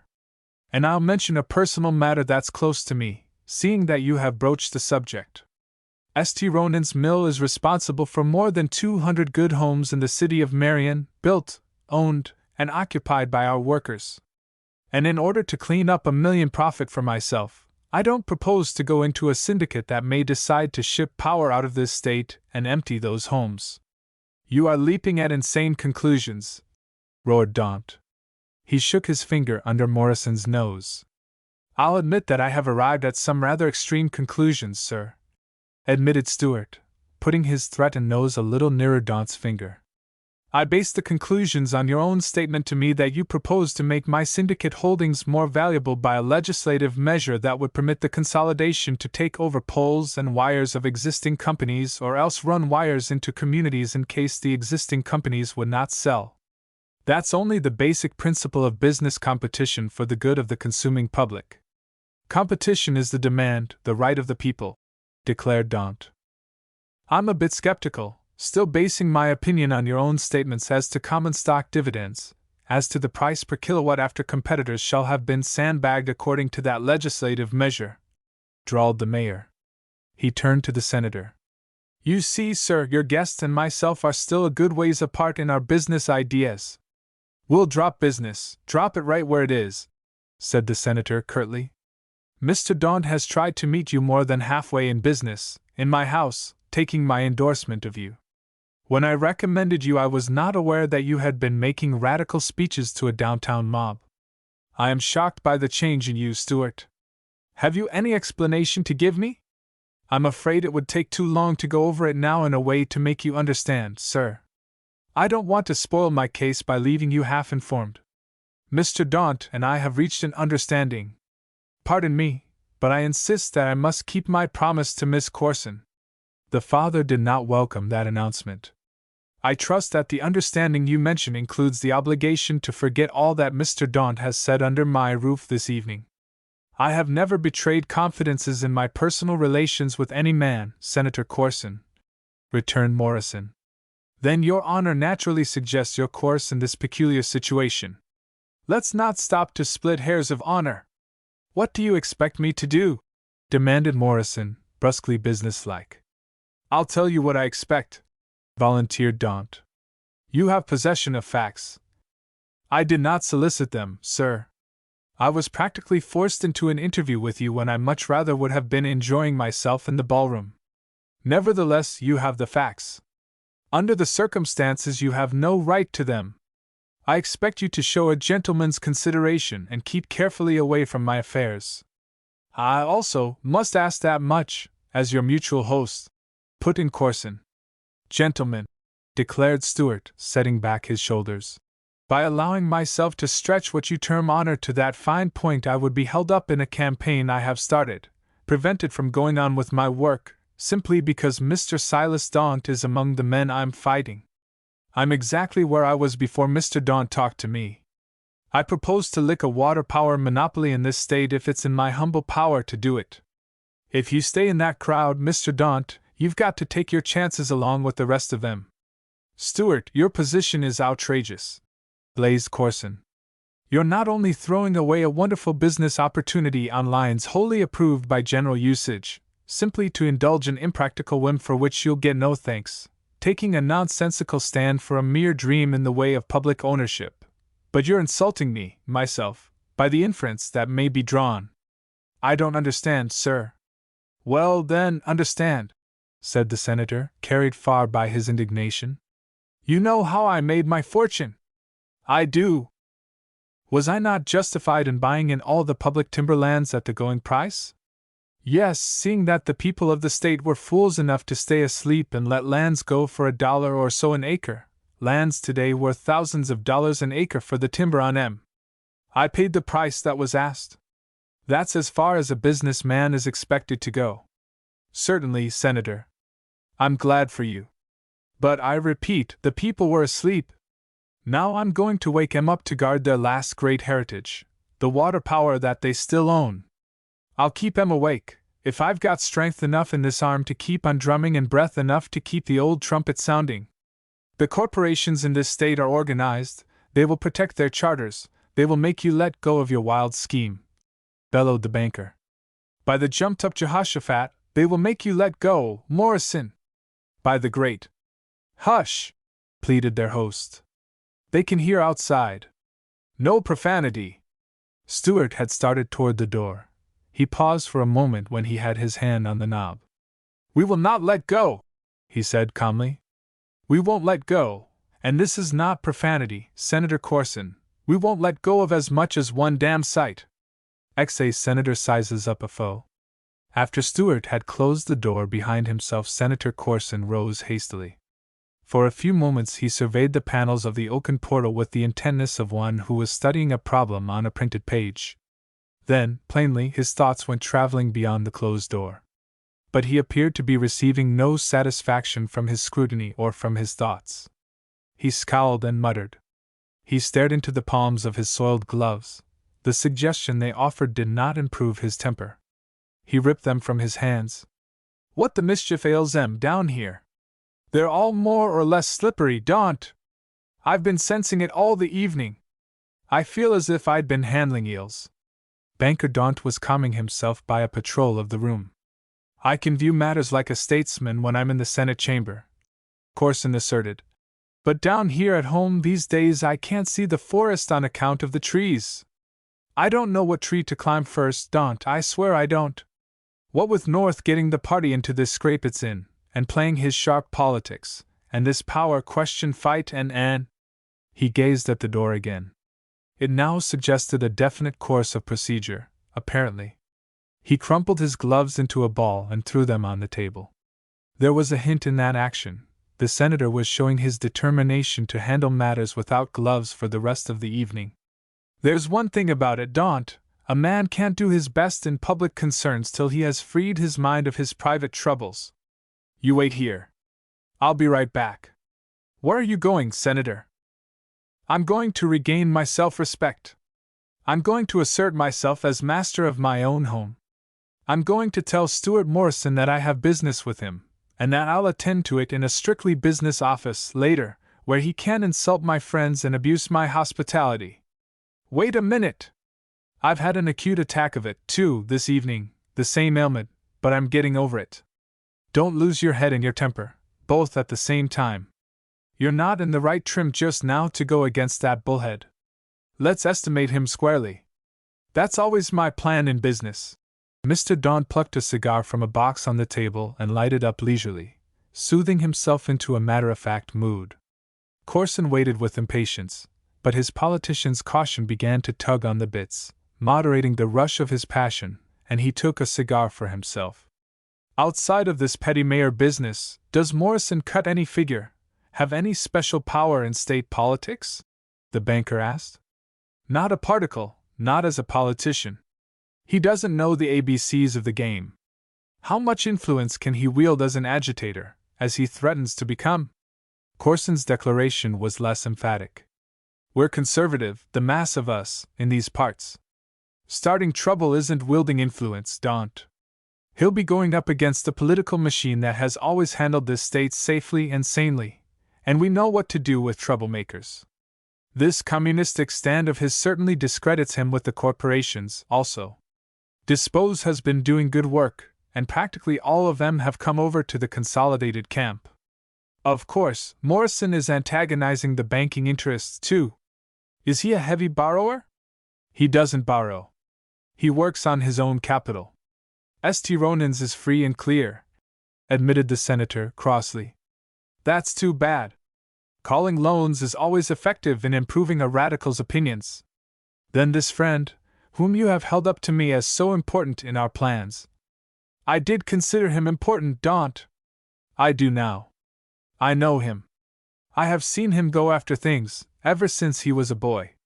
That storage commission scheme is his own device, and as the head of it, he occupies a strategic position. But it's only a scheme. He has no actual organization of the people behind it. Confound it! I'm afraid he will have. It's an impractical dream, trying to establish such shadowy ownership of what vested capital under private control must naturally possess and develop. We have sound business on our side. It may not seem so much like a dream after he puts that report into the legislature, complained the senator. I tell you, I know Stuart Morrison. He indulges in visions, but he'll back this particular one up with so many facts and figures that it will make a Treasury report look like a ghost story by comparison. Talk about sound business! That's Morrison's other name. What's going to be done with that report, Corson? The senator hesitated a few moments. Understand that I'm no kin of old Captain Teach, the buccaneer, either in politics or business, don't. But I'm not fool enough to believe that the millennium has arrived in this world, even if the Battle of Armageddon has been fought, as the parsons are preaching. We still must deal with human conditions. The tree is full of good ideas, I'll admit. But we've got to let 'em ripen. Eat 'em now, and it's a case of the gripes for business and politics, both. Therefore, the senator paused and squinted at the end of his cigar. Well, don't, we'll have to apply a little common sense to conditions, even though the opposition may squeal. That ownership of the water power by the people isn't ripe. The legislative committee will pocket Morrison's report, or will refer the thing to the Public Utilities Commission. Both plans meaning the same thing? I won't put it as coarsely as that. It only means handling the situation with discretion. Discretion by those in power is going to save us a lot of trouble in times like these. You are sure of the right legislative committee, are you? Certainly. North is on the job up at the State House. I'll admit that he isn't tactful. He's very old-fashioned in his political ideas. But he doesn't mind clamor and criticism, and he isn't afraid of the devil himself. Between you and me, I think, continued the senator, judicially, that North is skating pretty near the edge this time. I would not have allowed him to go so far if I had been in better touch with conditions down here. But it's too late to modify his plans much at this hour. He must pull the thing through as he's going. I can undo the mischief to the party by the selection of a smooth diplomat for the gubernatorial nomination next year. But jumping back to the main subject, Stuart Morrison. Seeing what he is, in the water power matter, I hoped I could smooth things by your getting next to him. I'm sorry you have been so much annoyed, Daunt. He may make it uncomfortable by his mouth, but he cannot control anything by direct political influence. Absolutely not. The senator was recovering his confidence in himself as a leader. He started up from his chair and stamped down an emphatic foot. He is a nonentity in that direction. Politics will handle the thing. The legislature will be all right.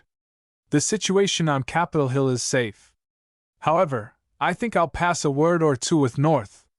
He went to the wall of the study, slipped aside a small panel, and lifted out a telephone instrument. A little precaution I've held over from the old days, Corson informed his guest, with a smile. A private line to the executive chamber. From where he sat, Daunt could hear the governor's voice. The tones rasped and rattled and jangled in the receiver, which, for the sake of his eardrum, Senator Corson held away from his head. The puckers on his countenance indicated that he was annoyed, both by the news and by the discordant violence of its delivery. But it's not as threatening as all that. It can't be, the listener kept insisting. Well, I'll come up, he promised at last. I'll come, but I think you're over-anxious, North. There was a sound as if somebody were banging on a tin pan at the other end of the line. His Excellency had merely put more vigor into his voice.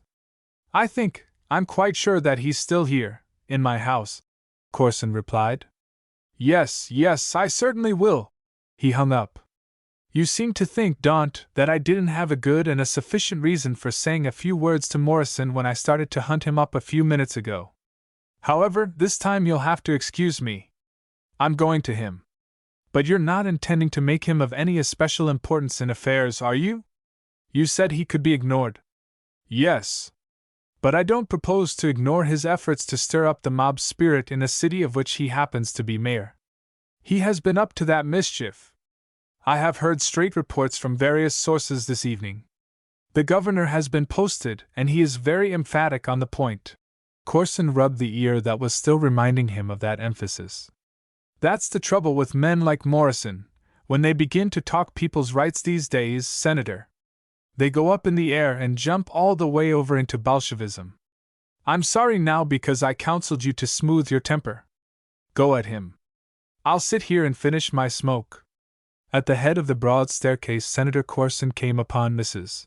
Stanton and Coventry Daunt. They wore expressions of bewilderment that would have fitted the countenances of explorers who had missed their quest and had lost their reckoning. Mrs. Stanton put out her fan, and the striding father halted at the polite barrier with a greeting, but evinced anxiety to be on the way. I'm so glad to see you, Senator Corson! This with delight. But isn't Lana with you? This with anxiety. I mean, hasn't she been with you? My dance contracts with Miss Corson have been shot quite all to pieces, said Coventry. I have searched everywhere for her, I think I have, supplemented the sister. But we guessed she must be with you, and we didn't venture to intrude. And you are sure she is not in the ballroom? Absolutely. Young Mr. Daunt plainly knew what he was talking about. Coventry, if you and Mrs. Stanton will go there and wait a few moments, I am positive that Lana will come to you very promptly. Senator Corson also seemed to know what he was talking about. 11 flarebacks in the case of Love and a Mob. Again was Stuart a close listener, his chin resting on his knuckles, his serious eyes searching Lana's face while she talked. A cozy harbor was afforded by the bay of the great window in the library. When Stuart had returned to the girl, he noticed that she had provided the harbor with a breakwater, a tall Japanese screen. Waiting there, she had found the room drafty, she informed him. He was placid when he returned. His demeanor was so untroubled and his air so eagerly invited her to go on from where she had left off that she did not bother her mind about the errand which had called him away. I'm really glad because we adjourned the executive session for a recess, she confided. I've had a chance to think over what I was saying to you, Stuart. While I talked, I found myself getting a bit hysterical. I realized that I was presumptuous, but I couldn't seem to stop. But I have been going over it in my mind, and I'm glad now that my feelings did carry me away. Friendship has a right to be impetuous on some occasions. I never tried to advise you in the old days. You wouldn't have listened anyway. I've always been glad to listen to you, he corrected. But it makes a friend so provoked to have one listen and then go ahead and do just as one likes. I want to ask you, while you have been away from me, have you been reflecting on what I said? He stammered a bit, and there was not absolute candor in his eyes. To tell the truth, Lana, I allowed myself to be taken up considerably with other matters. But I did remember my promise to hurry back to you, just the minute I could break away, he added apologetically. I'm a little disappointed in you, just the same, Stuart. I've been hoping that you were putting your mind on what I said to you. I was hoping that when you came back. Well, go on, Lana, he prompted gently, when she paused. It's so hard for me to say it so it will sound as I mean it, she lamented. To make my interest appear exactly what it is. To find the words to fit my thoughts just now. I know what they're saying about me these days in Marion. I know our folks so well. I don't need to hear the words, I have been studying their faces this evening. You, also, know what they're saying, Stuart. He confined his assent to a significant nod. Jeannie McDougal's few words on the subject had been, for him, a comprehensive summary of the general gossip. When I was speechifying to you in St. Ronan's office, you thought I had come back here filled with airs and lofty notions. I knew how you felt. He shook his head and allowed the extent of his negation to be limited to that. I'll tell you how I felt, sometime, but now I'll listen to you. I was putting all that on for show, Stuart. I felt I don't know. Embarrassed, perhaps. And I felt that you. Her color deepened then in true embarrassment. And they were all there. It was naive confession, and he smiled. So I said to my wee mither Lana, by way of setting her right as to meddlesome tongues. I am sincere and honest still, Stuart, where my real friends are concerned. I've just complained because I can't find words to express my thoughts to you. Well, I never was at a loss when we were boy and girl together. She paused and they heard the sound of music. There's a frilly style of talk that belongs with that, down there, she went on. There was a hint of contempt in her gesture. But you and I used to get along better, or worse, with plain speech. The flash of a smile of her own softened her mood. I make it serve me well in my affairs, agreed Morrison. Do you think I'm airy and notional and stuck up? No.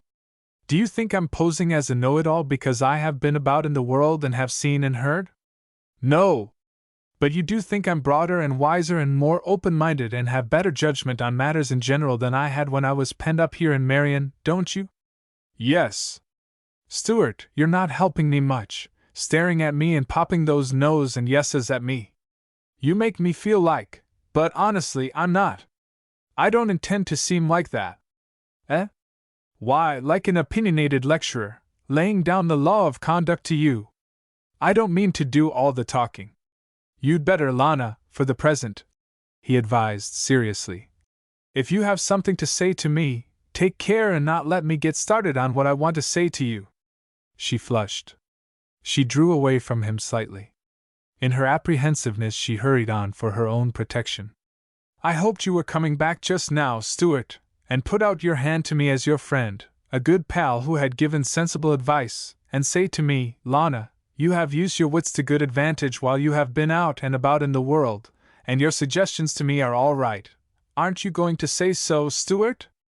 As I understand it, putting all you said to me a while back in that plain language we have agreed on, you tell me that I'm missing my opportunities, have gone to sleep down here in Marion, am allowing myself to be everlastingly tied up by petty business details that keep me away from real enjoyment of a bigger and better life, and that there's not the least need of my spending my best years in that fashion.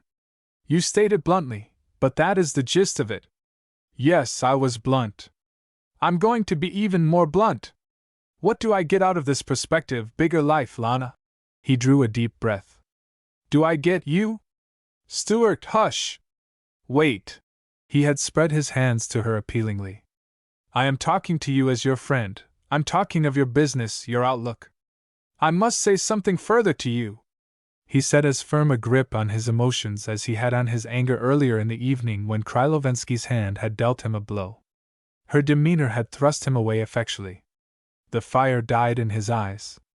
Go on, Lana. I have promised to allow you to have your say. And once I start, only a yes can stop me. She displayed additional apprehension and plunged into a strictly commercial topic with desperate directness. I'm positive that you have no further need of making yourself a slave to details of business. I know that you can be free to devote yourself to the higher things that are worthy of your real self and your talents, Stuart. Father says that through Mr. Daunt there will come to you the grandest opportunity of your life.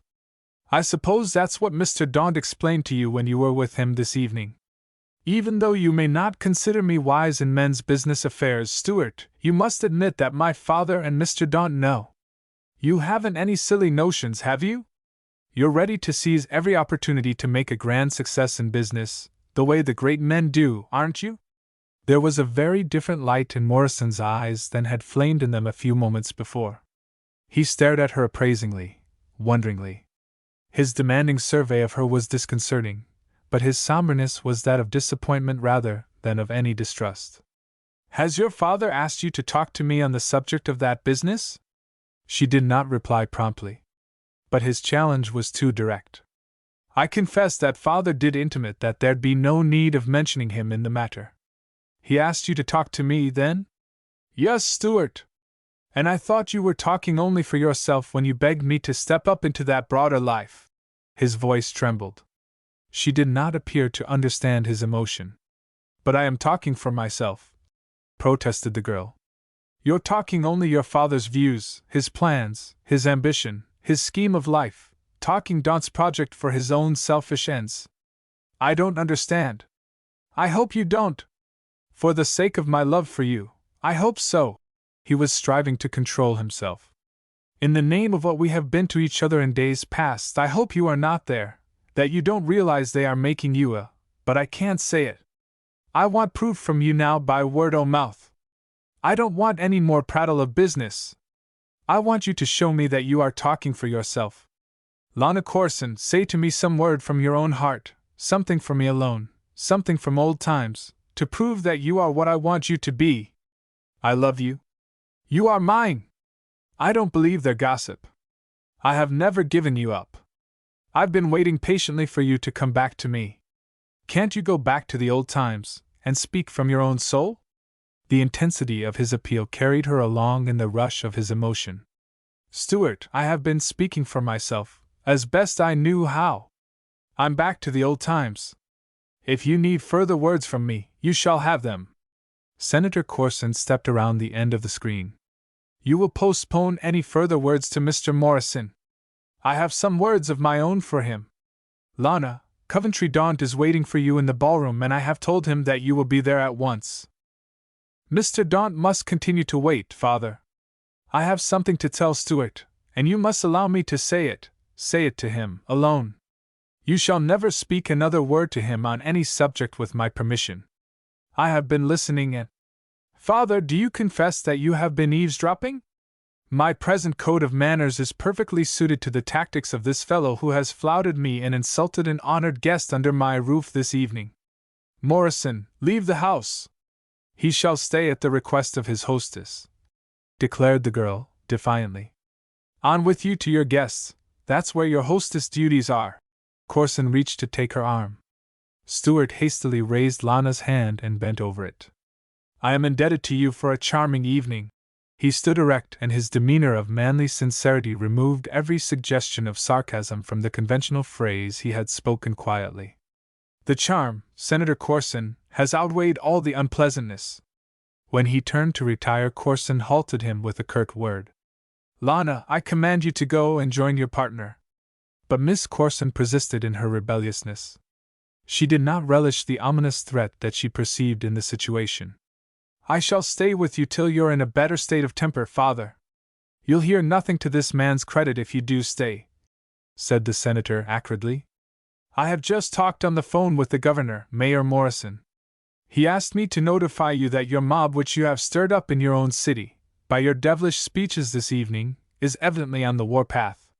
He expects you to undo the mischief, seeing that your tongue is the guilty party. Lana turned startled gaze from her father to Morrison. Amazement struggled with her indignation. Her amazement was deepened by the mayor's mild rejoinder. Very well, Senator. I have an excellent understanding with that mob. Making speeches to a mob, Lana gasped. I'll not allow even my father to say that about you, Stuart, and leave it undisputed. Your father is angry just now, Lana. Any discussion will provoke further unpleasantness. Confound you! Don't you dare to insult me by your condescending airs, thundered Corson. You have your orders. Go and mix with your rabble and continue that understanding with them, if you can make them understand that law and order must prevail in this city tonight. The library was in a wing of the mansion, far from the street, and the three persons behind the screen had been entirely absorbed in their troubled affairs. They had heard none of the sounds from the street. Somebody began to call in the corridor outside the library. The voice sounded above the music from the ballroom, and quavered with anxious entreaty as it demanded, over and over, Senator Corson! Where are you, Senator Corson? Here, replied the senator. The secretary rushed in. There's a mob outside, sir. A threatening mob. Ah, Morrison, your friends are looking you up. They are radicals, anarchists. They must be, panted the messenger. They are yelling, down with the capitalists. Down with the aristocrats. I ordered the shades pulled. The men seem to be excited by looking in through the windows at the dancers in the ballroom. There'll be no trouble. I'll answer for that, promised the mayor, marching away. Before he reached the door, the crash of splintered glass, the screams of women and shouts of men, drowned the music. Stuart went leaping down the stairs. When he reached the ballroom, he found the frightened guests massed against the wall, as far from the windows as they could crowd. A wild battle of some sort was going on outside in the night, so oaths and cries and the grim thudding of battering fists revealed. Before Stuart could reach a window, one of those from which the glass had been broken, Commander Lanigan came through the aperture with a rush, skating to a standstill along the polished floor. Blood was on his hands. His sleeves hung in ribbons. In that scene of suspended gaiety he was a particularly grisly interloper. They sneaked it over on us, Mr. Mayor, he yelled. I got a tip and routed out the Legion boys and chased them, but the dirty Bolshevists beat us to it up the hill. But we've got 'em licked. Keep 'em licked for the rest of the night, Morrison suggested. I'll be downtown with you, right away. But Lanigan, in his raging excitement, was not amenable to hints or orders, nor was he cautious in his revelations. We can handle things downtown, Your Honor. What we want to know is, what about uptown, up on Capitol Hill? You've had my promise of what I'll do. And I'll do it. Senator Corson and his daughter had arrived in the ballroom. The senator was promptly and intensely interested in this cocksure declaration by Morrison. Your promise is the same as hard cash for me and the level-headed ones, retorted Commander Lanigan. But whether it's the northern lights in the skies or plain hellishness in folks or somebody underneath stirring trouble and starting lies, I don't know. Lots of good boys have stopped being level-headed. I'll hold the gang down if I can, sir. But what I want to know is, can we depend on you to tend to Capitol Hill? Are you still on the job? Can I tell 'em that you're still on the job? You can tell 'em all that I'm on the job from now till morning, shouted the mayor. He was heard by the men outside. They gave his declaration a howl of approval. The people will be protected, shouted an unseen admirer. Stewart hurried to Senator Corson and was not daunted by that gentleman's blazing countenance. I'm sorry, sir. This seems to be a flare-back of some sort. I'll have police on guard at once. You'll protect the people, eh? There's a flatterer in your mob, Morrison. You can't even give window glass in this city suitable protection, a mayor like you. I'll have none of your Soviet police around my premises. He turned to his secretary. Call the adjutant general at the State House and tell him to send a detachment of troops here. I trust they'll cooperate well with the police I shall send, stated the mayor, stiffly. He hastened from the room. When Stewart had donned hat and overcoat, and was about to leave the mansion by the main door, Lana stepped in front of him. Stewart, you must stop for a moment, you must deny it, what father has been saying to me about you just now. Your father is angry, and in anger a man says a whole lot that he doesn't mean. I'm in a hurry, and a man in a hurry spoils anything he tries to tell. We must let it wait, Lana. But if you go on as you're going, crushing Mr. Daunt's plans, spoiling your own grand prospects, antagonizing my father, paying no heed to my advice. The girl's sentences were galloping breathlessly. We'll have time to talk it over, Lana. What? Talk it over after you have been reckless enough to spoil everything? You must stand with your friends, I tell you. Father is wiser than you. Isn't he right? I guess he thinks he is, but I can't talk about it. He was backing toward the door. You must know what it means, for us too, if you go headlong against him. I stand stanchly for my father, always. I reckon you'll have to be sort of loyal to your father, but I can't talk about it. Not now, he repeated. He was uncomfortably aware that he had no words to fit the case. But if you don't stand with him, you're in with the rabble, she declared, indignantly. He says you are. Stewart, I know you won't insult his wisdom and deny my prayer to you. Only a few moments ago I was ready, but I cannot say those words to you unless you understand. This interview had been permitted only because Senator Corson's attention had been absorbed by Mrs. Stanton's hysterical questions. But the lady's fears did not affect her eyesight. She had noted Lana's departure, and she caught a glimpse of the mayor when he strode past the ballroom door with his hat in his hand. Yes, I'll be calm, Senator. I'm sure that we'll be perfectly protected. Lana followed the mayor just now, and I suppose she is insisting on a double detail of police. The senator promptly followed, too, to find out more exactly what Lana was insisting on. Haven't you joined your rabble yet, Morrison? Corson queried, insolently, when he came upon the two. I'm going, sir, going right along. Lana set her hands together, the fingers interlaced so tightly that the flesh was as white as her cheeks. Your rabble, Stewart! Oh! In spite of her thinly veiled threat of a few moments ago, there was piteous protest in her face and voice. According to suggestions from all quarters, I don't seem to fit any other kind of society just now, he replied ruefully. He marched out into the night. Call my car, Senator Corson directed a servant. In the reception hall he encountered Silas Daunt. "Slip on your hat and coat. Come along with me to the State House.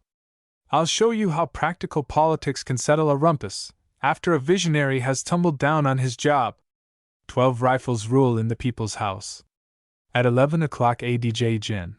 Amos Totten set up the cinch of his sword belt by a couple of holes and began another tour of inspection of the State House. He considered that the parlous situation in state affairs demanded full dress. During the evening he had been going on his rounds at half-hour intervals. On each trip he had been much pleased by the strict, martial discipline and alertness displayed by his guardsmen. The alertness was especially noticeable. Every soldier was tautly at attention when the boss warrior hove in sight. General Totten was portly, and came down hard on his heels with an elderly man's slumping gait, and his sword clattered loudly and his movements were as well advertised as those of a belled cat in a country kitchen. In the interims, between the tours of General Totten, Captain Danny Sweetser did his best to keep his company up to duty pitch. But he was obliged to admit to himself that the boys were not taking the thing as seriously as soldiers should. Squads were scattered all over the lower part of the great building, guarding the various entrances. While Captain Sweetser was lecturing the tolerant listeners of one squad, he was irritably aware that the boys of the squads that were not under espionage were doing nigh about everything that a soldier on duty should not do, their diversions limited only by their lack of resources. Therefore, when General Totten complimented him at 11 o'clock, Captain Sweetser had no trouble at all in disguising his gratification and in assuming the approved, sour demeanor of military gravity. Even then his ears, sharpened by his indignation, caught the clicking of dice on tiles. "Of course, there will be no actual trouble tonight," said the general, removing his cap and stroking his bald head complacently. "I have assured the boys that there will be no trouble. But this experience is excellent military training for them, and I'm pleased to note that they're thoroughly on the qui-vive." Captain Sweetser, on his own part, did not apprehend trouble either, but the A.G.'s bland and unconscious encouragement of laxity was distinctly irritating. "Excuse me, sir, but I have been telling 'em right along that there will be a rumpus. I was trying to key 'em up. Remember that you're a citizen as well as a soldier." The general rebuked his subaltern sternly. "Don't defame the fair name of your city and state, sir. The guard has been called out by His Excellency, the Commander-in-Chief, merely as a precaution. The presence of troops in the State House, their mere presence here, has cleared the whole situation. Mayor Morrison agrees with me perfectly on that point." "He does?" demanded the captain, eagerly, showing relief. "Why, I was afraid—" He checked himself. "Of what, sir? He didn't look like giving 3 cheers when I told him in the mill office that we had been ordered out. Mayor Morrison called me on the telephone in the middle of the day and I explained to him why it was thought necessary to have the State House guarded." "And what did he say?" urged the captain, still more eagerly. Again he caught himself. He saluted. "I beg your pardon, General Totten. I have no right to put questions to my superior officer." But General Totten was not a military martinet. He was an amiable gentleman from civil life, strong with the proletariat because he had been through the chairs in many fraternal organizations and, therefore, handy in politics. And he was strong with the governor on account of another fraternal tie. His sister was the governor's wife. General Totten, as a professional mixer, enjoyed a chat. "That's all right, Captain. What did the mayor say, you ask?" He courteously made no comment. Official tact. He is well gifted in that line. His manner spoke for him, signified his complete agreement. He was cordially polite. Very.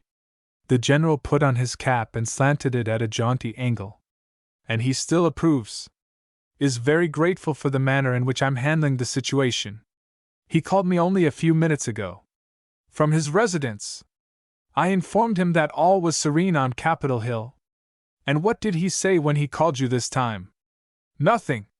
Oh, nothing by way of criticism. Distinctly affable. Captain Sweetser did not display the enthusiasm that General Totten seemed to expect. Let's see, Captain. You are employed by him? Not quite that way. I'm a mill student, learning the wool business at St. Ronan's. Aren't you and Mayor Morrison friendly? Oh, yes. Certainly, sir. But Captain Sweetsa appeared to be having much difficulty in completing his sentences, now that Stuart Morrison had become the topic of conversation. But what? He didn't say anything, you tell me? His cordiality spoke louder than words. And, of course, I was glad to meet him halfway. I have invited him to call at the State House, if he cares to do so, though the hour is late. And now I come to the matter of my business with you, Captain Sweetser, stated the general, putting a degree of official sanction on his garrulity in the case of this subordinate. If Mayor Morrison does come to the State House tonight, by any chance you may admit him. Did he say anything about coming? Mayor Morrison understands that I am handling everything so tactfully that an official visit by him might be considered a reflection on my capability. His politeness equals mine, Captain. Undoubtedly he will not trouble to come. If he should happen to call unofficially, you will please see to it that politeness governs. Yes, sir. But the other orders hold good, do they, politeness or no politeness? For mobs and meddling politicians, certainly. I put them all in the same class in a time like this. General Totten clucked a stuffy chuckle and clanked on his official way. Captain Sweetser heard a sound that was as fully exasperating as the click of dice. Somebody, somewhere in the dimly lighted rotunda, was snoring. He had previously found sluggards asleep on settees. He went in search of the latest offender. But his thoughts were occupied principally by reflection on that peculiar reticence of the Morrison of St. Ronan's. Mill student Sweetser was assailed by doubts of the correctness of General Totten's comfortable conclusions. Mr. Sweetser, in the line of business, had had opportunity on previous occasions to observe the reaction of the Morrison's reticence. The adjutant general did not bother with the elevator. He marched up the middle of the grand stairway. The State House was only partially illuminated with discreet stint of lights. All the outside incandescence of dome, porte-cochere, and vestibules had been extinguished. The inside lights were limited to those in the corridors and the lobbies.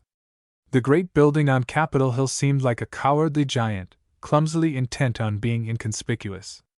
General Totten did not harmonize with the hush. He was distinctly an ambulatory noise in the corridor which led to the executive department. He was announced informally, therefore, to His Excellency. There was no way of announcing oneself formally to the governor at that hour, except by rapping on the door of the private chamber. The reception room was empty, the private secretary was not on duty, the messenger of the governor and of the executive council had been informed by Governor North that his services would not be required for the rest of the evening. Being both adjutant general and brother-in-law, Totten did not bother to knock. The governor was at his broad table in the center of the room. The big chandelier above the table was ablaze, and the shadows of the grooves on North's face were accentuated. He was staring at the opening door with an expectancy that had been fully apprised as to the caller's identity, and he was not cordial. You make a devilish noise lugging that meat cleaver around, Amos. What's the use of all the full-dress nonsense? Official example and the general bore down hard on the conjunction. The absolute necessity of a civilian officer getting into uniform when he exercises authority. I know human nature. All right. Maybe you do. But don't trip yourself up with that sword and fall down and break your neck, advised the governor, satirically solicitous as one of the family. Anything stirring downstairs? The situation is being handled perfectly. Everybody alert. It's wonderful training for the guards. I haven't liked the sound of reports from the city. Has any news come to you lately? Nothing of special importance. Only a little disturbance, or the threat of one, in the vicinity of Senator Corson's residence.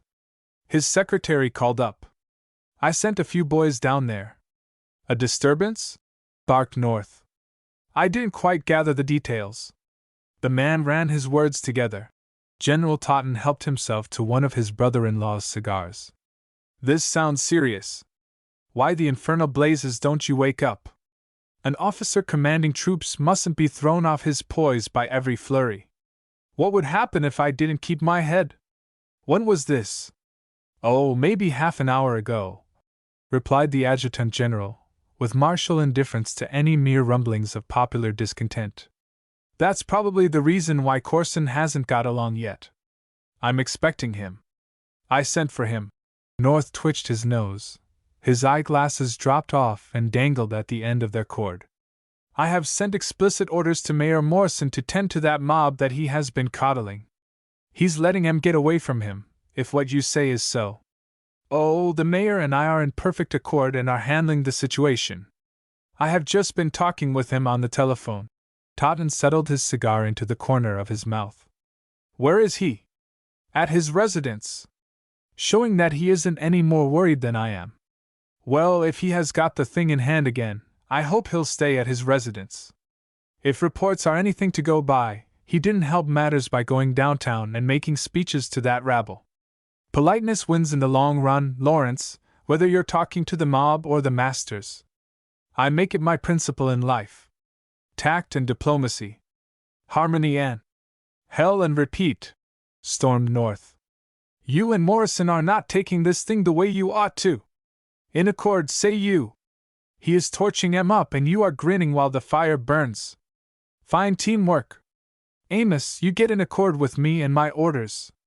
You keep away from Morrison till I can make sure that he stands clean in his party loyalty. His Excellency was stuttering in his wrath, and the general determined to be discreetly silent as to his recent tender of politeness to Morrison through the captain of the guards. Furthermore, Totten's self-complacency assured him that the mayor of Marion was leaving the affairs on Capitol Hill in the hands of the accredited commander on Capitol Hill. Governor North pulled open a drawer of the table. He threw a bunch of keys to his brother-in-law. I had the messenger leave these with me. Lock up all the doors of the council chamber. Leave only my private door unlocked. The adjutant general caught the keys. But you certainly don't expect any trouble up here, with my guards. It's plenty enough of a job for a cat to watch one rat hole. Lock up, I tell you! 13 The lineup forms in the People's House. While General Totten was bruising his dignity in the menial work of a turnkey, Governor North received 2 visitors. They were furred gentlemen who entered abruptly by the private door, the before-mentioned rat hole, but the waiting cat did not pounce. On the contrary, one of the furred intruders did the pouncing. It was Senator Corson, and he was furiously angry. What kind of a damnable fool has been giving off orders to those soldiers? I have been tramping around outside this state house from door to door, held up everywhere, and insulted by those young whelps. I don't see how that could happen, protested the governor. Who gave off such orders? There were no orders, not in your case. I didn't think it was necessary to specify anything in regard to you, Senator. Do you mean to tell me that there's a man down there who didn't recognize you, who refused to allow you to pass without question? They all know me. Of course they know me. And that's the whole trouble. They made that the reason why they wouldn't let me in here. How in the devil's name could that be? The governor's anger that promised punishment for the offenders served Senator Corson in lieu of apology. I was informed that there were strict orders not to admit politicians. According to those lunkheads at the doors, I came under that classification. The senator threw off his coat. And Daunt, here, was penalized on account of the company he was keeping. Find out who gave those orders. General Totten had locked the doors and was nervously jangling the keys. Amos, what kind of a fool have you been making yourself with your orders? The governor demanded. I think some instructions of mine in regard to admitting any of those persons whose seats are in dispute. Probably those orders were misconstrued. My guards are very zealous, very alert, affirmed the adjutant general, putting as good a face on the matter as was possible. He fully realized that this was no time to mention that exception in favor of Mayor Morrison, or to explain that he had intended to have Captain Sweetser accept humorously instead of literally the more recent statement about politicians.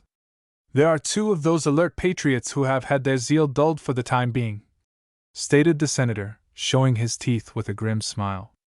I stood the impertinence as long as I could, and then I cuffed the ears of the fools and walked in. We did issue strict instructions, as Amos has intimated, the governor pleaded.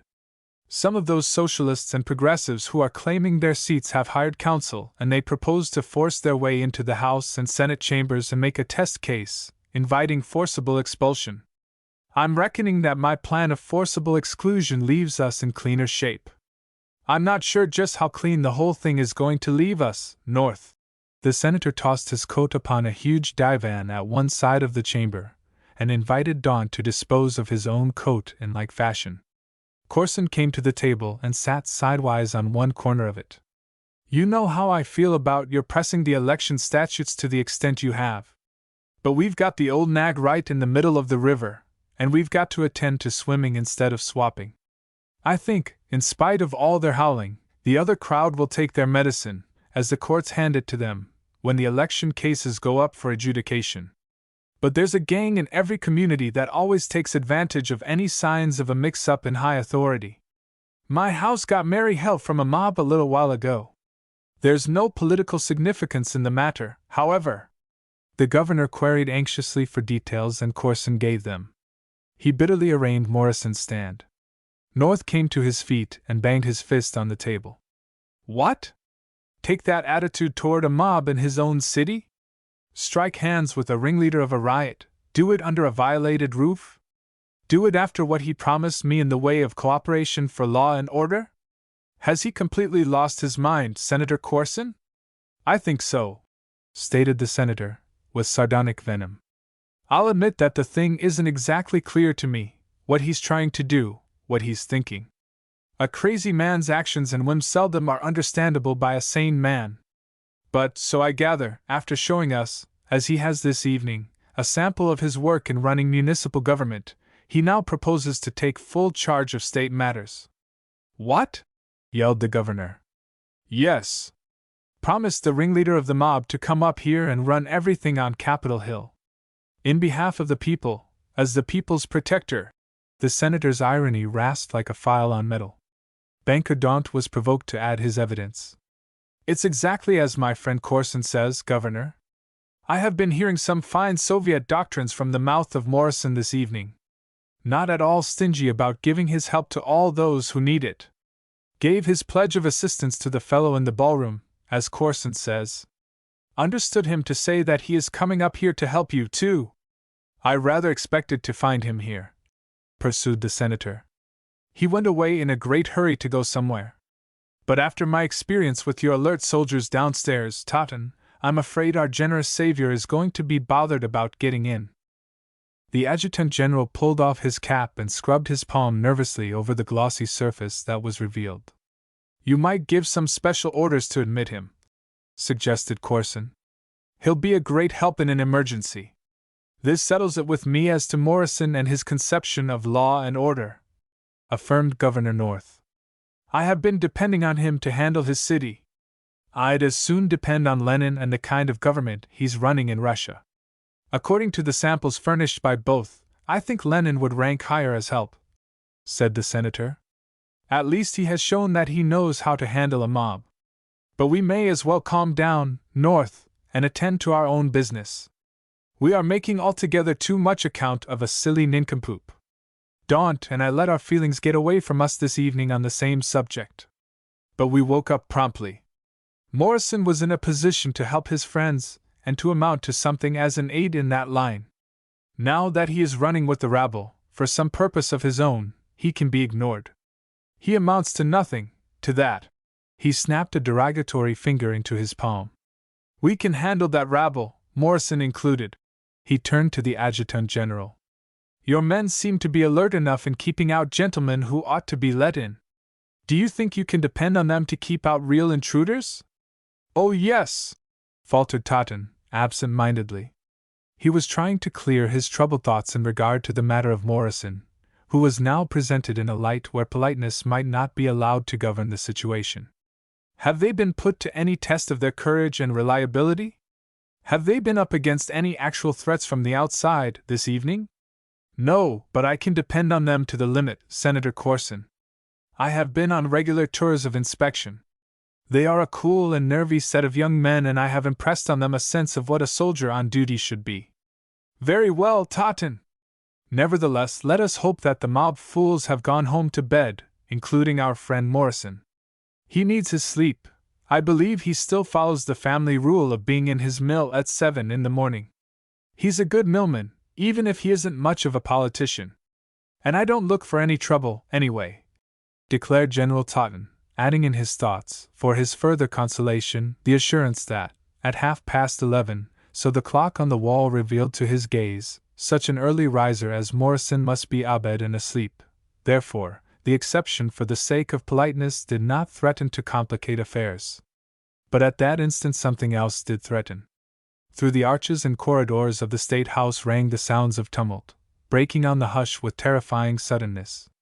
One voice, shouting with frenzied violence, prefaced the general uproar. There was the crashing of shattered wood. The rifles barked angrily. "My God, North! I've been afraid of it," Corson lamented. "You have crowded M too hard."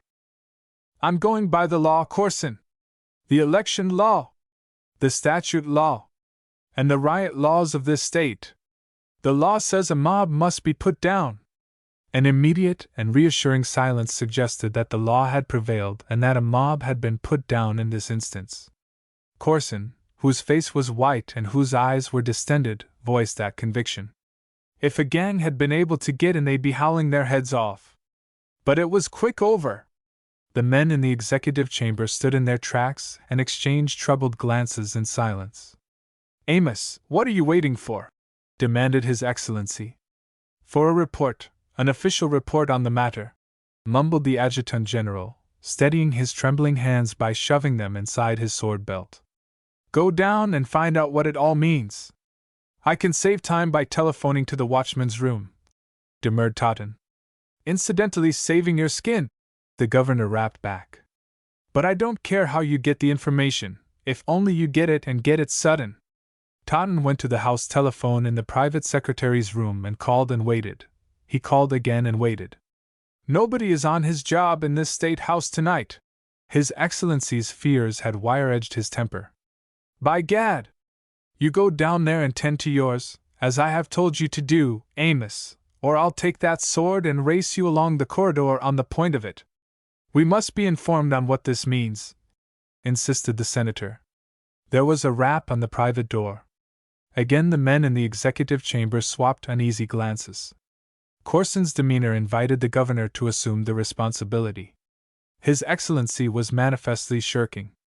He looked over his shoulder in the direction of the fireplace, as if he felt an impulse to arm himself with the ornamental poker and tongs. "May I come in?" The voice was that of the mayor of Marion. The voice was deprecatory. "Come in," invited North. Morrison entered. He greeted them with a wide smile that did not fit the seriousness of the situation, as they viewed it. There was humor behind the smile. It suggested suppressed hilarity. It hinted that he had something funny to tell them. But their grim countenances did not encourage him. "If I am intruding on important business, shut the door behind you." "What is it? What happened?" demanded North. Before shutting the door, Morrison reached into the gloom behind him and pulled in a soldier. Stuart had put off his evening garb. He wore a business suit of the shaggy gray mixture that was one of the staples among the products of St. Ronan's mill. His matter-of-fact attire was not the only element that set him out in sharp contrast among the clawhammers and uniforms in the room. He was bubbling with undisguised merriment. Corson, Daunt, and the governor were sullenly anxious. Even the young soldier looked flustered and frightened. "I have brought along Paul Duchesne so that you may have it from his own mouth." "Go ahead, Duchesne. Let him in on the joke. Gentlemen, get ready for a laugh." Stuart set an example for them by a suggestive chuckle. "Your arrival in the State House seems to have been attended by considerable of a demonstration," commented Senator Corson, recovering himself sufficiently to indulge in his animosity. "Judging from your success in starting other riots this evening, I ought to have guessed that you were in the neighborhood." "My arrival had nothing whatever to do with the demonstration, Senator." "Go on, Duchesne." "I jumped myself," stammered the soldier, a particularly crestfallen Canuck. "I see you don't grasp the idea," Morrison hastened to put in. "We mustn't have the flavor of the joke spoiled. I know Paul here. He works in my mill. He has a little affliction that's rather common among French Canadians. He's a jumper." He suddenly clapped the youth on the shoulder and yelled, "Hi!" so loudly that all the auditors leaped in trepidation. The soldier leaped the highest, flung his arms about wildly, and let out a resounding yelp. That's the idea, explained Stuart. A congenital nervous trouble. Jumpers, they are called. What the devil is this all about? Raged the governor. Tell em, Paul. Hurry up. I gone off on de nap on a settee, muttered Duchesne, twisting his fingers together. General Totten winced. Der ban whole lot o' dem gone off on de nap, too, asserted the guard, offering defense for himself. By way of showing alertness, Totten, growled the senator. So I ban dream summit ing. Be gar. I dream dat teary or two bobcat he come. Never mind the details of the dream, Paul, interposed Morrison. These gentlemen have business. Get em to the laugh, quick. Ma big button on ma belt she caught on de crack between de slat of dat settee. And when I fight all dat bobcat dat jump on myself, bag. It was de settee dat fall on me and I fight dat all over de floor. Dat's all. Oh yes. They all wake up and shoot. And nobody hurt, stated Morrison. He gazed at the sour faces of the listeners. Great Scott! Doesn't Duchesne's battle to the death with a settee get even a grin? What's the matter with all of you? We seem to be quite all right, in our normal senses, returned the senator icily. I believe there are persons who gibber and giggle at mishaps to others, but I also believe that such a peculiar sense of humor is confined largely to institutions for the refuge of the feeble-minded. You may go back to your nap, Duchesne. The mayor turned on the soldier and spoke sharply. He followed the young man to the door and closed it behind Duchesne. He marched across the chamber and faced the surly governor. I brought the boy here, Your Excellency, so that you might get the thing straight. I hope you believe him, even if you don't take much stock in me. Morrison's face matched the other's in gravity. There was an incisive snap in his tone. I happened to be in the rotunda when the... How did you happen to be in the rotunda, sir? Past the guards. I walked in. By whose permission? Why, I reckon it must have been yours, returned Stuart calmly. I gave no such permission. Well, at any rate, I was informed by the guards that a special exception had been made in my case. Furthermore, Governor North, you told me this evening that if I needed any specific information I could find you at the State House. By telephone, sir. By telephone. I distinctly stipulated that. I'm sorry. I was considerably engrossed by other matters just then. Perhaps I didn't get you straight. However, telephone conferences are apt to be unsatisfactory for both parties. I'm glad I came up. I assure you it's no personal inconvenience to me, sir. There's a fine system of military guard here, and a fine bunch to enforce it. That's what I've got on my mind to say, whipped out the senator. If one man in a settee can show up your soldiers in that fashion, Totten, what will a real affair do to them? Nobody sent for you, Mayor Morrison. Nobody understands why you're here, stated Governor North. You're not needed. The intruder hesitated for a few moments. His eyes found no welcome in any of the faces in the executive chamber. He swapped a whimsical smile for their frowns.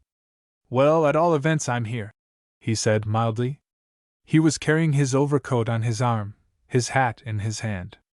He went across the room and laid the garment carefully on the divan, smoothing its folds. His manner indicated that he felt that the coat might be lying there for some little time, and consideration for good cloth was ingrained into Morrison. 14. The impending shame of a state. Morrison, returning from the shadows, standing in the light flood from the great chandelier, confronted three men who were making no effort to disguise their angry hostility. The adjutant general, nervously neutral, dreading incautious words that would reveal his unfortunate policy of politeness, tiptoed to the table and laid there the bunch of keys. I'm needed officially downstairs, Your Excellency. By Judas. I should think you were. Stuart placed a restraining hand on Totten's arm. I beg your pardon, Governor, but we need the Adjutant General of the state in our conference. Conference about what? About the situation that's developing outside, sir. I'm principally interested in the situation that has developed inside. In just what capacity do you appear here? There was offensive challenge in every intonation of North's voice. His eyes protruded, purple circlets made his cheekbones look like little knobs. He shoved forward his eyeglasses as far as the cord permitted and waggled them with a hand that trembled. Morrison's good humor continued. His calmness was giving him a distinct advantage, and North, still shaken by the panic of a few moments before, was forced farther off his poise by realization of that advantage. "Allow me to be present simply as an unprejudiced constituent of yours, Governor North. Judging from all reports, I'm not sure whether you are a constituent or not. I'm considerably doubtful about your politics, Morrison. I hope you don't intend to read me out of the party, sir. But if that question is in doubt, please permit me to be here as the mayor of the city of Marion. There's no doubt about my being that. Let me remind you that this is the State House, not City Hall. But tolerate me for a few minutes. I beg of you, sir. Both of us are sworn executives. Your duties lie where you belong, down in your city. This is the State House, I repeat. Do you absolutely refuse to give me a courteous hearing? Under the circumstances, after your actions this evening, after your public alliance with the mob and your boasts of what you were coming up here to do, I'm taking no chances on you. You're only an intruder. Again, this is the State House." Morrison dropped his deference. He shot out a forefinger that was just as emphatic as the governor's eyeglasses. "I accept your declaration as to what this place is. It is the State House. It is the big house of the people. I'm a joint owner in it. I'm here on my own ground as a citizen, as a taxpayer in this state. I have personal business here. Let me inform you, Governor North, that I'm going to stay until I finish that business. That poppycock kind of reasoning would allow every mob mucker in this state to rampage through here at his own sweet will. General Totten, call a corporal and his squad. Put this man out." Senator Corson grunted his endorsement, and went to a chair and sat down. His Excellency was pursuing his familiar tactics in an emergency, the rough tactics that were characteristic of him. In this case, Senator Corson approved and allowed the governor to boss the operation. I think, Mayor Morrison," ventured the Adjutant General, "considering that recent perfect understanding we had on the matter, that we'd do well to keep this on the plane of politeness." "So do I," Stewart agreed. "Then I hazard the guess that you'll accompany me downstairs to the door. Calling a guard would be mutually embarrassing." "It sure would," asserted Stewart, agreeing still. "Then," the general crooked a polite arm and offered it. "But your guess was too much of a hazard. You don't win." However, Morrison turned on his heel and ran toward the private door. He appeared to be solving all difficulties by flight. It was plain that those in the room supposed so. Their tension relaxed. The mayor of Marion was manifestly avoiding the ignominy of ejection from the capital by the militia, and that would be a fine piece of news to be bruited on the streets next day, if he had remained to force that issue. Stewart flung open the door. But instead of stepping through, he stepped back. "Come in," he called. Paymaster Andrew McTavish led the way, plodding stolidly, his neck particularly rigid. Delora Bunker, stenographer at St. Ronan's Mill, followed. Last came Patrolman Relihan, his bulk nigh filling the door, his helmeted head almost scraping the lintel. He carried a nightstick that resembled a flail handle rather than the usual locust club. Morrison slammed the door and Relihan put his back against it. There was a profound hush in the executive chamber. The feet of those who entered made no sound on the thick carpet. Those who were in the chamber offered evidence of the truism that there are situations where words fail to do justice to the emotions. Morrison was the first to speak. He walked to the table before uttering a word. On his way across the room, his eyes were on the keys. When he leaned on the table, he put one hand over them. "This invasion seems outrageous, gentlemen. Undoubtedly it is. But I have tried another plan with you and it did not succeed. I had hoped that I would not need these assistants whom I have just called in. Totten, go bring the guard." North's voice was balefully subdued. Relihan looked straight ahead and twirled his stick. "I apologize for stretching my special exception a bit, and introducing these guests past the boys at the door," Stewart went on. "I'm breaking the rules of politeness, and the rules of everything else, I'm afraid. But all rules seem to be suspended tonight. Totten! The governor roared, pounding his fist on the arm of his chair. Morrison gave the policeman a side glance as if to inform himself that all was right with Relihan. Then he pulled a handy chair to the table and motioned to Miss Bunker. She sat down and opened her notebook. I have come here on business, gentlemen, and you must allow me to follow some of my business methods. The heat of argument often causes men to forget what has been said.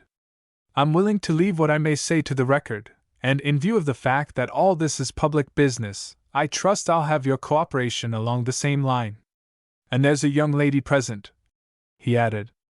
That fact will help us to get along wonderfully well together. What's that devilish policeman doing at my door? Demanded the governor, finding that his frantic gestures were not starting the adjutant general on his way. Ensuring complete privacy. The mayor beamed on the governor. Nothing gets in, nothing gets out. North grabbed the telephone instrument on his desk. One of Stewart's hands was covering the keys. With the fingers of the other hand he had been fumbling under the edge of the desk. He suddenly pulled wires from the confining staples. He yanked a big mill knife from his trousers pocket and cut the wires. North flung a dead instrument clattering on the broad table and found only oaths fit to apply to this perfectly amazing effrontery. You need not take, Miss Bunker! The quiet dignity of Morrison and the rebuke the governor found in the girl's contemplative eyes choked off the profanity, as effectively as would gripping fingers at his throat. I realize that all this is absolutely unprecedented, has never been done before, is unadulterated gall on my part, Governor North. Perhaps I haven't a leg to stand on. Morrison, this infernal nonsense must cease! Senator Corson shouted, leaping from his chair and shaking both fists. You need not take, Miss Bunker! Corson gulped and surveyed the young lady, and found her eyes as disconcertingly rebuking as they had proved in the case of North. Not especially on account of the style of your language, Senator. But you are merely a visitor here, the same as I. At the present time your comments on the business between the governor and myself can scarcely have any weight in the record. What in blazes is that business? Get it out of you! Commanded the other principal in the controversy. With pleasure. Thank you for coming down to the matter in hand. You may take Miss Bunker. Governor North, I have been about among people this evening and you have been making incendiary speeches, and I demand to know what you have said and why you have said it. I have no time now to go into those details. My business is more pressing, sir. You're in cahoots with a mob. I saw you operating, with my own eyes, under my own roof, asserted Senator Corson, violently. I have no time for discussing that matter. Morrison looked up at the clock on the wall. This other business, I assert, is urgent. Banker Daunt had been holding his peace, growling anathema to himself in the depths of a big chair. He struggled to the edge of that chair. I am in this building right now to warn the governor of this state that you are playing your own selfish game to stifle enterprise and development, and to discourage outside capital, hundreds of thousands of it, waiting to come in here. Pardon me, sir. I have no time to discuss water power, either. Right now I'm submitting news instead of theories. He faced the governor again. That's why I'm here. I'm bringing news. That news must put everything else to one side. We have minutes only to deal with the matter. And if we don't use those minutes with all the wisdom that's in us, the shame of our state will be on the wires of the world inside of an hour. His vehemence intimidated them. His manner as the bearer of ill tidings won what his appeals had not secured, an instant hearing. What I say will be a matter of record, and the blame will be placed where it belongs. You can't claim that you didn't have facts. I have been among the people. I have sent others among them and I have received reports and I know what I am talking about. There's a mob massing downtown, a mob made up of many different elements. That kind of mob can't be handled by mere arguments or by machine guns. That mob must be shown. Talking won't do any good. Just a moment. You won't do what you ought to do, Governor, unless you have this thing driven straight at you. In that mob are the men who have voted for various members of the legislature who claim seats and whose seats are threatened. It's a personal matter with those men. You can't soft soap them tonight with promises of what the courts will do. Several hundred huskies are on the way over here from the Agawam quarries. Those men don't care about this or that candidate. They have been paid to grab in on general principles, and they're bringing sledgehammers. In that mob, also, are the red aliens who keep under cover till a row breaks out. Any kind of trouble suits their purpose, and you know what their purpose is in regard to this government of ours. They're coming, I tell you. They're coming on to Capitol Hill. And what have you been doing to stop 'em, after all your promises of what you'd do? Raged North. I've been doing the best I could, with what loyal boys I could depend on. But I want to know now what you're going to do. Shoot every damnation thug of 'em who gets in range of our machine guns. Totten, hustle yourself downstairs and see that it's done. Genera! Totten will not leave this room, not now. You're all wrong, Governor. That's the way a mob was handled in one state in this union not so very long ago, and the governor was right. He was hailed from one end of the country to the other as right. The principle behind him was right. That's what you mean, Governor North. That was just the point he made. Do you dare to stand there and intimate that I haven't got principle behind me? Statute law, election law? Morrison glanced again at the clock, then he tossed a bomb into the argument. The principle in this instance is a pretty wobbly backing, sir. I'm afraid that even my loyal boys will join the mob if the news gets out about those election returns in certain districts, the returns that were sent back secretly to be corrected. The bomb had all the effect that Morrison hoped for. His Excellency slumped back in his chair and pittered, his lips wordlessly. I don't think the news has actually got out among the general public, but it's apt to leak any minute, sir. You can't afford to take chances. Such slander is preposterous, Corson asserted. What used to be done, reviving old stories. I say that our party will not lend its countenance to any such tricks. In his excitement, he had dropped an admission as to the past in politics while offering a disclaimer as to the present. There's no time now for any political discussions, retorted Morrison curtly. It's a matter right now of sidetracking a fight. If that fight comes off, Governor North, the truth will come out. And you can't point to a principle in your case as an excuse for bloodshed. If a mob attacks this state house, there's got to be a fight. It takes two to make a fight, sir. Order General Totten to march his troops out of the state house. Machine guns and all. Tell them to go home and go to bed. That audacious advice was a second bomb. After a few moments, Senator Corson leaped out of his chair, strode across the room, and plucked his coat and hat from the divan. Come along, Daunt, he counseled, his voice cracking hoarsely. Hold on, Senator, expostulated the governor. I need your help. I won't allow myself to be mixed into this mess, North. I can't afford to help shoulder the blame where I have not been fully informed. And I won't allow a lunatic to endanger my life. Come on, Daunt, I tell you. If you're bound to go, I'll go along too, proffered the governor, rising hastily. This thing can be handled. It's got to be handled. We'll go where this infernal, clattering loon from St. Ronan's Mill can't break up a gentlemen's conference. Stuart did not suggest that the gentleman remain, nor did he offer to go, nor did he plead for a decision.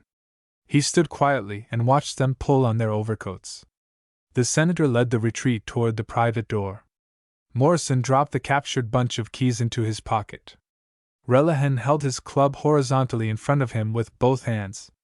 Get out of the way! Yelped Corson. The officer shook his head. General Totten, open that door. No chance, Relihan growled. North wagged his way close to the barring fender and shook an admonitory finger under the policeman's nose. I'm the governor of this state. I order you to move away from that door. I can't help what ye are. I'm taking me orders on from the Mayor O'Marion. You see, gentlemen, suggested Morrison, it looks as if we'd be obliged to settle our business right where we are, in this room. Time is short. Won't you come back here to the table? There was absolute silence in the executive chamber, a silence that continued. The dignitaries at the door deigned to accord to Morrison neither glance nor word. They would not indulge his incredible audacity to that extent. As to Relihan, they did not feel like stooping so low as to waste words on the impassive giant who personified an ignorant insolence that made no account of personalities. They had ventured in no move against that obstacle in their path, either by concerted attack or individual effort to pass. They looked like wakened sleepers who were struggling with the problems proposed in a nightmare. It was a situation which seemed beyond solution by the ordinary sensible methods. After a time, Governor North voiced in a coarse manner, inadequately, some expression of the emotion that was dominating the group. "What in hell is the matter with us, anyway?" Again there was a prolonged silence.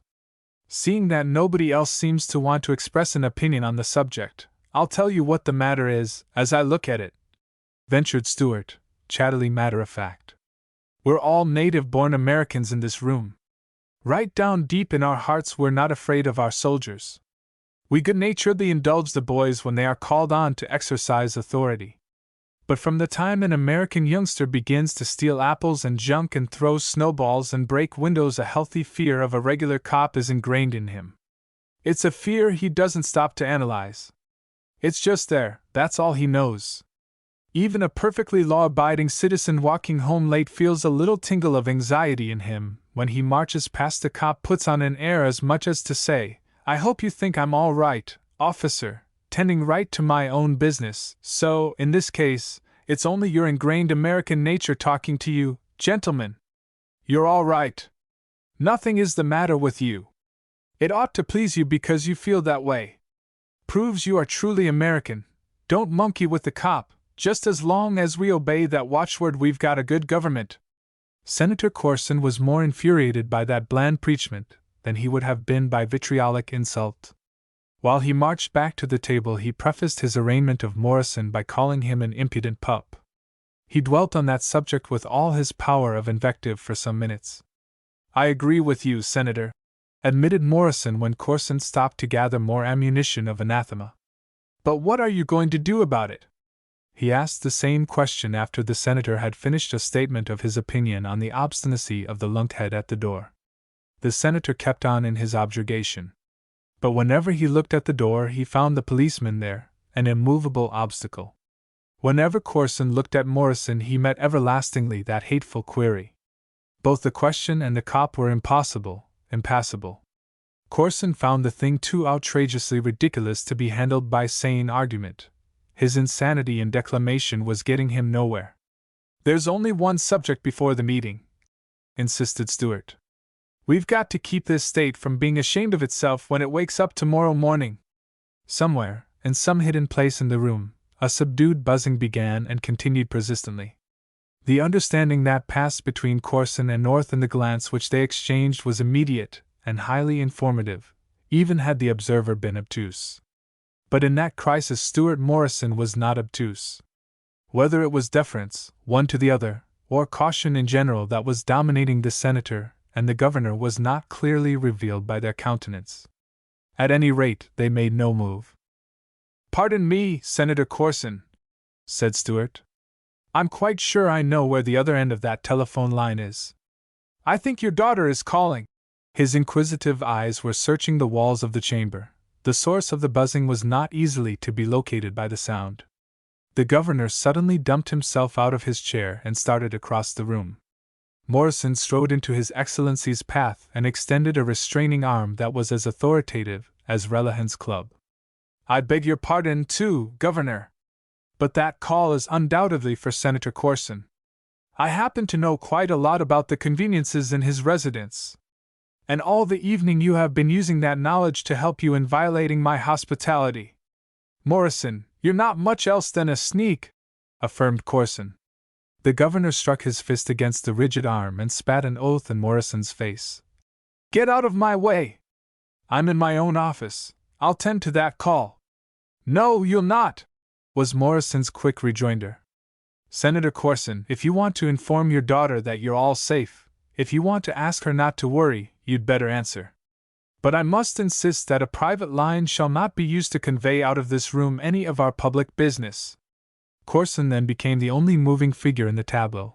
He went to the wall, pushed aside a huge frame which held the state's coat of arms, and pulled from a niche a telephone on an extension arm. He proceeded to display his utter contempt for commands issuing from the absurd interloper who was presuming in such dictation to dignity. Yes. Lana! Call High Sheriff Dalton!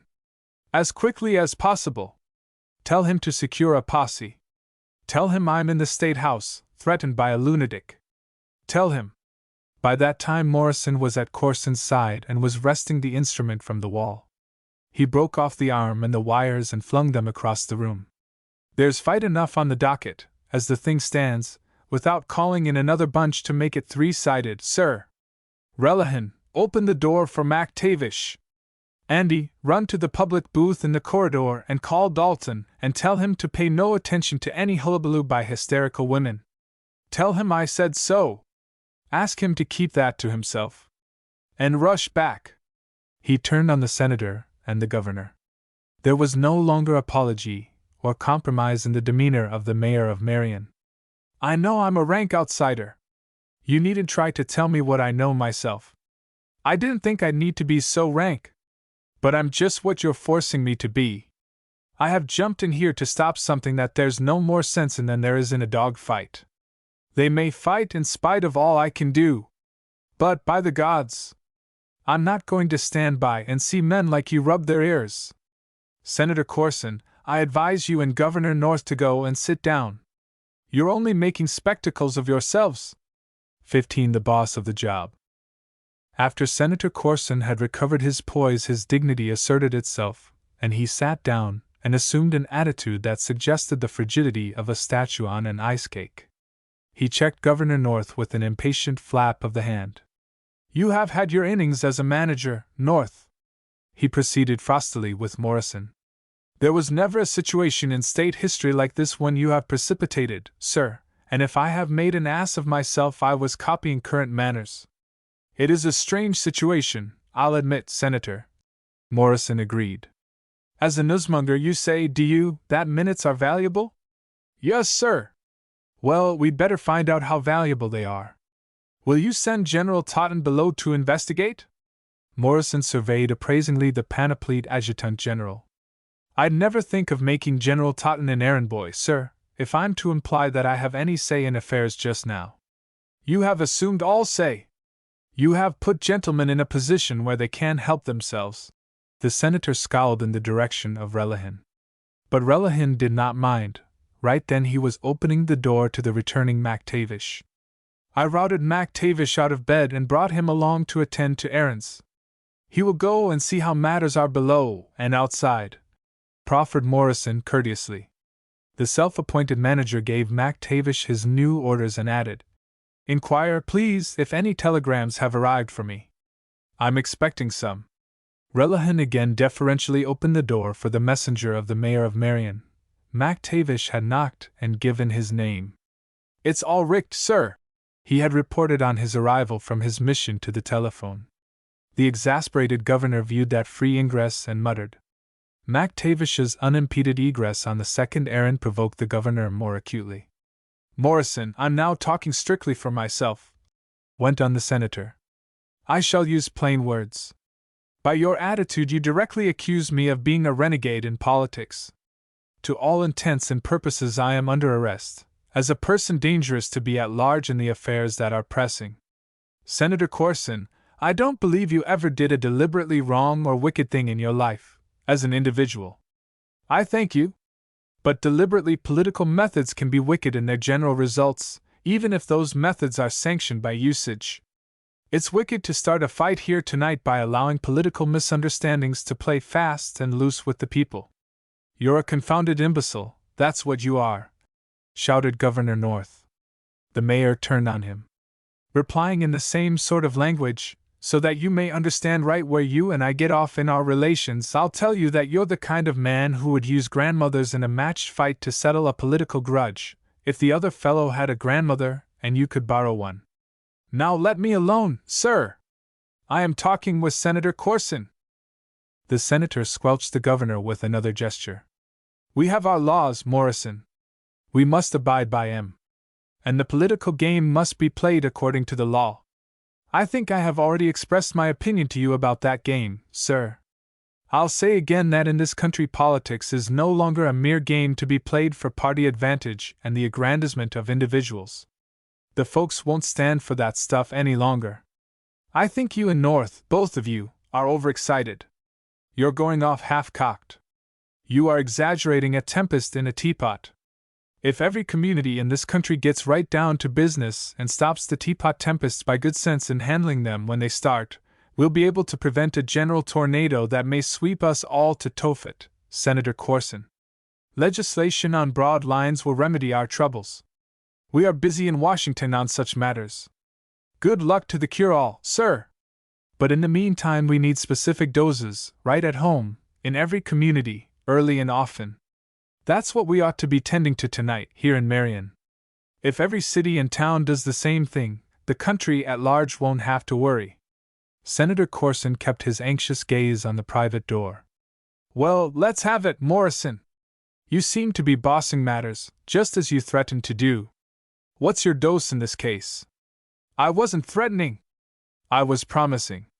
Promising what? That the people would get a square deal in this legislative matter. You don't underrate your abilities, I note. Oh, I was not promising to do it myself. I have no power in state politics. I was promising that Governor North and his executive counselors who canvassed the election returns would give the folks a square deal. In his rage, the governor, defying such presumptuous interference, was not fortunate in phrasing his declaration that Morrison had no right to promise any such thing. The big millman surveyed His Excellency with a whimsical expression of distress. Why, I suppose I had the right to promise that much on behalf of our chief executive. You aren't going to deny him a square deal, you don't mean that, do you, sir? Confound your impudence, you have no right to twist my meaning. I'm going by the law, strictly by the statutes. The question will be put up to the court. Certainly, affirmed Senator Corson. It must go to the court. Just then Relihan slammed the private door with a sort of official violence. MacTavish had entered. He marched straight to Morrison with the stiff jerkiness of an automaton. He carried a sealed telegram and held it as far in front of himself as possible. Stewart seized upon it and tore the envelope. I'm glad to hear you say that about the court, gentlemen. I have taken a liberty this evening. Will you please wait a moment while I glance at this? It was plainly, so his manner indicated, something that had a bearing on the issue. They leaned forward and attended eagerly on him when he began to read aloud. My opinion hastily given for use if emergency is such as you mention is that mere technicalities, clerical errors that can be shown to be such or minor irregularities should not be allowed to negative will of voter when same has been shown beyond reasonable doubt. Signed, Davenport, Judge Supreme Judicial Court. Morrison waited a few moments, gazing from face to face. Then he leaned across the table and gave the telegram into the hands of Miss Bunker. Make it a part of the record, please, he directed. Well, I'll be eternally condemned, roared the governor. You're a rank outsider. You don't know what you're talking about.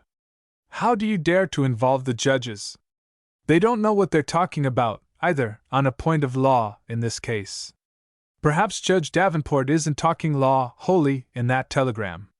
He may be saying a word as an honest man who doesn't want to see his state disgraced by riot and bloodshed tonight. The mayor addressed MacTavish with eager emphasis. What do you find down below, Andy? Nate particular pother within doors. Muckle powwow why out, reported the old man tersely. Then you gotta look outside? Aye. When I took the message frae the telegraph laddie at the door. Was Joe Lanigan in sight? Aye. It's all right so far, gentlemen, the mayor assured his involuntary confreres. Joe is on the job with his American Legion boys, as he promised me he'd be. Now I'm going to be perfectly frank and inform you that I have made a promise of my own in this case. I haven't meant to be presumptuous. I don't want you to feel that I've got a swelled head. I'm merely trying to keep my word and carry out a contract on a business oasis. It's only a matter of starting right. Then everything can be kept right. He whirled on MacTavish. Trot down again, Andy. I'm expecting more messages. And keep us posted on happenings. Are such humble persons as North and I are entitled to be let in on any details of your contract, Mr. Boss-in-Chief? Inquired the senator. I think the main contract is your own, sir, yours and the governor's. I don't like to seem too forward in suggesting what it is. Nothing you can say or do from now on will seem forward, Morrison. Even if you should order that Hereford steer, there, at the door, to bang us over our heads with his shillelagh, it would seem merely like an anticlimax, matched with the rest of your cheek. What's the contract? You and North stated the terms of it yourselves, when you were campaigning last election. You said that if you were elected you'd be the servants of the people. What in the devil do you claim we are now? I make no assertion. But when I was down with the bunch this evening I was able to get into the spirit of the crowd. I found myself feeling, just as they said they felt, that it's a queer state of affairs when servants barricade themselves in a master's castle and use other paid servants to threaten with rifles and machine guns when the master demands entry. I'd be carrying out my contract, would I, by disbanding that militia and opening this state house to the mob? Demanded North. This is a peculiar emergency, sir, Morrison insisted. Outside are massing all the elements of a know-nothing, rough-house melee. Even the Legion boys don't know just where they're at till there's a showdown. I can depend on 'em right now while they're waiting for that showdown. They'll fight their fingernails off to hold the plain rowdies in line. Such boys have been showing their mettle in one city in this country, haven't they? But a mere licking, no matter which side wins, doesn't last long enough for any general good unless the licking is based on principle and the principle is thereby established as right. Now let me tell you, Governor North. You can't fool those Legion boys outside. They have come home with new conceptions of what is a square deal. They're plumb on to the old-fashioned tricks and cheap politics. They're not letting office holders play checkers with them any longer. Governor, and you, Senator Corson, this is now a question of tonight, an emergency, an exigency. I have told those boys that they will be shown. You've got to show 'em. Show 'em that this state house is always open to decent citizens. Show 'em that you, as office holders, don't need machine guns to back you up in your stand. He emphasized each declaration by a resounding thump of his fist on the table. Show 'em that it's a square deal, and that your cuffs are rolled up when you deal. Show 'em that you're not bluffing honestly elected members of this incoming legislature out of their seats by closing the doors on 'em tomorrow. That's your contract. Are you going to keep it? McTavish returned. He brought another telegram. Morrison ripped the enclosure from the envelope. It's of the same purport as the other, he reported. Signed, Madigan, Justice Supreme Judicial Court. Back to the door, McTavish. Here, Miss Bunker, insert this in the record. This is simply preposterous, exploded the senator. Rather irregular, certainly, Stewart confessed. But I didn't ask M for red tape.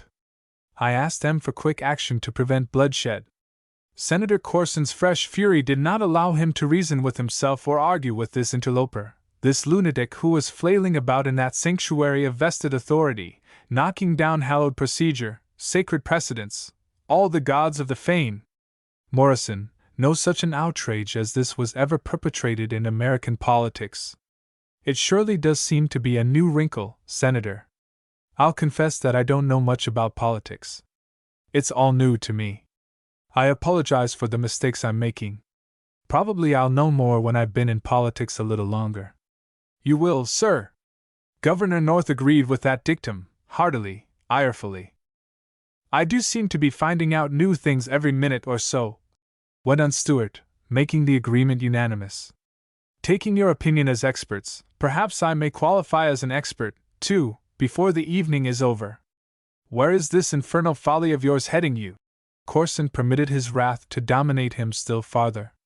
He shook his fist under Morrison's nose. Straight toward a bright light, Senator. I'm putting no name on it. But I'm keeping my eyes on it. And I can't stop to notice where I'm knocking down or whose feet I'm treading on. The senator went to Governor North and struck his fist down on His Excellency's shoulder. I've been having some doubts about your methods, sir, but now I'm with you, shoulder, to save this situation. Pay no attention to those telegrams. There's no telling what that idiot has wired to the justices. This man has not an atom of authority. You cannot legally share your authority with him. To defer to one of his demands will be breaking your oath to preserve order and protect state property. Exactly. I don't need that advice, Corson, but I do need your support.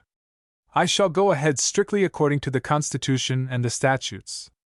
I am glad to hear you say that, Governor, stated Morrison. Did you expect that I was going to join you and your mob of lawbreakers? Your explicit statement pleases me, I say. Shall you follow the Constitution absolutely, in every detail? Absolutely. In every detail. Right down to the last technical letter of it? Good gad. What do you mean by asking me such fool questions? I'm getting a direct statement from you on the point. For the record, he pointed to the stenographer. I shall observe the Constitution of this state to the last letter of it, absolutely, undeviatingly. And now, as governor of this state, I shall proceed to exert my authority. Put that statement in the record. I order you to leave the State House immediately. Record that too. Otherwise I shall prefer charges before the courts that will put you in state prison, Morrison. Do you know exactly the provisions of the Constitution relating to your office, sir? I do. Don't you realize that, according to the technical stand you take, you have no more official right in this capital than I have, just now? His Excellency's silence, his stupefaction, suggested that his convictions as to Morrison's lunacy were finally clinched. The Constitution that you have invoked expressly provides that a governor's term of office expires at midnight on the day preceding the assembling of the first session of the legislature. You will be governor in the morning at 10:30 o'clock, when you take your oath before the joint session. But by your own clock up there you ceased to be governor of this state 5 minutes ago. Morrison drawled that statement in a very placid manner. His forefinger pointed to the clock on the wall of the executive chamber. Governor North did know the Constitution, even if he did not know the time o' night until his attention had been drawn to it. He was disconcerted only for a moment, then he snorted his disgust, roused by this attempt of a tyro to read him a lesson in law.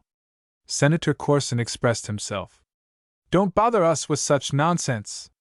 Such a ridiculous point has never been raised. But this is a night of new wrinkles, as we have already agreed, insisted the mayor of Marion. I'm right along with the governor, neck and neck, in his observance of the letter of the law. Well, then, we'll stick to the letter, snapped His Excellency. I have declared this State House under martial law.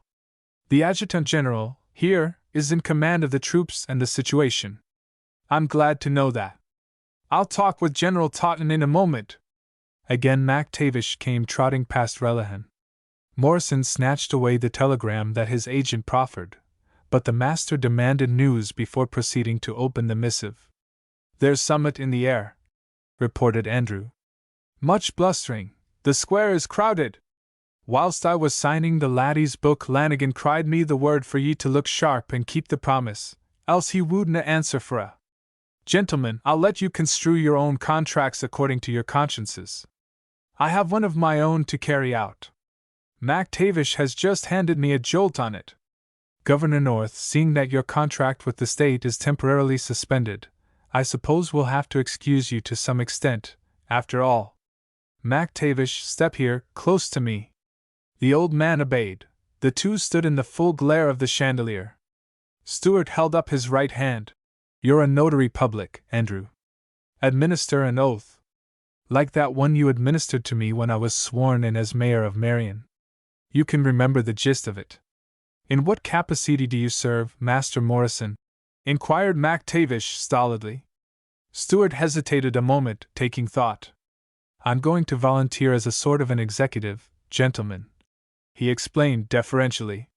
The exigency seems to need one. I have heard that a good executive is one who acts quickly and is right, part of the time. I'm indebted to Senator Corson for a suggestion he made a little while ago. I think, MacTavish, you'd better swear me in as boss of the job.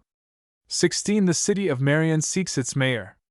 Gaiety's glaring brilliancy on Corson Hill had been effectually snuffed by the onslaught of the mob. The mansion hid its lights behind shades and shutters. The men of the orchestra had packed their instruments. The dismayed guests put on their wraps and called for their carriages. In the place of lilting violins and merry tongues, hammers clattered and saws rasped. The servants were boarding up the broken windows. Lana Corson, closeted with Mrs. Stanton, found the discord below stairs peculiarly hateful. It suggested so much, replacing the music. The rude hand of circumstance had been laid so suddenly on the melody of life. And I'll say again, pursued Mrs. Stanton, breaking a silence that had lain between the two. Don't say it again! Don't! Don't! It was indignant expostulation instead of supplication, and the matron instantly exhibited relief. Thank goodness, Lana! Your symptoms are fine. You're past the crisis and are on the mend. Get angrier! Stay angry! It's a healthy sign in any woman recovering from such a relapse as has been threatening you since you came back home. Will you not drop the topic? Demanded Miss Corson, with as much menace as a maiden could display by tone and demeanor. As your nurse in this period of convalescence, insisted the imperturbable lady, I find your temperature encouraging. The higher the better, in a case like this. But I'd like to register on your chart a hard and fast declaration from you that you'll never again expose yourself to infection from the same quarter. Lana did not make that declaration. She did not reply to her friend. The two were in the senator's study. Lana had led the retreat to that apartment. Its wainscoted walls and heavy doors shut out in some measure the racket of hammers and saws. She walked to the window and pulled aside the curtain and looked out into the night. Between Corson Hill and Capitol Hill, in the broad bowl of a valley, most of the structures of the city of Marion were nested. The State House loomed darkly against the radiance of the winter sky. She was still wondering what that blood-stained intruder had meant when he declaimed about the job waiting on Capitol Hill, and she found disquieting suggestiveness in the gloom which wrapped the distant State House. Even the calm in the neighborhood of the Corson mansion troubled her. The scene of the drama, whatever it was all about, had been shifted. The talk of men had been of prospective happenings at the State House, and that talk was ominous. Her father was there. She was fighting an impulse to hasten to the Capitol, and she assured herself that the impulse was wholly concerned with her father. I'll admit that the thoughts of youth are long, long thoughts, just as that poet has said they are. Mrs. Stanton went on, one topic engrossing her. But I'm assuming that there's an end to M, just as there is to the much-talked-of Long Lane. In poems there's a lot of nonsense about marrying one's own first love, and I suppose the thing is done, sometimes. Yes, I'm quite sure of it, because it's written up so often in the divorce cases. If I had married any one of the first 5 fellows I was engaged to, probably my own case would have been on record in the newspapers before this. Lana dear, why don't you come here and sit down and confide in a friend and assure her that you're safe and sane from now on? Miss Corson, as if suddenly made aware that somebody in the room was talking, snapped herself about-face. Doris, what are you saying to me? I'm giving you a little soothing dissertation on love, the right kind of love, the sensible kind. How do you dare to annoy me with such silliness in a time like this? Why, because this is just the right moment for you to tell me that you are forever done with this silly kind of love. Mushy boy and girl love is wholly made up of illusions. This Morrison man isn't leaving you any illusions in regard to himself, is he? Miss Corson came away from the window with a rush. Her cheeks were danger flags. You seem to be absolutely determined to drive me to say something dreadful to you, Doris. I've been trying so hard to remember that you're my guest. Your friend, you mean? You listen to me. I'm making my own declarations to myself about the men in this world, the ones I know. If I should say out loud what I think of them, or if I should say what I think of friends who meddle and maunder on about love, I'd be ashamed if I were overheard. Now not another word, Doris Stanton! She stamped her foot and beat her hand hard on the table in a manner that smacked considerably of the senator's violence when his emotions were stirred. I'm ashamed of myself for acting like this. I hate such displays. But I mean to protect myself. And now keep quiet, if you please. I have something of real importance to attend to, even if you haven't. She went to a niche in the wall and pulled out the private telephone instrument. The pressure of a button was required to put in a call. After the prolonged wait, Senator Corson's voice sounded high-pitched, urgent. His appeal was broken short off. Lana stared at Mrs. Stanton while making futile efforts to get a reply to frantic questions. Fear paled the girl's face and widened her eyes. "What has happened, Lana?" "It's father." "He asked for help." "It's some danger, something dreadful." She clung to the telephone for several minutes, demanding, listening, hoping for further words, the completion of his orders to her. Then, abandoning her efforts, she made haste to call the sheriff of the county, using the study extension of the regular telephone.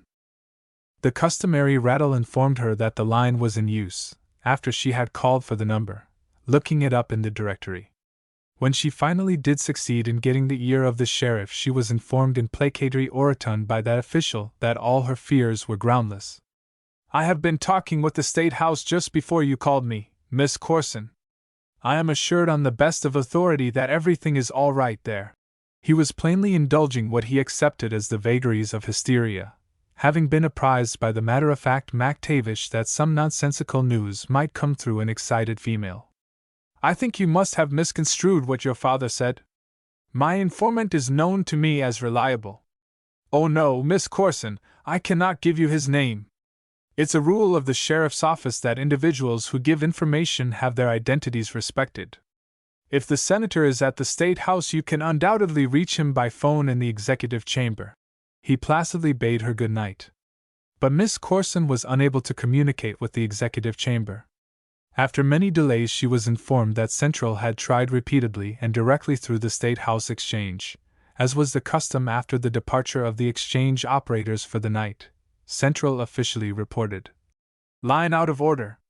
During her efforts to communicate, Coventry Daunt hastened into the study.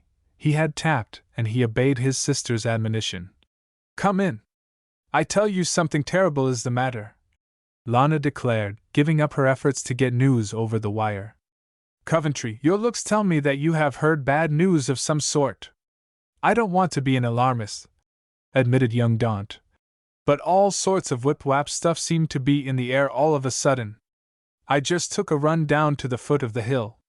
The bees are buzzing a little livelier there than they are in the neighborhood of the house. Up here some soldier boys are waving their bayonets and fat cops are swinging clubs. We're all right, ladies, but there are all sorts of stories about what's likely to happen up at the State House. I've come to tell you that if you can do without me, I think I'll take a swing over to Capitol Hill. I don't want to miss anything good, and I'll bring back straight news." "I can't endure to wait here for news, Coventry," Lana said. "Order the car, I'll go along with you." "It's absolute folly," declared Mrs. Stanton aghast. "Haven't you had enough experience with mobs for one evening? I am going to my father, mobs or no mobs. I know his voice and I know he's in trouble, no matter what that idiot of a sheriff tells me." She hurried to the door. "Order the car, I say. I'll get my wraps." Mrs. Stanton divided rueful gaze between her own evening gown and Lana's. "Are you going with that dress on?" "I certainly am," Lana called from the corridor, running toward her apartments. "Well," Mrs. Stanton informed her brother, "this gown has served me all evening during the political rally that somebody tried to pass off as a reception. Probably it will do very well for the mob affair. I'll go for my furs." "That's a brick," was her brother's endorsement. "She needs us both. But don't be frightened, sis. It's only a political flurry, and such fusses are usually more fizz than fight. I'll have the car around to the door in a jab of a jiffy." By the time the limousine swung under the porte-cochere, Lana was down and waiting. Mrs. Stanton came hurrying after, ready to defy a January midnight in a cocoon of Kolinsky. Coventry had ridden from the garage with the chauffeur. "I have been talking with Wallace. He thinks he'd better drive to the State House by detour through the parkway." "Go straight down through the city," commanded the mistress. "I'm not afraid of my hometown folks. Besides, I have an errand. Stop at the Marion Monitor office, Wallace." The city certainly offered no cause for alarm when they traversed the streets of the business district. Nobody was in sight.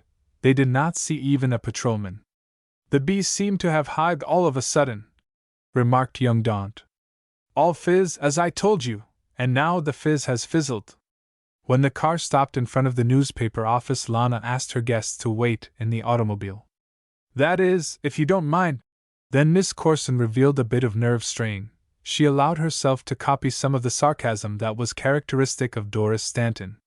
One of those old friends whom we have been discussing so pleasantly this evening, Doris, is the city editor of the Monitor. Gossipy, of course, from the nature of his business.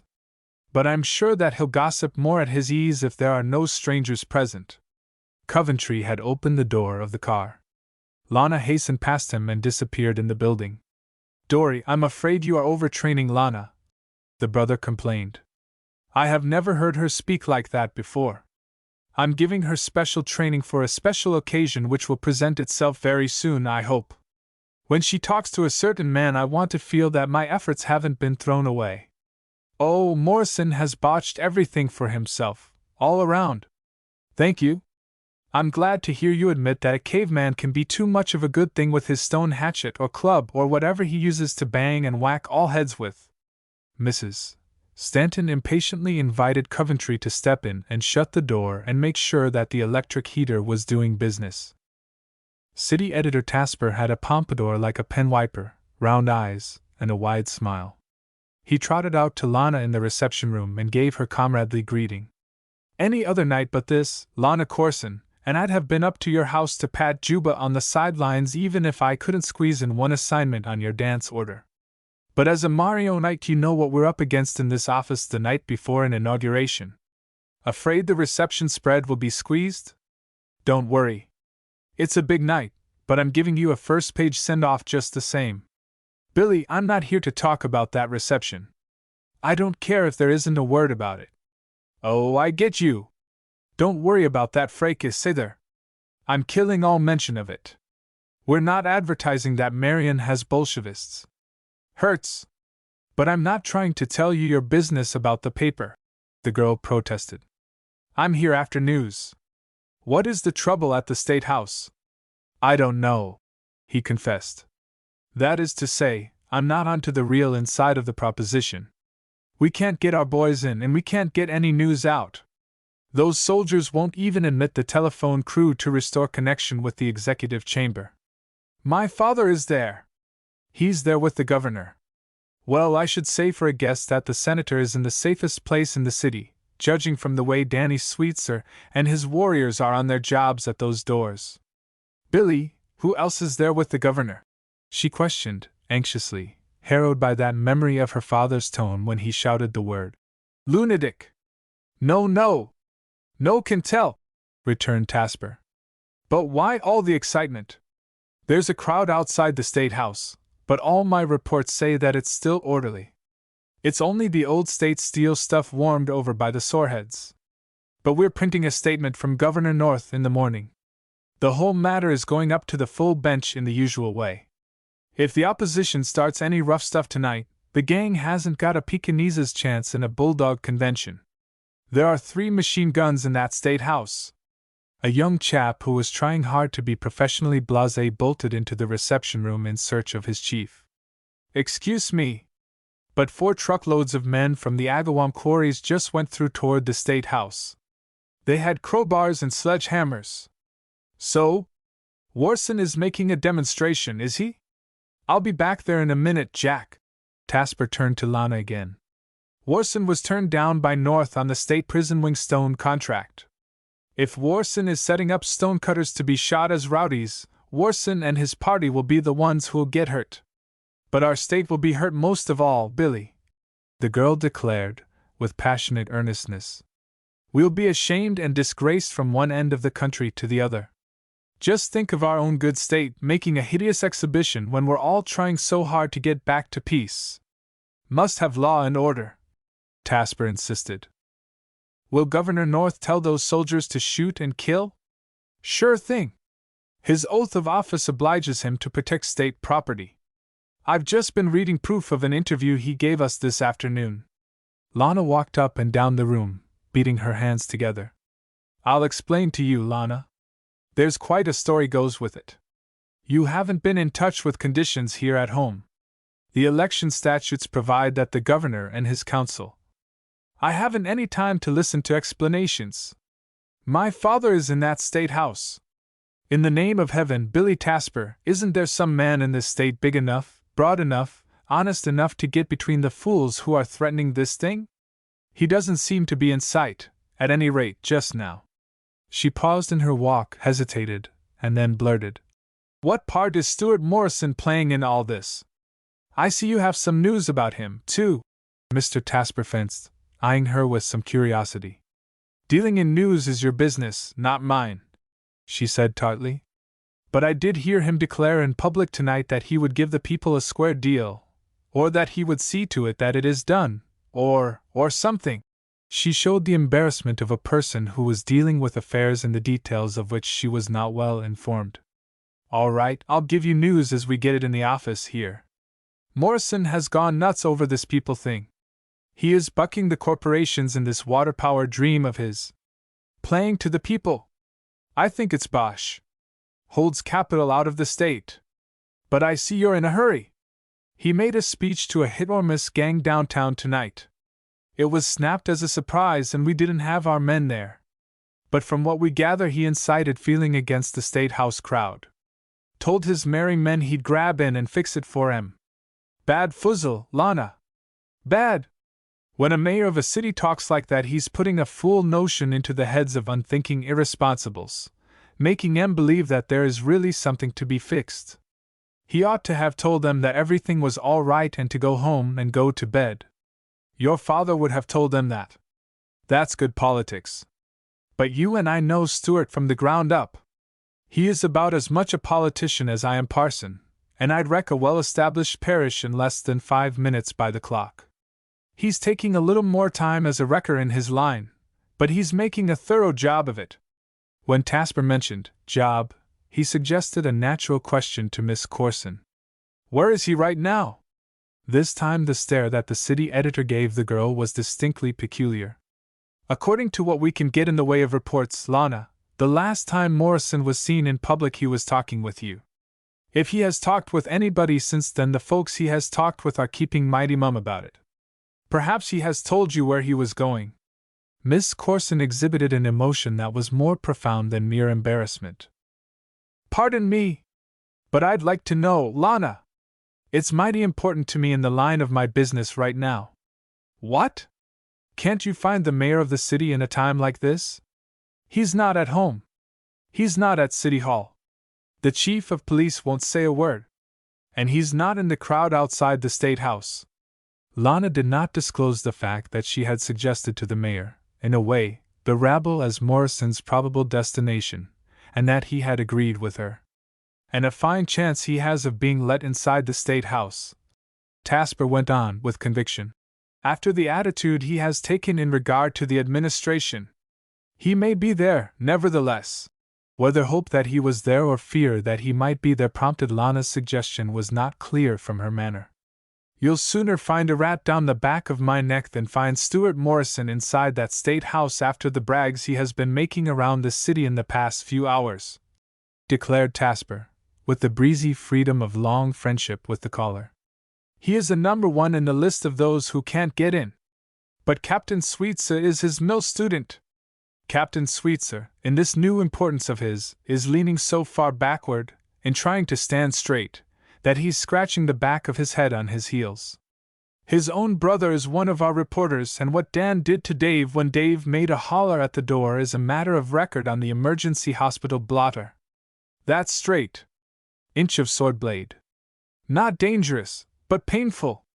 All through this interview Lana had maintained the demeanor of one who was poised on tiptoes, ready to run. She gathered her coat's broad collar more tightly in its clasp of her throat, and started for the door. But she whirled and ran back to Tasper. "You say that Stuart Morrison is no politician. But I noticed the queer flash in your eyes, Billy Tasper. Do you think he is a coward and has run away?" "Tut, tut! Not so strong!" The newspaper man put up a protesting palm. "I simply state that His Honor the Mayor is under somewhere. I never saw any signs of his being a coward, but a lot of us have never been tested by a real crisis, you know." You say he has no power in politics. Could he do anything in a case like this? Tasper clawed his hand over his head, and the crest of his pompadour bristled more horribly. He could at least try to undo some of the trouble he has caused by his tongue. He could be at City Hall, where he belongs.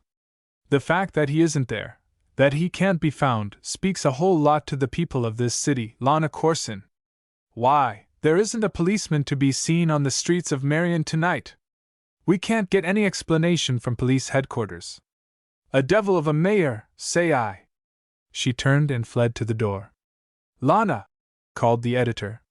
He has made promises that he can't back up, and he has ducked. That's the story. We're going to say so in the Monitor. We can't say anything else. She made no reply. She did not wait for the elevator to take her down the single flight of stairs. She ran, holding her wrap about her. Coventry Daunt, on the watch for her, opened the limousine's door, and she plunged in. Wallace! To the State House! Quick! She commanded. When Tasper returned to the city room, he was told that somebody was waiting on the telephone. It was one of the men assigned to the matter on Capitol Hill. He was calling from a drugstore booth in that neighborhood. Boss, it looks as if they're going to mix it. The tough mutts are ready to grab any excuse, and they won't listen to men like Commander Lanigan of the Legion. If there's a fight pulled off, all we can do is to see that we have a good story. What else? I think I've located the mayor. I can't get anything at all out of those tin Napoleons at the doors, but Lanigan says that Morrison is in the State House, on his job, so Lanigan puts it. Lanigan is a liar, the city editor yelped. He has been a two-legged hurrah for Morrison ever since his high school days. I like a good lie when it's told to help a friend. This one isn't good enough. Stuart Morrison is in that State House like tissue paper napkins are in Tophet. But shan't I send in what Lanigan says? We won't have any room for the joke column in the morning, returned the city editor, hanging up. 17 The Capitol in shadow. Capitol Square was choked with men. The gathering was characteristically a mob made up of diverse elements. It was not swayed by a set purpose and a common motive. It was not welded by coherence of intent. Its eddies rushed here or filtered there, according as arguments or protests gained attention by sharp clamor above the continuous diapason of voices. One who was versed in the natures and the moods of mobs would have found that mass particularly menacing by reason of the lack of unanimity. Too many men of the component elements did not know what it was all about.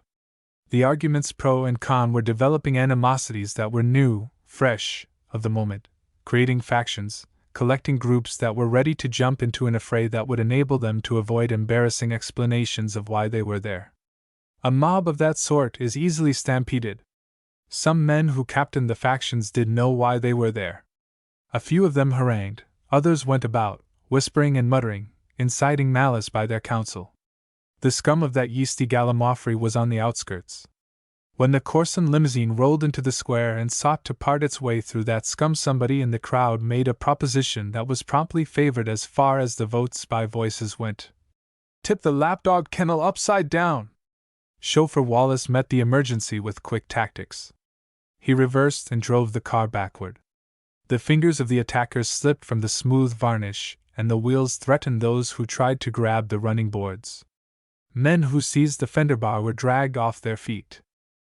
When Coventry Daunt showed a praiseworthy inclination to jump out and whip a few hundred of them, so he declared in his ire, he was pushed back into a corner by his sister. The chauffeur made a long drive in reverse, circling, and then put the car ahead with a rush, and they escaped into a side street. Wallace, get us home as quick as the good Lord will let you! Mrs. Stanton's command was hysterically shrill. Wallace, take the first turn to the left, countermanded the mistress. Then around the State House to the west portico. You crazy girl, what, after that? Why, what are you trying to do? Demanded Mrs. Stanton, fear making her furious. I'm trying to get into that building, and I'm going to get in. You can't get in. They won't let you in. Lana Corson, you shan't endanger our lives again. Here, Wallace. This turn. The driver obeyed. Doris set rude hands upon Lana and shook her. There's nothing sensible you can do if you do get in. Perhaps not. But my father is there. He has asked me to help, and I'm going to explain to him how I did my best. Doris, I must tell him, so that he won't get into worse danger by waiting and depending on that idiot of a sheriff. You are the idiot. I may be. But I'm going in there. Coventry, you are sitting like a prune glacée. Help me to prevail on this girl to use some common sense. You'll help me very much if you'll do some prevailing with your sister, Coventry. Affirmed Miss Corson, resentfully, trying to unclasp the chaperone's vigorous hands. After what has been happening, I don't think Lana needs any more shaking, Dory. The brother remonstrated. Everything having been well shaken, it's time to do a little taking. Won't you take some advice, Lana? If it's advice about going home and deserting my father, I'll not take it. I was afraid you wouldn't. But do you really think you can get into the State House? The girl did not disclose the discouraging information given to her by Editor Tasper on the subject of effecting an entrance. I'm going to try. And I warn you, Doris, that I'm about at the end of my endurance. Mrs. Stanton sat back and gritted her teeth. The car traversed the boulevard. The arc lights showed that it was deserted. A narrow street, empty of humankind, led to the west portico. That entrance, so Lana knew, was used almost wholly by the State House employees. The door was closed. Nobody was in sight. If you insist on the venture, I'll go with you, of course, offered the young man. When the car stopped, he stepped out. I'm afraid you'll only make it harder for me, Coventry. I know the captain of the guard. But it will never do for me to bring a stranger. She hurried into the shadow of the portico. Get back into the car. You must. Wallace, drive Mrs. Stanton and Mr. Darn to the house. When Coventry protested indignantly, she broke in. I haven't any time to argue with you. We may be watched. Wait at the corner yonder with the car. If you see me go in, take Doris home and send the car back. Wallace, I'll find you down there at the fountain. She designated with a toss of her hand the statuary, gleaming in the starlight, and when the car moved on, she ran up the steps of the State House. The big door had neither bell nor knocker. She turned her back on it and kicked with the heel of her slipper. The voice that inquired, "Who's there?" revealed that the warder was not wholly sure of his nerves. I am Senator Corson's daughter. She received no reply. I tell you I am Senator Corson's daughter. I want to come in. My father is there. She was answered by a different voice. She recognized it. It was the unmistakable drawl and nasal twang of Pearlie Wyman. Her girlhood memories of Pearlie's voice had been freshened very recently because he had been assigned to the Corson mansion by Thompson the florist as her chief aide in decorating for the reception. Wall, I should say he was here, and then some. This was the door he came in through. Open it! Open it at once, Pearlie Wyman. I didn't know about that, Miss Corson. We've got orders about politicians and mobbers. I'm hither. I command you to open this door. Who else is there? I'm alone. Soldier Wyman pulled the bolts and opened. I ain't feeling like taking any more chances with the Corson family this evening, he admitted, with a grin that set his long jaw awry. Your father and I cuffed my head up to a peak when I tried to tell him what my orders were. Miss Corson was not interested in the troubles of Guard Wyman. He was talking through a narrow crack. She set her hands against the door and pushed her way in. Where is my father? What trouble is he in? I reckon it can't be any kind of trouble but what he'll be capable of taking care of himself in it all right, opined the guard, fondling his cheek with the back of his hand. But there ain't any trouble in here, Miss Corson. It's all serene as a canned sardine that was canned for the siege of Troy, as it said in the Au Pair the high school cadets put on that year you was in the. There's a mob in front of the State House. It'll stay there, stated Wyman, remaining as serene as the comestible he had mentioned. The St. Ronan's rifles can't be backed down by any mob. We have been ordered to shoot, and that kind of a gang in this city might as well learn its lesson tonight as any other night. It's getting time to do a lot of law and order shooting in this country. The girl, harrowed by her apprehensions, was not in the mood to discuss affairs with this amateur belligerent. but his complacency and his bloodthirsty attitude was peculiarly exasperating in her case. He seemed to typify that unreasonable spirit of slaughter that disdained to employ the facilities of good sense first of all. This florist clerk, whom she had last seen on a step-ladder with his mouth full of tacks, was talking of shooting down his fellow civilians as if there were no other alternative. "My father may be in danger in this State House, but I'm glad he is here. He is not condoning this. He is not allowing this shame. Who is the lunatic who is threatening my father and bringing disgrace on this state?" She remembered the senator's assertion over the telephone and, in her eagerness for news, she was willing to start with the humble soldier Wyman.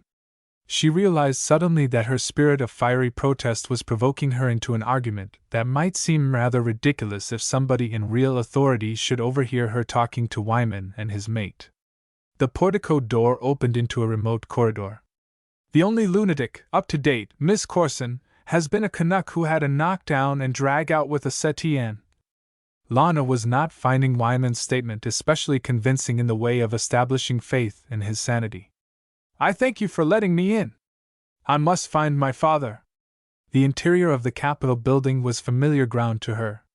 It occurred to her sense of discretion that it might be well to avoid Captain Sweetser in his new exaltation as a military martinet. She found a narrow, curving stairway which served employees. On the second floor, hastening along the dimly lighted corridors, turning several corners, she reached the spacious hall outside the Senate lobby. She paused for a moment. From the hall she could look down the broad, main stairway which conducted to the rotunda. The rumble of trucks had attracted her attention. Soldiers were moving a machine gun. They lined it up with two others that were already facing the great doors of the main entrance. She had half hoped that her father was in the rotunda, using his influence and his wisdom, now that the mob was threatening the building outside those great doors. She did not understand just how the senator would be able to operate, she admitted to herself, but she felt that his manly advice could prevail in keeping his fellow citizens from murdering one another. In the gloom below her she saw only soldiers and uniformed Capitol watchmen. Across from her in the upper hall where she waited there was the entrance to the wing which contained the executive chambers.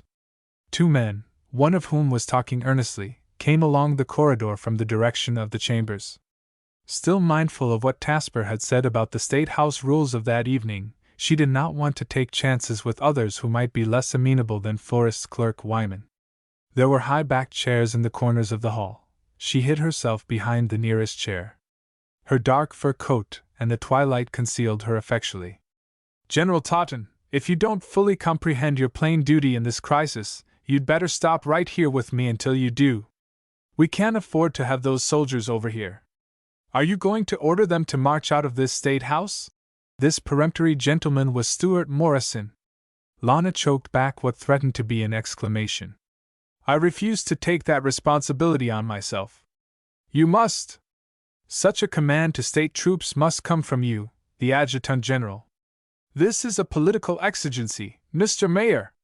It seems like that to me. It requires martial law. But not civil war. This building is threatened by a mob. That's because you have put it in a state of siege against citizens. There's no telling what those men will do if they are allowed to enter. They'll do worse if they are kept out by guns. It means wreck and rampage if they are permitted to come through those doors. Look here, Totten, this State House has stood here for a good many years, with the citizens coming and going in it at will. I don't see any dents. This is an exigency, and it's different, sir. The state must assert its authority. I'll not argue against the state and authority with you, Totten, for you're right and there's no time for argument. But when you said political exigency you said a whole lot, and we'll let this particular skunk cabbage go under that name. Don't try that law and order and state authority bluff with me in such a case as this is. You're right in with a bunch, and you know just as well as I do what the game is this time. Probably those folks outside there don't know what they want, but they do know that something is wrong. Something is almighty wrong when elected servants are obliged to get behind closed doors to transact public affairs. I'm putting this on a business basis because business is my strong point. These red tape fellows go to war and use the people for the goats to settle a matter that could be settled peaceably by hard-headed, everyday men in 5 minutes. Now, with these few words, and admitting that I'm all that you want to tell me I am, and confessing to a whole lot more that I personally know about my unadulterated brass cheek and the whole thing, we'll close debate. Order those militia boys to march out. I. Morrison held a little sheaf of papers in his hand. He flapped the papers violently under General Totten's nose. Do you dare to ignore these telegrams, the opinions of the justices of the Supreme Judicial Court of this state? I don't. The papers flicked the end of the general's nose and he shuffled slowly backward. Do you dare, I say? This exigency. That's the name we've agreed on, for a dirty political trick without an atom of principle behind it. These telegrams will make great reading on the same page with the list of names in the hospitals and the morgue. General Totten was retreating more rapidly, but the vibrating papers inexorably kept pace with his nose. But to leave this state house unguarded. I have already shown you what I can do with one single cop. I gave you a little lecture on cops in general back yonder. You fully understand how one cop handled the adjutant general of a state. I'll answer for the guarding of this state house. Send away your militia. I'm afraid to do it, wailed Totten. Then you're afraid of a shadow, sir. But I'll tell you what you may well be afraid of. I'm giving you your chance to save your face and your dignity. Order away those boys or I'll go and stand on the main stairway and tell them just how they're being used as tools by political tricksters. And then even your tricksters will land on your back and blame you for forcing an exposure.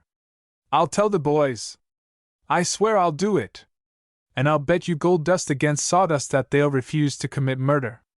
Totten, this exigency is now working under a full head of steam.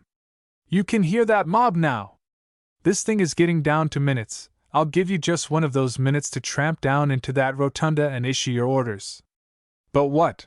The general's tone unmistakably indicated surrender. The governor had already shifted the onus. Totten knew his brother-in-law's nature. The governor would just as soon shift the odium after such an explosion as this wild Scotchman threatened. You needn't bother about the what, sir. You give the order. And as soon as the thing is on a business basis, I'll tend to it. Stewart took the liberty of hooking his arm inside the general's. The officer seemed to be experiencing some difficulty in getting his feet started. The two hurried along and trudged down the middle of the main stairway. Lana followed. She halted at the gallery rail and surveyed the scene below. Even in her absorption in the affair between Stewart and the adjutant general, she had been aware of the rising tumult outside. The bellow of voices had settled into a sort of chant of, "Time's up! Time's up!" Captain Sweetser had deployed his men across the rotunda behind the machine guns. When he beheld the mayor and the general on the stairs, he saluted nervously. "They're getting ready to use sledgehammers, sir. Shall I hand them the rifle fire first or let loose with the machine guns?" Stewart still held to the general's arm. Totten hesitated. His face was white and his lips quivered. Morrison's gaze was set straight ahead, but a twist of his face indicated that he said something through the corner of his mouth.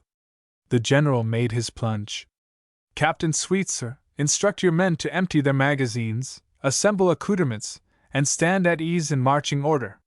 The captain came onto his tiptoes in order to elongate himself as a human interrogation point. "Captain Sweetser, order your bugler to sound retreat." The officer forced an amazed croak out of his throat by way of a command, and on the hush within the rotunda the clarion of the bugle rang out. It echoed in the high arches. Its sharp notes cut into the clamor outdoors. Morrison recognized a voice that was keyed to a pitch almost as high as the bugle's strains. "Hold your yawp! Don't you hear that?" Lanigan screamed. "Don't you know the difference between that and a fish peddler's horn? That's the tune we fellers heard the Huns play just before Armistice Day. That's retreat. Come on, Legion," he urged frantically. "Ram back those sledgehammers." Morrison grinned and released the general's arm. "You hear that, do you, sir? When you can convince fair men that you're on the right slant, the fair men will proceed to show roughnecks where they get off if they go to trying on the wrong thing. There's going to be the devil to pay," insisted the adjutant general. You're going to let that mob into the State House, and they'll fight all over the place. We'll see what they'll do after the showdown, sir. And you can't make much of a showdown in the dark. He left General Totten on the stairs, leaped down the remaining steps, and ran to a group of watchmen and night employees of the State House who were bulwarking the soldiers. I'm beginning to see that it's some advantage, after all, to be the mayor of this city, Stewart informed himself. One of Marion's aldermen was chief electrician of the Capitol building and was in the group, very much on duty on a night like that. Tory has always backed me in the city government meetings, at any rate. The alderman came out of the ranks, obeying the mayor's gesture. Alderman, I'm in the minority here right now, but I hope you're going to vote with me for more light on the subject. Tory did not understand what this quick shift in all plans signified, and said so, showing deference to the mayor at the same time. If we've got to fight that gang, we need these soldiers, Mayor Morrison. Our kind of men, aldermen, fight best in the light. The cowards like the dark so that they can get in their dirty work. Do you get me? Yes. Thanks. Excuse me for hurrying you. But get to that switchboard. We need quick action. You and I represent the city of Marion right now. Must keep her name clean. I'll explain later. But give her the juice. Jam on every switch. Dome to cellar. Lots of it. Put their night beetle eyes out with it. He was hustling along with Tory toward the electrician's room. He was clapping his hand on the alderman's shoulder. I'm going outside there, Tory. Touch up the old dome and give me all the front lights. If the bricks begin to whiz, I want to see who's throwing 18 the Capitol alight. First of all, within the State House, there was burgeoning of the separate lights of the wall brackets, and then the great chandeliers burst into bloom. Electrician Tory possessed a quick understanding and was in the habit of doing a thorough job whenever he tackled anything. He threw in the switches as rapidly as he could operate them. Story by story, the great building was flooded with glory that mounted to the upper windows and overflowed into the night with a veritable cascade of brilliancy when the 1,000 bulbs of the dome's circlet flashed their splendor against the sky. The lamps of the broad front portico and its approaches added the final, dazzling touch to the general illumination. From a sullen, gloomy hulk of a building, with its few lights showing like glowering eyes in ambush, the State House was transformed into a temple of glory, thrust into the heavens from the top of Capitol Hill, a torch that signaled comforting candor, a reassuring beacon. The surprise of the happening stilled the uproar. Neither Morrison, inside, nor the mob, outside, was bothering with the mental analysis of the psychology of the thing. Something had happened. There was the light. It threw into sharp relief every upturned face in the massed throng. Their voices remained hushed. Commander Lanigan, standing above them on a marble rail, his figure outlined against a pergola column, did his best to put some of his emotions into speech. He shouted, "Some night blooming serious, I'll tell the world." The great doors swung open slowly. They remained open. Now curiosity replaced astonishment and held the riders in their tracks. Their mouths were wide, the voices mute. The mayor of Marion walked into view. The columns of the porte-cochere were supported on a broad base, and he climbed up and was elevated in the radiance high above their heads. He smiled hospitably. "Boys, it's open house, and the house is yours. Hope you like its looks. But what's the big idea of the surprise party?"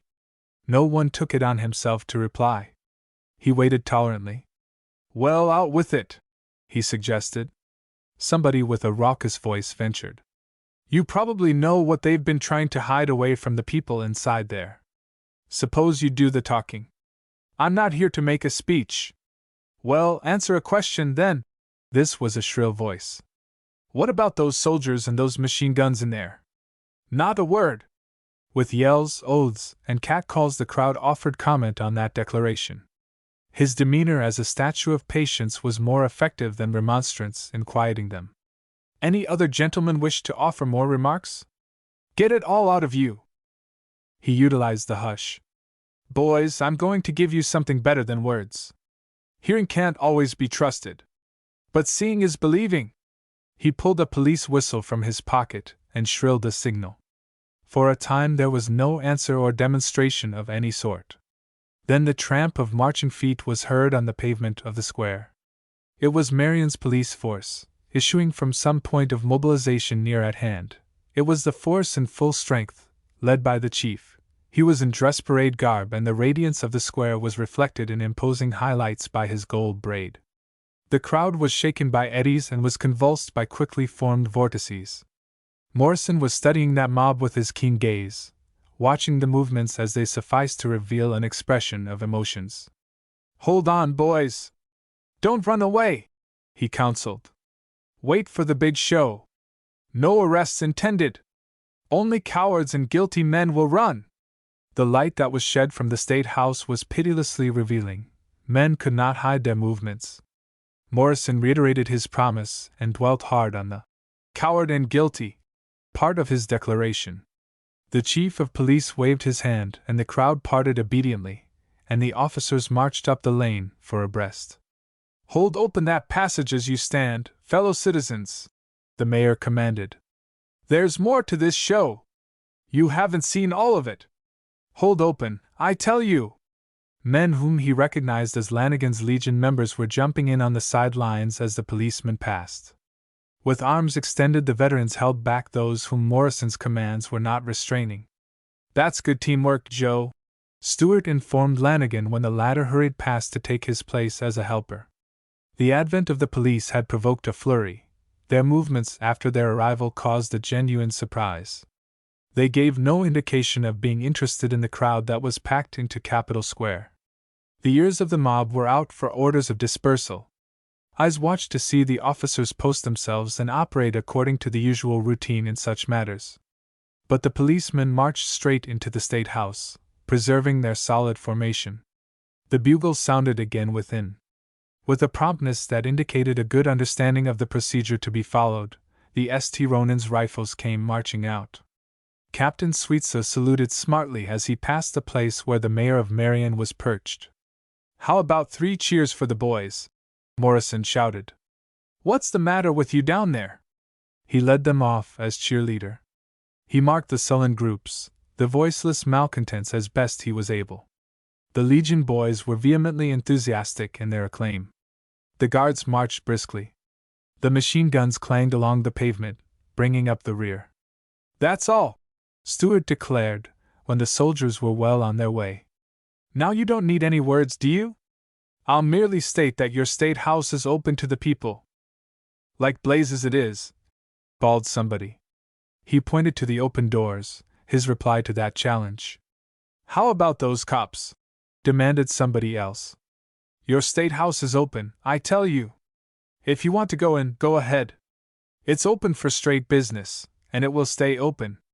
There are no dark corners for dirty tricks or lying whispers. It's your property. If there's any wub mean enough to damage his own property, he'll be taken care of by a policeman. That's why they're in there. That's what you're paying taxes for, to have policemen who'll take care of sneaks who can't be made decent in any other way. Some other gentleman like to ask a question?"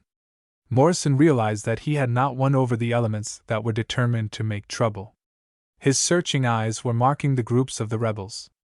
He directed an accusatory finger at one man, a Marion politician. "Mathewson, what's on your mind? Don't keep it all to yourself and those chaps you're buzzing with." Mathewson, thus singled out, was embarrassed and incensed at the same time. "What have they been trying to put over with that militia, anyway?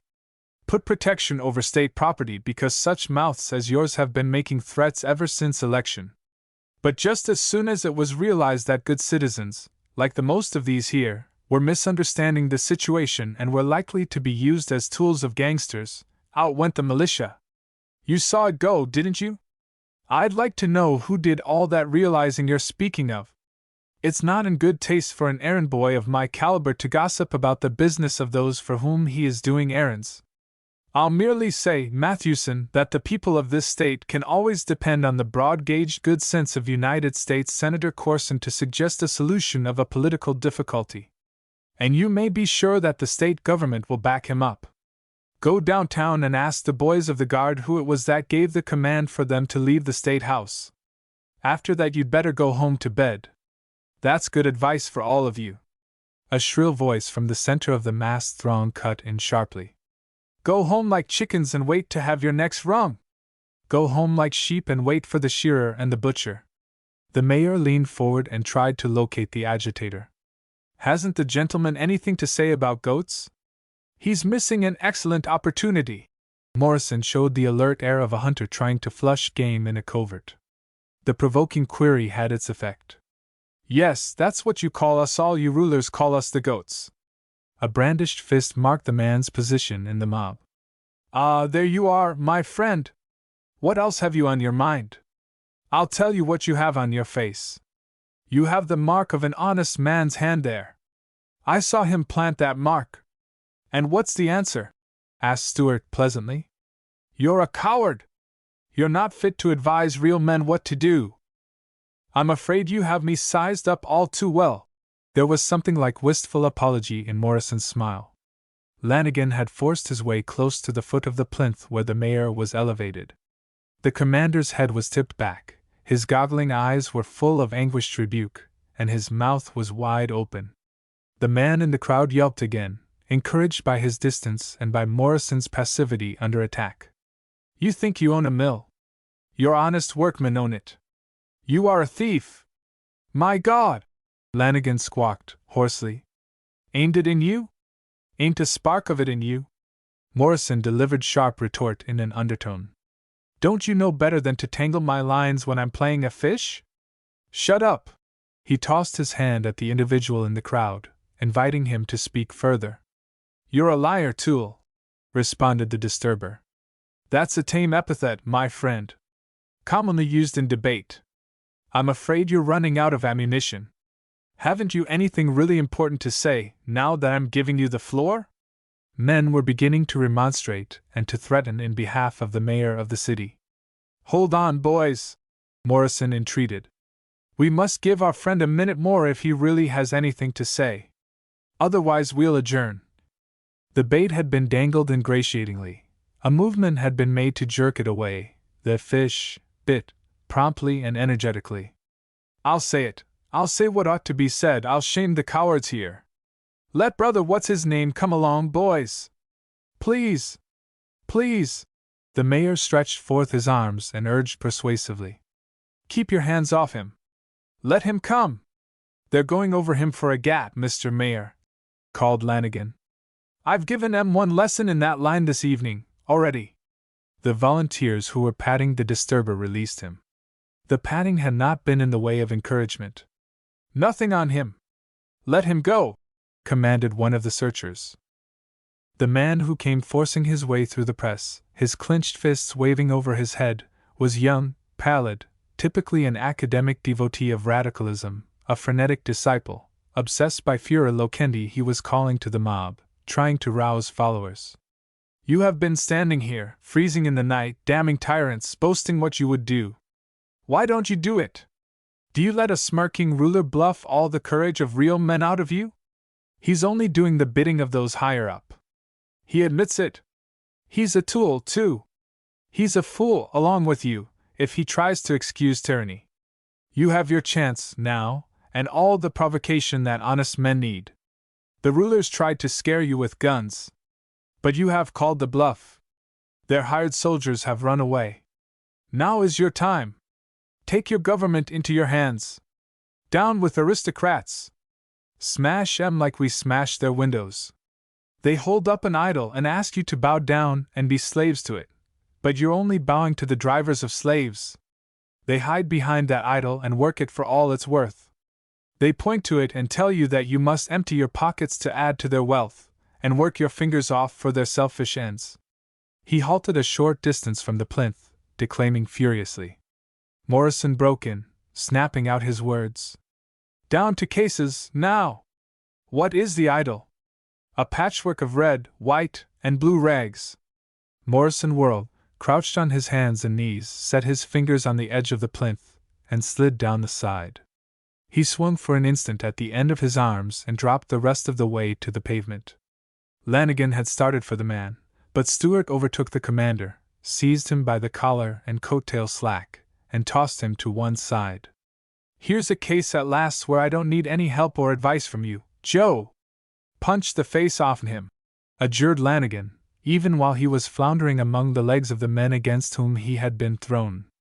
The mayor plunged through the crowd in the direction of the vilifier. The man did not attempt to escape. Strike me! Strike me down! I offer myself for my cause to shame these cowards! But Morrison did not use his fists, though Lanigan continued to exhort. There are altogether too many of you would-be martyrs around this city tonight. I can't accommodate you all! Stewart made the same tackle he had used in the case of Lanigan, and Spanish walked his captive back toward the porte-cochere. I reckon I do need your help, after all, Joe, confessed Morrison, noting that Lanigan was on his feet again. Give me your back and a boost! Then the captor suddenly tripped the captive and laid him sprawling at Lanigan's feet. Before the fallen man was up, Morrison, using the commander's sturdy shoulders and the thrust of the willing arms of his helper, had swung himself back to the top of the plinth. He kneeled and reached down his hands. Up with him, Joe! Toss! I won't miss him! Lanigan was helped by a comrade in making the toss. Morrison grasped the man and yanked him upright and held him in a firm clutch. The mayor was receiving plenty of advice from the crowd by that time. The gist of the council followed Lanigan's suggestion about punching off the fellow's face. But the mob was by no means unanimous. Men were daring to voice threats against Morrison. As it had availed before that evening, Morrison's imperturbable silence secured quiet on the part of others. The opinion of the meeting seems to be divided, he said. He had recovered his poise along with his breath. But no matter! I shall not adopt the advice of either side. I shall not let this fellow go until I have finished my business with him. I shall not punch his face off him. I'll not flatter him to that extent. A good American reserves his fists for a man fight with a real man. He shook the captive, holding him at arm's length. Here's a young fool who has been throwing stones at windows. Here's a fresh rowdy who has been sticking out his tongue at authority. I know exactly what he needs. He insulted the flag of this country. Turn him over to the police. Somebody insisted, and a roar of endorsement hailed the demand. Citizens, that would be like giving a mongrel cur a court trial for sheep killing. This perverted infant simply needs dingbats. He shouted the last word. He twisted the radical off his feet, stooped, and laid the victim across a knee that was as solid as a tree trunk, and with the flat of a broad hand began to wail the culprit with all his might. The onlookers were silent for a few moments. Then there was a chorus of jeering approbation. When the shamed, humiliated, agonized radical, thus made a mark for jibes instead of winning honor as a martyr for the cause, began to wail and plead, the men who were nearest the scene of flagellation started to laugh. The laughter spread like a fire through dry brambles. It ran crackling from side to side of the great square. It mounted into higher bursts of merriment. It became hilarity that was expended by a swelling roar that split wide the night's silence, and came beating back in riotous echoes from the facade of the State House. That amazing method of handling anarchy had snapped the tense strain of a situation which had been holding men's emotions in leash for hours. The ludicrousness of the thing was heightened by the nervous solemnity immediately preceding. Men beat their neighbors on the back in instant comradeship of convulsed, rollicking jubilation. Always leave 'em laughing when you say goodbye, Morrison advised the chap whom he was manhandling. He held the fellow over the edge of the plinth by the collar and dropped him, wilted and whimpering, into the waiting arms of the appreciative Lanigan. Dry his eyes, Joe, and wipe his nose, and see that he gets started for home all right. Morrison stood straight and secured a hearing after a time. Boys, those of you who are in the right mind, and I hope all of you are that way now, after a good laugh, I've given you a sample of how to handle the Bolshevist blatherskites when you come across them in this country. Look around, and if you find any more of them in the crowd, go ahead and dose them with dingbats. Fine remedy for childish folly. I reckon all of us have found out that much for ourselves in the old days. I won't keep you standing in the cold here any longer. Good night. He leaped down onto the porch and went into the State House. General Totten was near the big door. The men outside were guffawing again. Morrison was dusting his palms with the air of a man who had finished a rather unpleasant job. Do you hear 'em, Totten? Sounds better than howls of a crowd bored by machine-gun bullets, eh? How much chance do you think there is of starting a civil war among men who are laughing like that? 19 Lana Corson has her doubts. The chief of police had distributed his officers to posts of duty and was patrolling the rotunda. He saluted the mayor when Morrison came hurrying in through the main entrance. All is fine, Chief. I thank you for your work. I don't look for anything out of the way, after this. But keep your men until further orders. At the foot of the grand stairway, Stuart's self-possession left him. Lana Corson was standing halfway up the stairs. Her furs were thrown back, revealing her festival attire. Her beauty was heightened by the flush on her cheeks and by the vivid animation in her luminous eyes. He paused for a moment, his gaze meeting hers, and then he hastened to her. How did it happen that you're here, Lana? I'm here, let that be an answer for now. But this, Stuart, this what I have been seeing and hearing. Does it mean what it seems to mean? I'll have to admit that I don't know exactly how it does show up from the sidelines. Suppose you say, I heard you talk to General Totten. I heard you talk to that mob. I saw what you did. But I heard you give all the credit to my father. She searched Stuart's face with more earnest stare. You have saved the state from disgracing itself, haven't you? Isn't that what you have done, you yourself? Oh, nonsense! Tell me, how did you get in and who came with you? I'm here alone, Stuart, and it's of no importance how I got in. The question I have asked you is the important one just now. Her insistence was disconcerting. He had not recovered from the astonishment of the sudden meeting. He felt that he ought to lie to that daughter, in the interests of her family pride, but he was conscious of his inability to lie glibly just then. Where is your car? Waiting for me in the little park.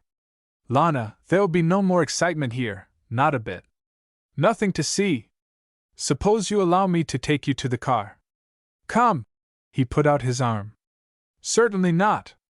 Not till I see my father. He is in danger. I assure you he is not. I left him with the governor only a few minutes ago, and the senator was never better in his life, nor safer. In spite of his best endeavor to be consolatory and matter-of-fact, he was not able to keep a certain significance out of his tone. From where she stood she could look across the rotunda and down into the square. The glare of the lights made all movements visible. The crowd was melting away. Stuart, brains and tact have accomplished wonders here tonight. I want to know all the truth. Why shouldn't you be as candid to me as you seemed to be with those men when you were talking to them? I want to give my gratitude to somebody. The name of our good state has been kept clean. You're not fair to me if you leave me in the dark any longer. I did my little bit, that's all. I'm only one of the cogs. I know how I'll make you tell. I propose to give you all the credit. And I never knew you to keep anything that didn't belong to you. Now you're not fair yourself, Lana. We just put our heads together, the whole of us, that's all. Put our heads together. You know. As men will. His stammering eagerness did not satisfy her feminine penetration. Her daughterly interest in the senator's political standing was stirred as she reflected. My father is down here to see that his fences are in good shape, she declared, with true Washington sapience. I think it was his duty and privilege to step out there and make the speech. I'm surprised because he let such an opportunity slip. With all due respect to the mayor of Marion, you were not at all dignified, Stuart. They laughed at you, and I didn't blame them. I can't blame them either, he confessed. I guess I lost my head. I'm not used to making speeches. I have made 2 since supper, and both of them have seemed to stir up a lot of trouble for me. I think, myself, that you're rather unfortunate as a speechmaker, she returned dryly. I suppose you're going back to report to father. I'll go with you. In her manner there was implied promise that she would proceed to learn more definitely in what quarters her especial gratitude ought to be expended. Lana, he urged, I wish you'd go home and wait for your talk with your father when he comes. He'll be coming right along. I'll see that he does. There's nothing, not much of anything to keep him here. But I need to have a little private confab with him. So private that I mustn't listen? I hope that we're still old friends, Stuart, you and I, though your attitude in regard to father's affairs has made all else between us impossible. He did not pursue the topic she had broached. There was a certain finality about her deliverance of the statement, a decisiveness that afforded no hint that she would consider any compromise or reconsideration. His face was very grave. I have a little business, a few loose ends to take up with the senator. Once more I beg that you will defer. I will go with you to the executive chamber. I'll be grateful for your escort. If you don't care to have me go along with you, I can easily find my way there alone. Her manner left no opportunity for further appeal. He bowed. He did not offer his arm. They walked together up the stairway. With side glances she surveyed his countenance wonderingly. In his expression true distress was mingled with apprehensiveness. He had the air of an unwilling guide detailed to conduct an unsuspecting innocent to be shocked by the revelations of a chamber of horrors. She put it that way to herself in jesting hyperbole. The newspaper men, who had followed Mayor Morrison into the State House, had been holding aloof, politely, from a conference which seemed to have no bearing on the political situation. They hurried behind and overtook Stuart and the young lady at the head of the stairway. Their spokesman asked for a statement. I made it out there a few minutes ago. Boys, you heard what I said, didn't you? Yes. Well, I talked more than I intended to. Boil it down to a few lines and let it go at that. We want to get the matter just right, Mr. Mayor, and give credit where it's due. I covered the matter of credit. There's nothing more to say, replied Stuart curtly. The reporters surveyed him with considerable wonderment. His manner in times past had always been distinguished by frank graciousness. We'd like to see Senator Corson and Governor North. That request seemed to provoke the mayor's irritability still more. I'm not the guardian of those gentlemen or of this State House. He turned on his heel abruptly. Miss Corson! She was waiting a few paces away. He rejoined her and by a gesture invited her to walk along. I'm sorry! I did not mean to delay you. The newspaper men followed on as far as the door of the executive chamber. Morrison faced them there. I don't mean to interfere with you, boys, in any way. And you mustn't interfere with me. As soon as the senator and the governor finish with me, they'll give you all the time you want, no doubt. Please wait outside. He tapped on the door and gave his name. Relihan opened. Morrison seized the officer's arm and pulled him outside. Keep everybody away from the door for a few moments, till further orders. Stuart escorted Miss Corson into the chamber with almost as much celerity as he had employed in escorting Relihan out, and he promptly banged the door. He walked slowly across the room toward the big table, following Lana, who hastened toward her father. The senator was standing behind the table, flanked by North and Daunt. The three of them formed a portentous battery. Morrison did not speak. His expression indicated humility. He drooped his shoulders.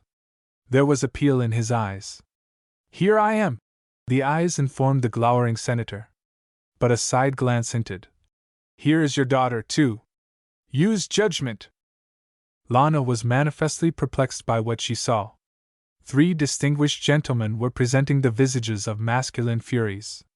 She looked away from them and received a little comfort from the placid countenances of Andrew MacTavish and Delora Bunker, but their presence in that place and at that hour only made her mystification more complete. She had been allowing her imagination to paint pictures before she stepped into the executive chamber. She had expected to find her father virtuously triumphant, serenely a successful molder of pacific plans. His scowl was so forbidding that she stopped short. Father, it's wonderful. Perfectly wonderful, isn't it? She tried to speak joyously, but she faltered. I saw it all. I saw how your plan succeeded. Damn you, Morrison! What has happened? The senator did not merely demand, he exploded. The silence which followed became oppressive. Miss Corson was too thoroughly horrified to proceed. Apparently Governor North and Daunt had selected their spokesman, and had nothing to say for themselves. Morrison seemed to be especially helpless as an informant. He wagged his head and pointed to Lana. Answer my question, Morrison! I think Miss Corson better tell you, sir. She was an impartial observer. Perhaps she had better tell me. You're right. After this night I wouldn't take your word as to the wetness of water. Lana, speak out. I don't know what I can tell you. You have been right here all the time in the State House. The senator jammed a retort between the links of her stammering speech. Yes, I have been right here. What has happened below, I ask you? Why, the troops marched out. They went away. Right through the mob. And it's all calm and quiet. Governor North stamped his way a half-dozen paces to the rear, and whirled and marched back into line. Morrison, have you? Senator Corson choked. Not knowing exactly what to say, he shook his fist. Father, what's the matter? It was only carrying out your orders. Orders, my orders? Stuart Morrison, why don't you say something? She demanded. I'm sure your father prefers to hear from you. Confound it! I do want to hear, and hear immediately. Lana displayed some of the paternal ire. Stuart, I asked you to be candid with me. You're leaving me to flounder around disgracefully in this matter. The senator advanced on his daughter and seized her arm. I don't want that renegade to say another word to me as long as I live, and he knows it. I'll tell you later what has been going on here. But now tell me to what orders of mine you are referring. Quick and short. Mayor Morrison made a little speech to the mob and said that you thought it was best to send away the troops to prevent bad feelings and misunderstanding, and said you were backed up by the governor. The senator swapped looks with the goggling North over Lana's head. And the mob has gone home, and the State House is thrown wide open, and the policemen are on duty, and I say again that it's wonderful, insisted the girl. Morrison, did you say that? Have you done that? Stuart was fully aware that he had allowed the men in the square to draw an inference from a compliment that he had paid to Senator Corson's sagacity, and had refrained from making a direct declaration. But he was not minded to embarrass the girl any further. He bowed. I thank Miss Corson for giving the gist of the thing so neatly. I know I don't understand it all yet, Father. Lana was both frightened and wistful. The senator had turned from her and was striding to and fro, scuffing his feet hard on the carpet. If you're blaming Mayor Morrison for revealing confidences, I'm sorry. But you can't help being proud when it is spread abroad how your handling of the dreadful affair prevented bloodshed and shame in this state. Spread abroad. Senator Corson brought down his feet more violently. The situation, if it remained bottled up there in the executive chamber any longer, threatened to explode in still more damaging fashion, was Stuart's uncomfortable thought. The senator's remark suggested a diversion in the way of topics, at any rate. That reminds me that the newspaper boys are waiting outside in the corridor, Senator Corson. I asked them to be patient for a few minutes. Please allow me to say that I have added no statement to what I said to the crowd in the square. I shall not add any. I don't see how you could add anything, retorted the senator with venom. He continued his promenade. Again the silence in the room became oppressive. Morrison was scrutinizing Governor North with especial intentness. His Excellency was giving unmistakable evidence that he was surcharged. He was working his elbows and was whispering to himself with a fizzling sound. He had turned his back on Lana Corson as if he were resolved to ignore the fact of her presence. Stuart, exhibiting deference while a United States senator was pondering, strolled leisurely across the room to North and fondled the lapel of the governor's coat. I beg your pardon, and I hope you'll excuse curiosity in a chap who makes cloth, Governor. But this is as fine a piece of worsted as I've seen in many a day. North lifted his arm as if to knock the presumptuous hand away, but Stuart slowly clenched his fist, holding the fabric in his close clutch, exerting a strength that dominated the man upon whom his hold was fastened. The mayor went on in an undertone, as if anxious to show additional deference in the presence of the senatorial ponderings. Governor, petty politics haven't been allowed to make a bad mess of what has been turned into an open proposition. Now don't allow your tongue to make a mess of this new development as it stands right now. Humor Miss Corson's notions. And let me tell you, my policemen are going to stay on the job until after the legislature assembles. Morrison, you're a coward, grated North. You brought Corson's girl here so that you can sneak behind her petticoats. Stuart released his hold, clapped His Excellency on the shoulder, raised his voice, and cried, heartily, "Thank you, Governor! You're right. You have an excellent idea of a piece of goods yourself." Senator Corson arrived at a decision which he did not confide to anybody. He spoke to Daunt, and the two of them went to the divan and dragged on the overcoats which they had discarded when Relihan's obstinacy had been found to be unassailable. Lana, studying the faces of the men, drew her furs about her. "The car is waiting near the west portico, Father," she ventured to say. Corson took his time about buttoning his coat. Lana had her heritage of dark eyes from her father. His wrath had settled into cold malevolence, and his eyes above his white cheeks were not pleasant objects. He surveyed the various persons in the room. He took his time in that process, too. "For the present, for now, for tonight," he said quietly, elaborating his mention of the moment with significance, "we seem to have cleaned up all the business before us. In view of that interregnum, Governor, of which you have been so kindly reminded, I suppose you feel that you can go to your hotel and rest for the remainder of the night so as to be in good trim for the inaugural ceremonies. Allow me to offer you a lift in my car." The governor trudged toward a massive wardrobe in the corner of the chamber. "I do not presume to offer you the convenience of my car, Mayor Morrison," the senator went on. "I take it that your recent oath as Supreme Executive during the aforesaid interregnum obliges you to stay on the job. Do we require a countersign in order to get out of the building?" The mayor was walking toward the private door. "No, sir," he said mildly. "I hope you hear that, Governor North. I was compelled to give countersigns to your soldiers, quite emphatic countersigns. The new regime is to be complimented." Morrison threw open the door. "That's all, Relihan. Report to the chief." The newspaper men came crowding to the threshold. "You have interviewed Mayor Morrison on the situation, haven't you?" demanded the senator, breaking in on their questions. "Yes. Tonight, for the time being, for now," returned Corson, dwelling on the point as emphatically as he had when he spoke before. "Mayor Morrison seems to be doing very well in all that has been undertaken. I have no statement to make, absolutely no word to say." He stepped back and allowed the governor to lead the retreat. His Excellency collided with two of the more persistent news-gatherers. With volleyed, "No! Nothing!" he marked time for the thudding of his feet. Apparently Lana had entered into the spirit of that armed truce which, so her father's manner informed her, was merely a rearrangement of the battlefront. She hurried out of the chamber without even a glance in Morrison's direction. Stuart's grim countenance intimidated the reporters. They went away. For a long time the mayor paced up and down the executive chamber, his hands clasped behind him. Miss Bunker thumbed the leaves of her notebook, putting on an air of complete absorption in that matter. MacTavish studied the mayor's face. Morrison was wearing that expression which indicated a mood strange for him. MacTavish had seen it on the master's face altogether too many times since the Morrison had come from the mill in the forenoon. It was not the look he wore when matters of business engrossed him. The old paymaster liked to see Morrison pondering on mill affairs.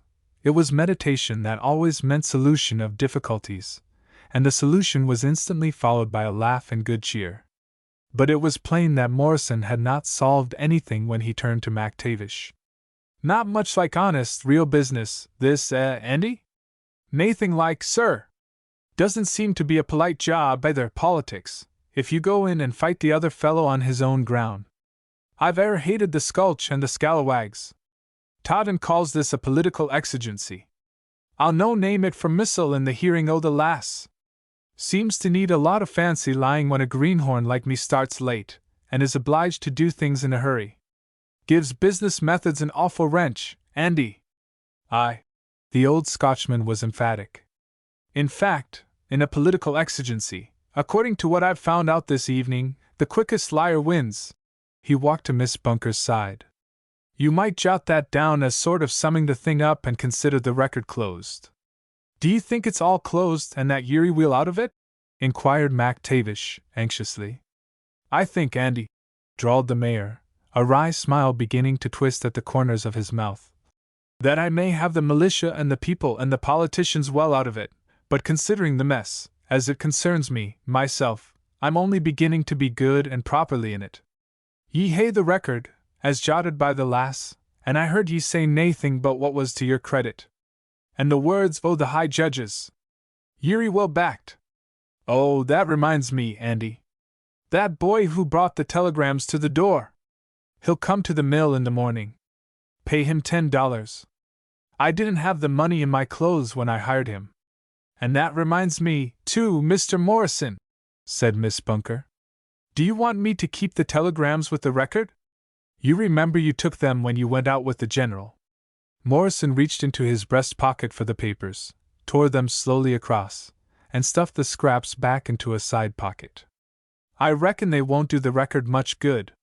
It's more of the political exigency stuff, Andy. I wrote 'em myself." His hands had touched his pipe when he had shoved the bits of paper into his pocket. He took it out and peered into the bowl. There was tobacco there, and he fumbled for a match. "Andy, usually I like to have morning come, for there's always business waiting for me in the mornings and honest daylight helps any matter of clean business. But I'm not looking ahead to this next sunrise with a great deal of relish. Those telegrams were clinchers in the case of Totten, but I don't know what the judges will say. What I said about Senator Corson to the mob helped a lot, but I don't know what the senator is going to say in the morning. And I don't know what Governor North proposes to say. Or what?" He checked himself and shook his head. "Well, there's considerable going to be said, at any rate. I'll run over the thing in my mind right now while I have time and everything is quiet. MacTavish, take Miss Bunker to the car and tell Jock to carry you and her home and to come back here for me." After they had gone, he lighted his pipe and sat down in the governor's big chair and smoked and pondered. Every little while he thrust his forefinger and thumb into his vest pocket and ransacked without avail. "I must have left it in my dress clothes," he muttered. "But no matter. I'm not in the right frame of mind to enjoy poetry. However, merely in the way of taking a new clinch on the proposition, I do remember this much, but I will marry my own first love. There's truth in poetry if you go after it hard enough. And on second thought, I'd better keep my mind on poetry as closely as I can. I certainly don't dare to think of politics right now." XX in the cold and candid daylight. For the first time in his life, Governor North had his breakfast served to him in his room at his hotel. He ate alone, chewing savagely and studying newspapers. He did not welcome this method of breakfasting as a pleasing indulgence. Rugged Lawrence North was no sybarite. He hated all assumptions of exclusiveness. He loved to mingle and mix, and his morning levees in the hotel breakfast room catered to all his vanity as a public functionary. He did not own up squarely to himself that he was afraid to go down and face men and answer questions. He had ordered the hotel telephone exchange to give him no calls. He had told the desk clerk to state to all inquirers that the governor was too busy to be seen. He paid no attention to raps on his door. His self-exculpation in this unwanted privacy was that he could not afford to allow himself to be bothered by questioners until he and Senator Corson could arrange for effectual teamwork by another conference. When he and the senator parted, they agreed to get together at the Corson mansion the first thing after breakfast.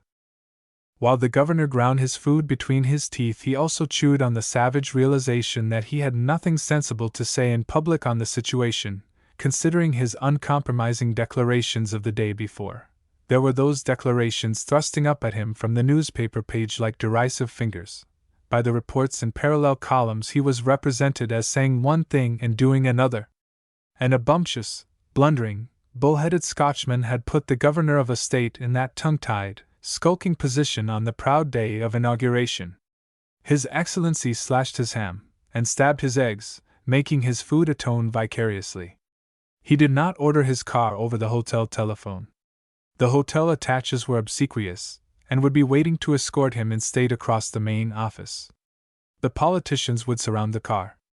And he was perfectly sure that some of the big men of an amazed State House lobby might step into that car along with him and seek to know what in the name o' mischief had happened overnight to change all the sane and conservative plans in the way of making a legislature safe. He bundled himself and his raw pride into his overcoat, turned the fur collar up around his head, and went down a staircase. He was sneaking and he knew it, and no paltering self-assurance that he was handling a touchy situation with necessary tact helped his feelings in the least. He stepped into a taxicab and was glad because the breath of previous passengers that morning had frosted the windows. That consolation was merely a backfire in the rest of the conflagration that raged in him. It was a dull morning, somber and cold. When he stamped up the broad walk from the gate of the Corson mansion, he beheld the boarded windows of the ballroom, and the spectacle added to his sense of chill. But his anger was not cooled. Senator Corson's secretary was waiting in the hall. He showed the governor up to the senator's study. Either because the outdoors was not cheerful that morning or because the senator had been too much engrossed in meditation to remember that daylight would serve him, the curtains of the study were drawn and the electric lamps were on. Corson was walking up and down the room, chewing on one end of a cigar and making a soggy torch of the other end. He continued to pace while North pulled off his coat. "I have sent word to Morrison to come here," reported the host. The mantel clock reported the hour as 9. His Excellency scowled at the clock's face. "And you got word back, I suppose, that after he has come out of his mill at 10 o'clock and has washed his hands and—" "He's at City Hall," snapped Corson, with an acerbity that matched the governor's. "I called the mill and was referred to Morrison at City Hall. He's on his way up here. At any rate, he said he'd start at once. Did he condescend to intimate in what capacity he proposes to land on us this time? I'm going to allow you to draw your own conclusions. I've been trying to draw some of my own from what he said." "What did he say?"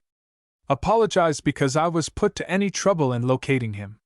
Said he was expecting to be called by me and thought he would go to City Hall and await my summons in order to put himself and the whole situation on a strictly official basis." The senator delivered that information sullenly.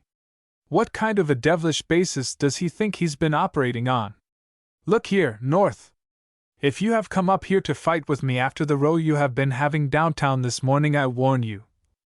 I have had no row downtown. I wouldn't see anybody. I wouldn't talk with anybody.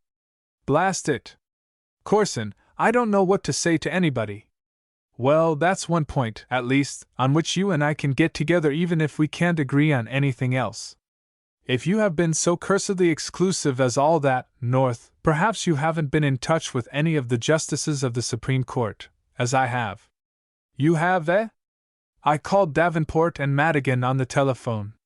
"What excuse could they give for sending their snap opinions over the wire on the inquiry of a fool?" "They offer no excuse. They couldn't. They knew nothing about any telegrams till I informed them. They received no inquiry. They sent no replies, naturally. That did that."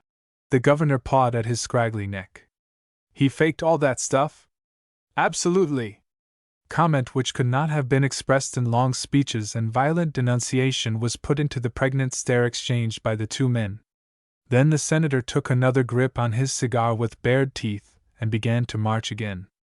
"Corson, what's going to be done with that blue-blazed understudy of Ananias?" "Depend on the wrath of heaven, perhaps," said the senator sarcastically. "I haven't had time to look in Holy Writ this morning and ascertain just what kind of a lie Ananias told. But whatever it was tame beside what Morrison told that mob about me last night. You've had your fling at me about my exclusiveness. What are you putting out yourself this morning in the way of statements?" The governor banged his fist down on the newspapers which littered the study table. "Nothing. Not yet. I've got to have my self-respect with me when I deliver my inaugural address this forenoon. The only way I can possess it is by ramming Morrison into jail." "On what ground, may I ask?" "Interference with the chief executive of this state. Inciting the mob against the militia. Putting state property in danger. Forgery, contempt of court. I'll appeal to the judges to act. I'll call in the Attorney General. You and I were forcibly detained." "Yes, we might allege abduction," was Corson's dry rejoinder. "Our helplessness in the hands of a usurper would win a lot of public sympathy." "I tell you, we would have the sympathy of the people," asserted the governor, too angry to be anything else than literal. And they'd express it by giving us the biggest laugh ever tendered to two public men in this state, North. We've got to look this thing straight in the eye. I told Morrison last night that no such preposterous thing was ever put over in American politics, and he agreed with me. You must agree, too. That makes us unanimous on one point, and that's something gained, because it's an essential point. We can't afford to let the public know just how preposterous the situation was. A man in American public life can get away with almost any kind of a fix, if it's taken seriously. But the right sort of a general laugh will snuff him like that. He snapped his finger. We're not dealing with politics and procedure in the case of Morrison. We're dealing with a fool and his folly, the governor shouted. It was another of those cases where the expected guest under discussion becomes an eavesdropper at just the wrong moment. Morrison was not deliberately an eavesdropper. He had followed the instructed secretary to the study door, and the governor had declared himself with a violence that was heard outside the room. The mayor stepped in when the secretary opened the door. After the secretary had closed the door and departed, Morrison stepped forward. Governor North, you're perfectly right, and I agree with you without resenting your remark. I did make quite a fool of myself last night. Perhaps you are not ready to concede that the ends justify the means. I do not, sir. A result built on falsehoods is a pretty poor proposition, declared the senator. I refer especially to those fake telegrams and to your impudent assertion to the mob that I said this or that. Yes, that telegram job was a pretty raw one, sir, Morrison admitted. But I really didn't lie straight out to those men in the square about your participation. I let them draw an inference from the way I complimented your fairness and good sense. I was a little hasty last night, but I didn't have much time to do advanced thinking. I'm going to express myself about last night, stated Senator Corson. Will you wait a moment, sir? Morrison had not removed his overcoat. He had not even unbuttoned it. He afforded the impression of a man who intended to transact business and be on his way with the least possible delay. He glanced at the electric lights and at the shaded windows. This seems too much like last night. Won't you allow me? It's a little indulgence to my state of mind. He hurried across the room and snapped up the shades and pulled apart the curtains. He reached his hand to the wall switch and turned off the lights. This isn't last night, it's this morning, and there's nothing like honest daylight on a proposition, gentlemen. Nothing like it. Last night things looked sort of tragic.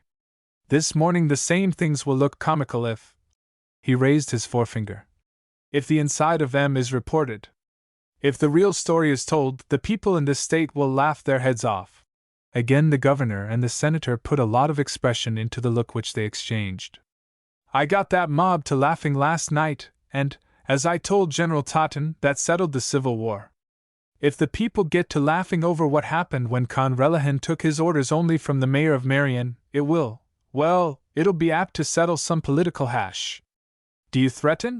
Demanded North. He was blinking into the matter-of-fact daylight where Morrison stood, framed in a window. Governor North, take a good look at me. I'm not a pirate chief. I'm merely a businessman up here to do a little dickering. I can't trade on my political influence, because I haven't any. You have all the politics on your side. I propose to do the best I can with the little stock in trade I have brought. He walked to the table and flapped on it his hand, palm up.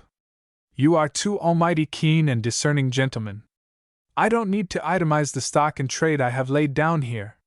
You see what I've got.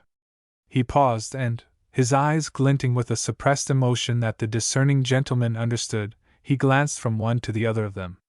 You've got a cock and bull yarn in which you are shown up as a liar and a lawbreaker, the governor declared. You've got some guess, so about errors and returns. Hold on, North, protested Senator Corson. It's just as Morrison says, we don't need to itemize his stock in trade. I can estimate it for myself.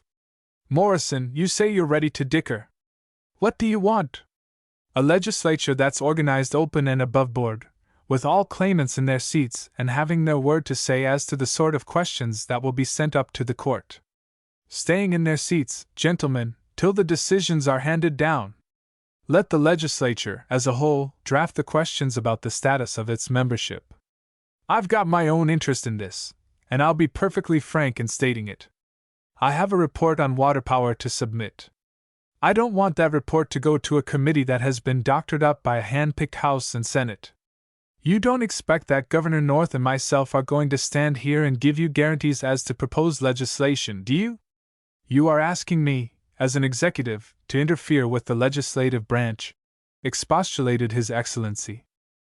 Gentlemen, I don't expect to settle the problems of the world here this morning, or even this water power question. I'm simply demanding that the thing be given a fair start on the right track. There was a great deal of significance in his tone when he added, I hope there'll be no need of going into unpleasant details, gentlemen. All three of us know exactly what is meant. Senator Corson was distinctly without enthusiasm. He maintained his air of chilly dignity. What legislation is contemplated under that report that you will submit? Some of the lawyers say that a general law prohibiting the shipping of power over wires out of the state must be backed by a change in our Constitution. Until we can secure that change, there must be a prohibitive clause on every water power charter granted by the legislature, a clause that restricts all the developed power for consumption in this state. A policy of selfishness, sir. No, Senator Corson, a policy that protects our own development until we can create a surplus of power. Sell our surplus, perhaps. That's a sound rule of business. If you'll allow me to volunteer a word or two more as to plans, I'll say that eventually I hope to see the state pay just compensation and take back and control the water power that was given away by our forefathers. As to power that is still undeveloped, I consider it the heritage of the people, and I refuse to be a party to putting a mortgage on it. My ideas may be a little crude just now. I say again that everything can't be settled and made right in a moment, but I have stated the principle of the thing, and we fellows who believe in it are going ahead on that line. I realize perfectly well, sir, that this plan discourages the kind of capital that Mr. Daunt represents. But if there is one thing in this God's country of ours that should not be put into the hands of monopoly, it's the power and the currents of the rivers that are fed by the lakes owned by the people. I'm a little warm on the subject, Senator Corson, I'll confess. I have been stubbing my toes around in pretty awkward shape. But I had to do the best I could on short notice. You have been very active in the affair, was the senator's uncompromising rejoinder. Governor North continued to be frankly a skeptic and had been expressing his emotions by wagging his head and grunting. In the line of his general disbelief in every declaration and in everybody, he pulled his watch from his pocket as if to assure himself as to the real time. He had scowled at the senator's mantel clock as if he suspected that even the timepiece might be trying to put something over on him. I must be moving on toward the State House. He wore the air of a defendant headed for the courtroom instead of a governor about to be inaugurated. I must know where I stand. Morrison, what's it all about, anyway? The governor was convincingly sincere in his query. He had the manner of one who had decided, all of a sudden, to come into the open. There was something almost wistful in this new candor. Stuart's poise was plainly jarred. What's it all about? He blinked with bewilderment. Why, I have been telling you, Governor. Do you think for 1 minute that I believe all that righteous Rollo rant? I have been stating my principles and… Hold on. I've had all the statements that I can absorb. What's behind them? That's what I want to know. Wait, I tell you! Don't insult my intelligence any more by telling me it's altruism, high-minded unselfishness in behalf of the people. I have heard others and myself talk that line of punk to a finish. Are you going to run for governor next election? Absolutely not. Are you grooming a man? No, sir.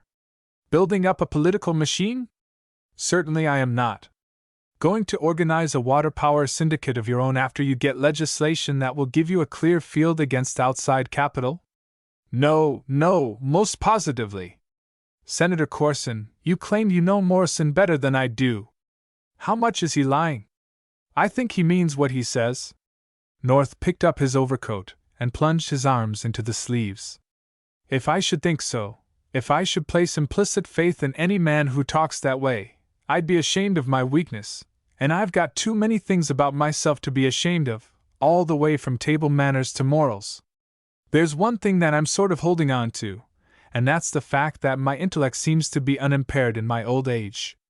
Morrison, I don't believe half what you say. The mayor of Marion made no reply for some moments. Corson, surveying him, showed uneasiness.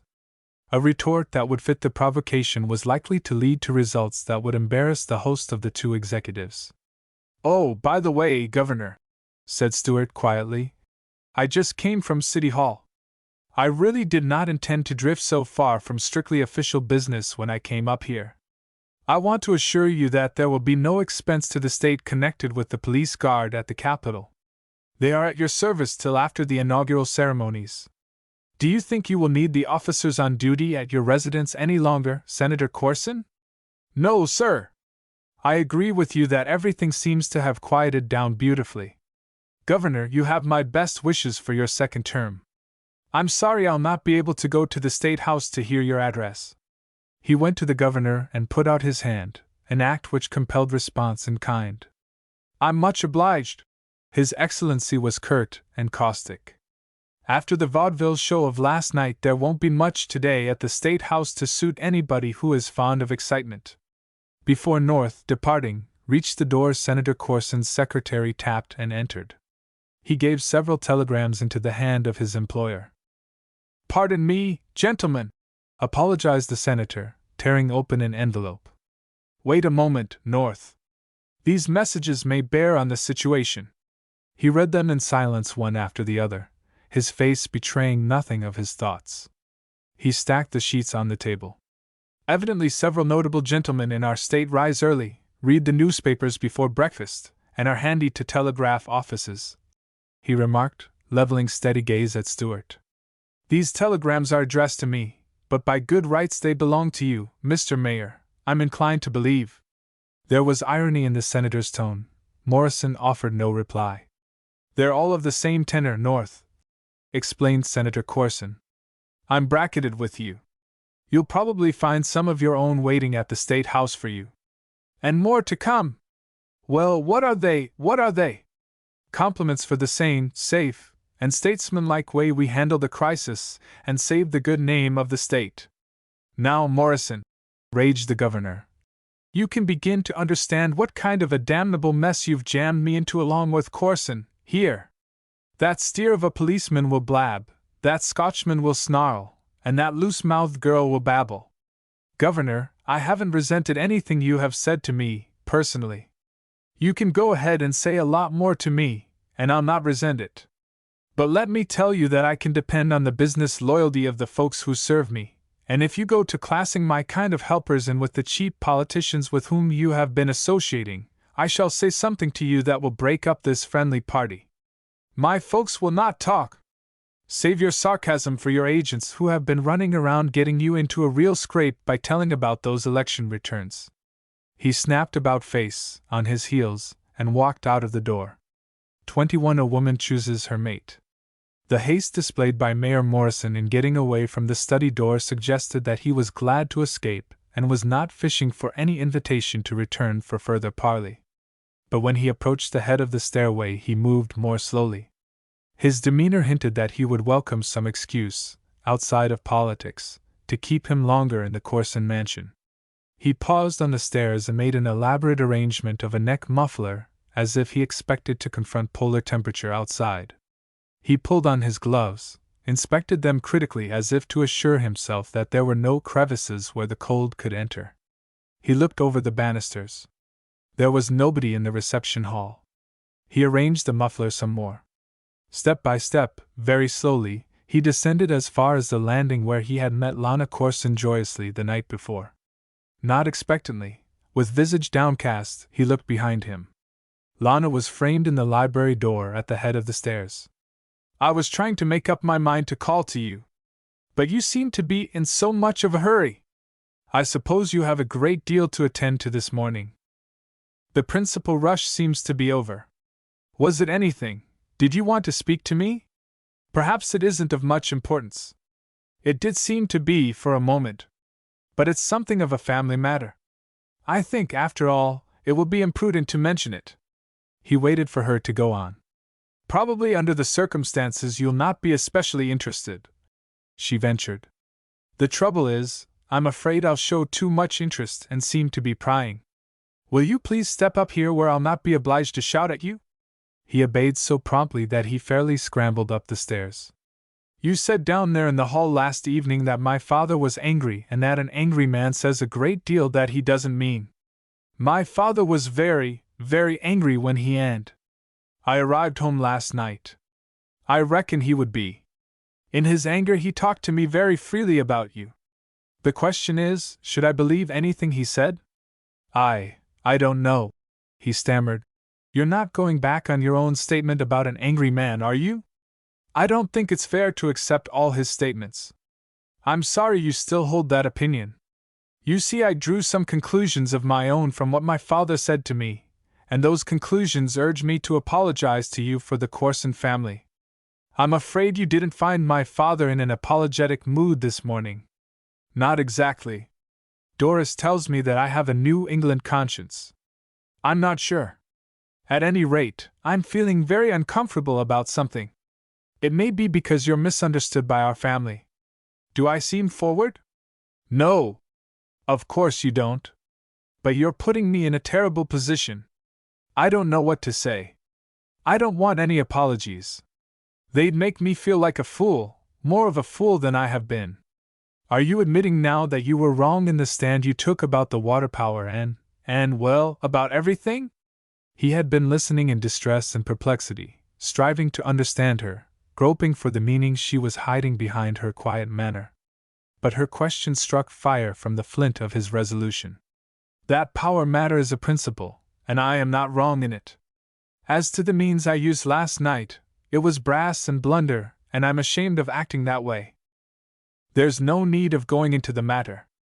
I received a great deal of information from my father, when he was angry. And I woke up early this morning and began to consider the evidence. I was hard at it when you drove up in your car.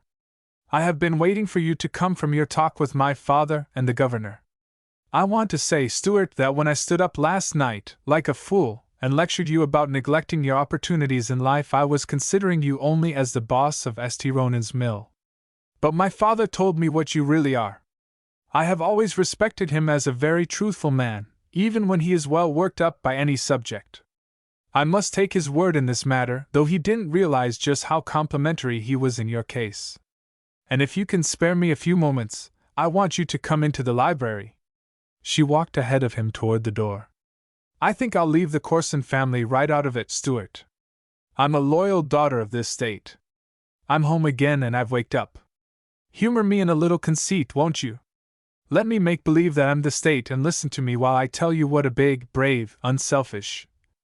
They were inside the door, and he put his arm about her and led her toward the big screen and broke in on her little speech that she was making tremulously, apprehensively, with a sob in her voice, trying to hide her deeper emotions under her mock dramatics. Hush, dear! I don't want to hear any state talk to me. I want to hear only Lana Corson talk. I didn't understand her last night. Now, bless her honest, true heart, I do understand her. Speech, long repressed, was rushing from his mouth. Then he struggled with words, his excitement choked him. He looked down at her through his tears. The bit poem, lassie! You remember it. The poem you recited, and when I sent you the big basket o' posies. All the time since yesterday it has been running in my head. I sat alone in the State House last night, and all I could remember was, but I will marry my own first love. I tried to say it out like a man, believing that God has meant you for me. But I couldn't think I'd be forgiven. Lana took his hand between her palms and stopped him at the edge of the screen. She quoted, meeting his adoring eyes with full understanding. And I think, in the lives of most women and men, there's a moment when all would go smooth and even. She drew him gently with her when she stepped backward. She had heard the senator's voice in the corridor. He was escorting Governor North. On the panels of the screen were embroidered some particularly grotesque Japanese countenances. Those pictured personages seemed to be making up faces at the dignitaries who passed the open door. But I must go to your father, sweetheart, Stuart insisted. I'd best do it this morning and have it all over with. This declaration as to duty and deference was not made while Senator Corson was passing the door, nor was it made with anything like the promptitude the senator might have expected in a matter which was so vitally concerned with a father's interests. In fact, it was a long, long time before Stuart had anything to say on that subject. If Senator Corson had been listening again on the other side of the screen, he, no doubt, would have been mightily offended by a delay which seemed to make the father an afterthought in the whole business. If he had been eavesdropping, he would not have heard much, anyway, of an informing nature.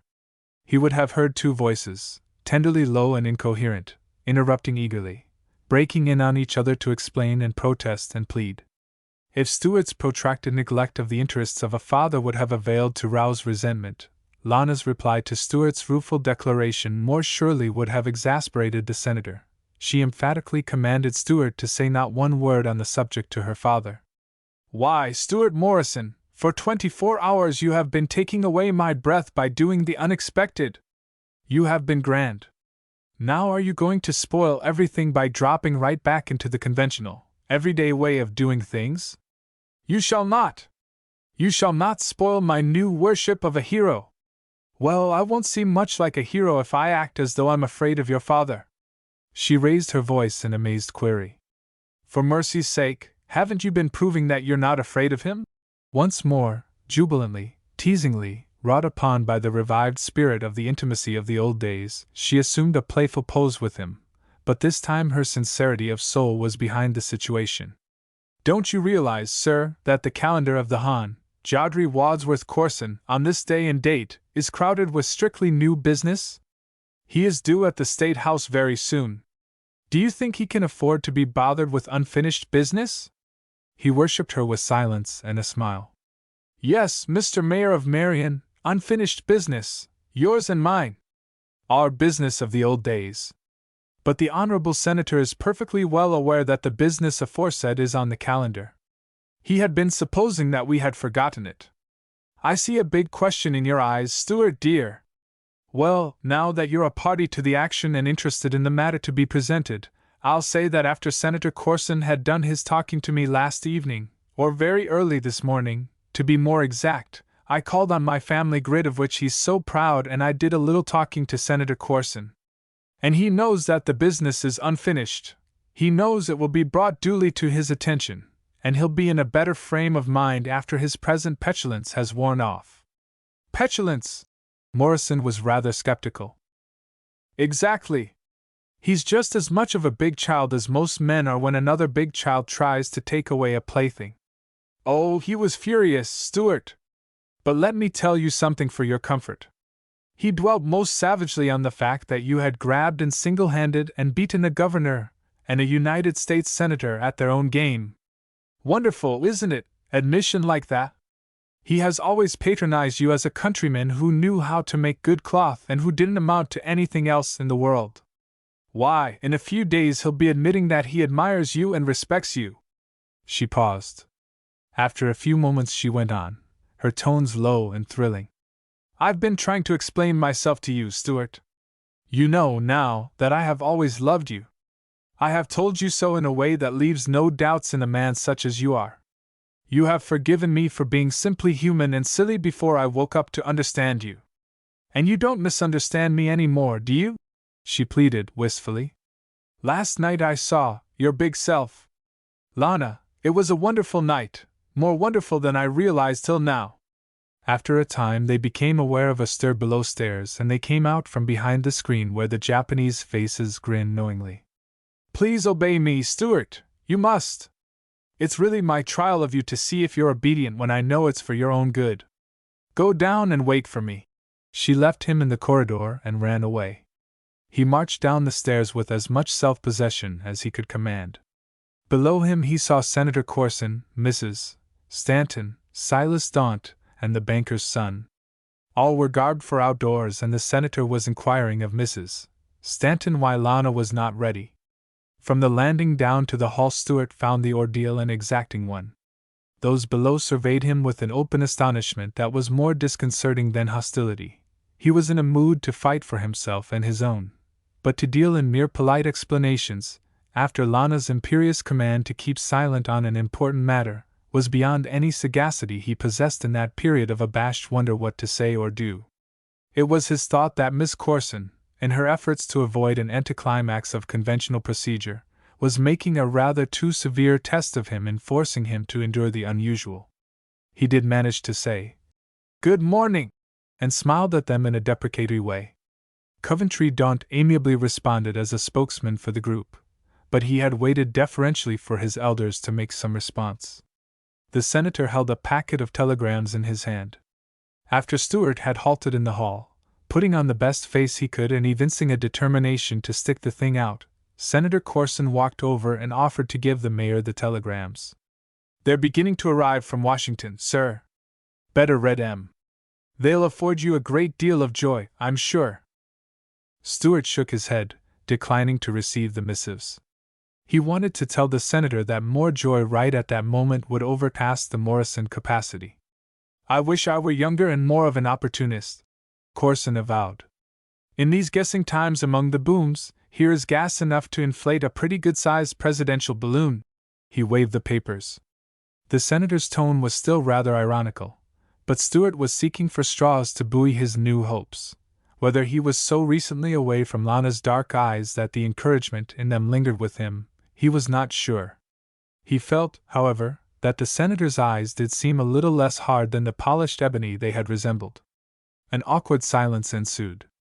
The senator stood in front of the caller, and queried uncompromisingly with those eyes. The caller, having been enjoined from babbling about the business that had been transacted behind the screen in the library, had no excuse to offer for hanging around there. I suppose you're going to the State House," he suggested, after he decided that the weather called for no comments. We are waiting for my daughter," stated Corson, with a severity which indicated that he was determined, then and there, to rebuke the cause of her delay. "I'm so sorry you have waited," Lana called to them from the landing, and came hurrying down, fastening the clasp of her furs. She went to Mrs. Stanton, her face expressing apologetic distress. "It's so comforting, Doris, to know that you and I don't need to bother with all these guest and hostess niceties. You'll understand, because you're a dear friend.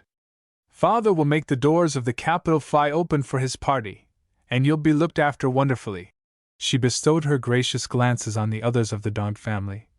"I know you'll all forgive me if I don't come along." She did not allow her amazed father to embarrass the situation by the outburst that he threatened. She fled past him, patting his arm with a swift caress. "I'm going with Stuart, over to Jeannie MacDougall Morrison's house.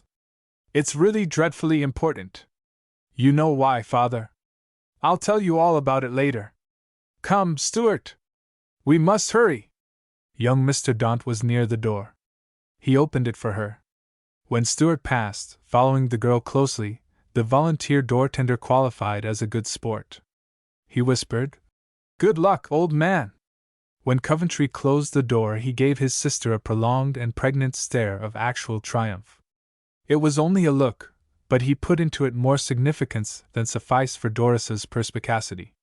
He had confided to his sister, the evening before, his hopeful reliance on a girl's heart. But the Lana Corson who came down the stairs, who confronted them, who had fearlessly chosen her mate before their hostile eyes, was a woman. And Coventry's gaze told his sister boastingly that he had made good in one respect: he had called the turn in his estimate of a woman. The end.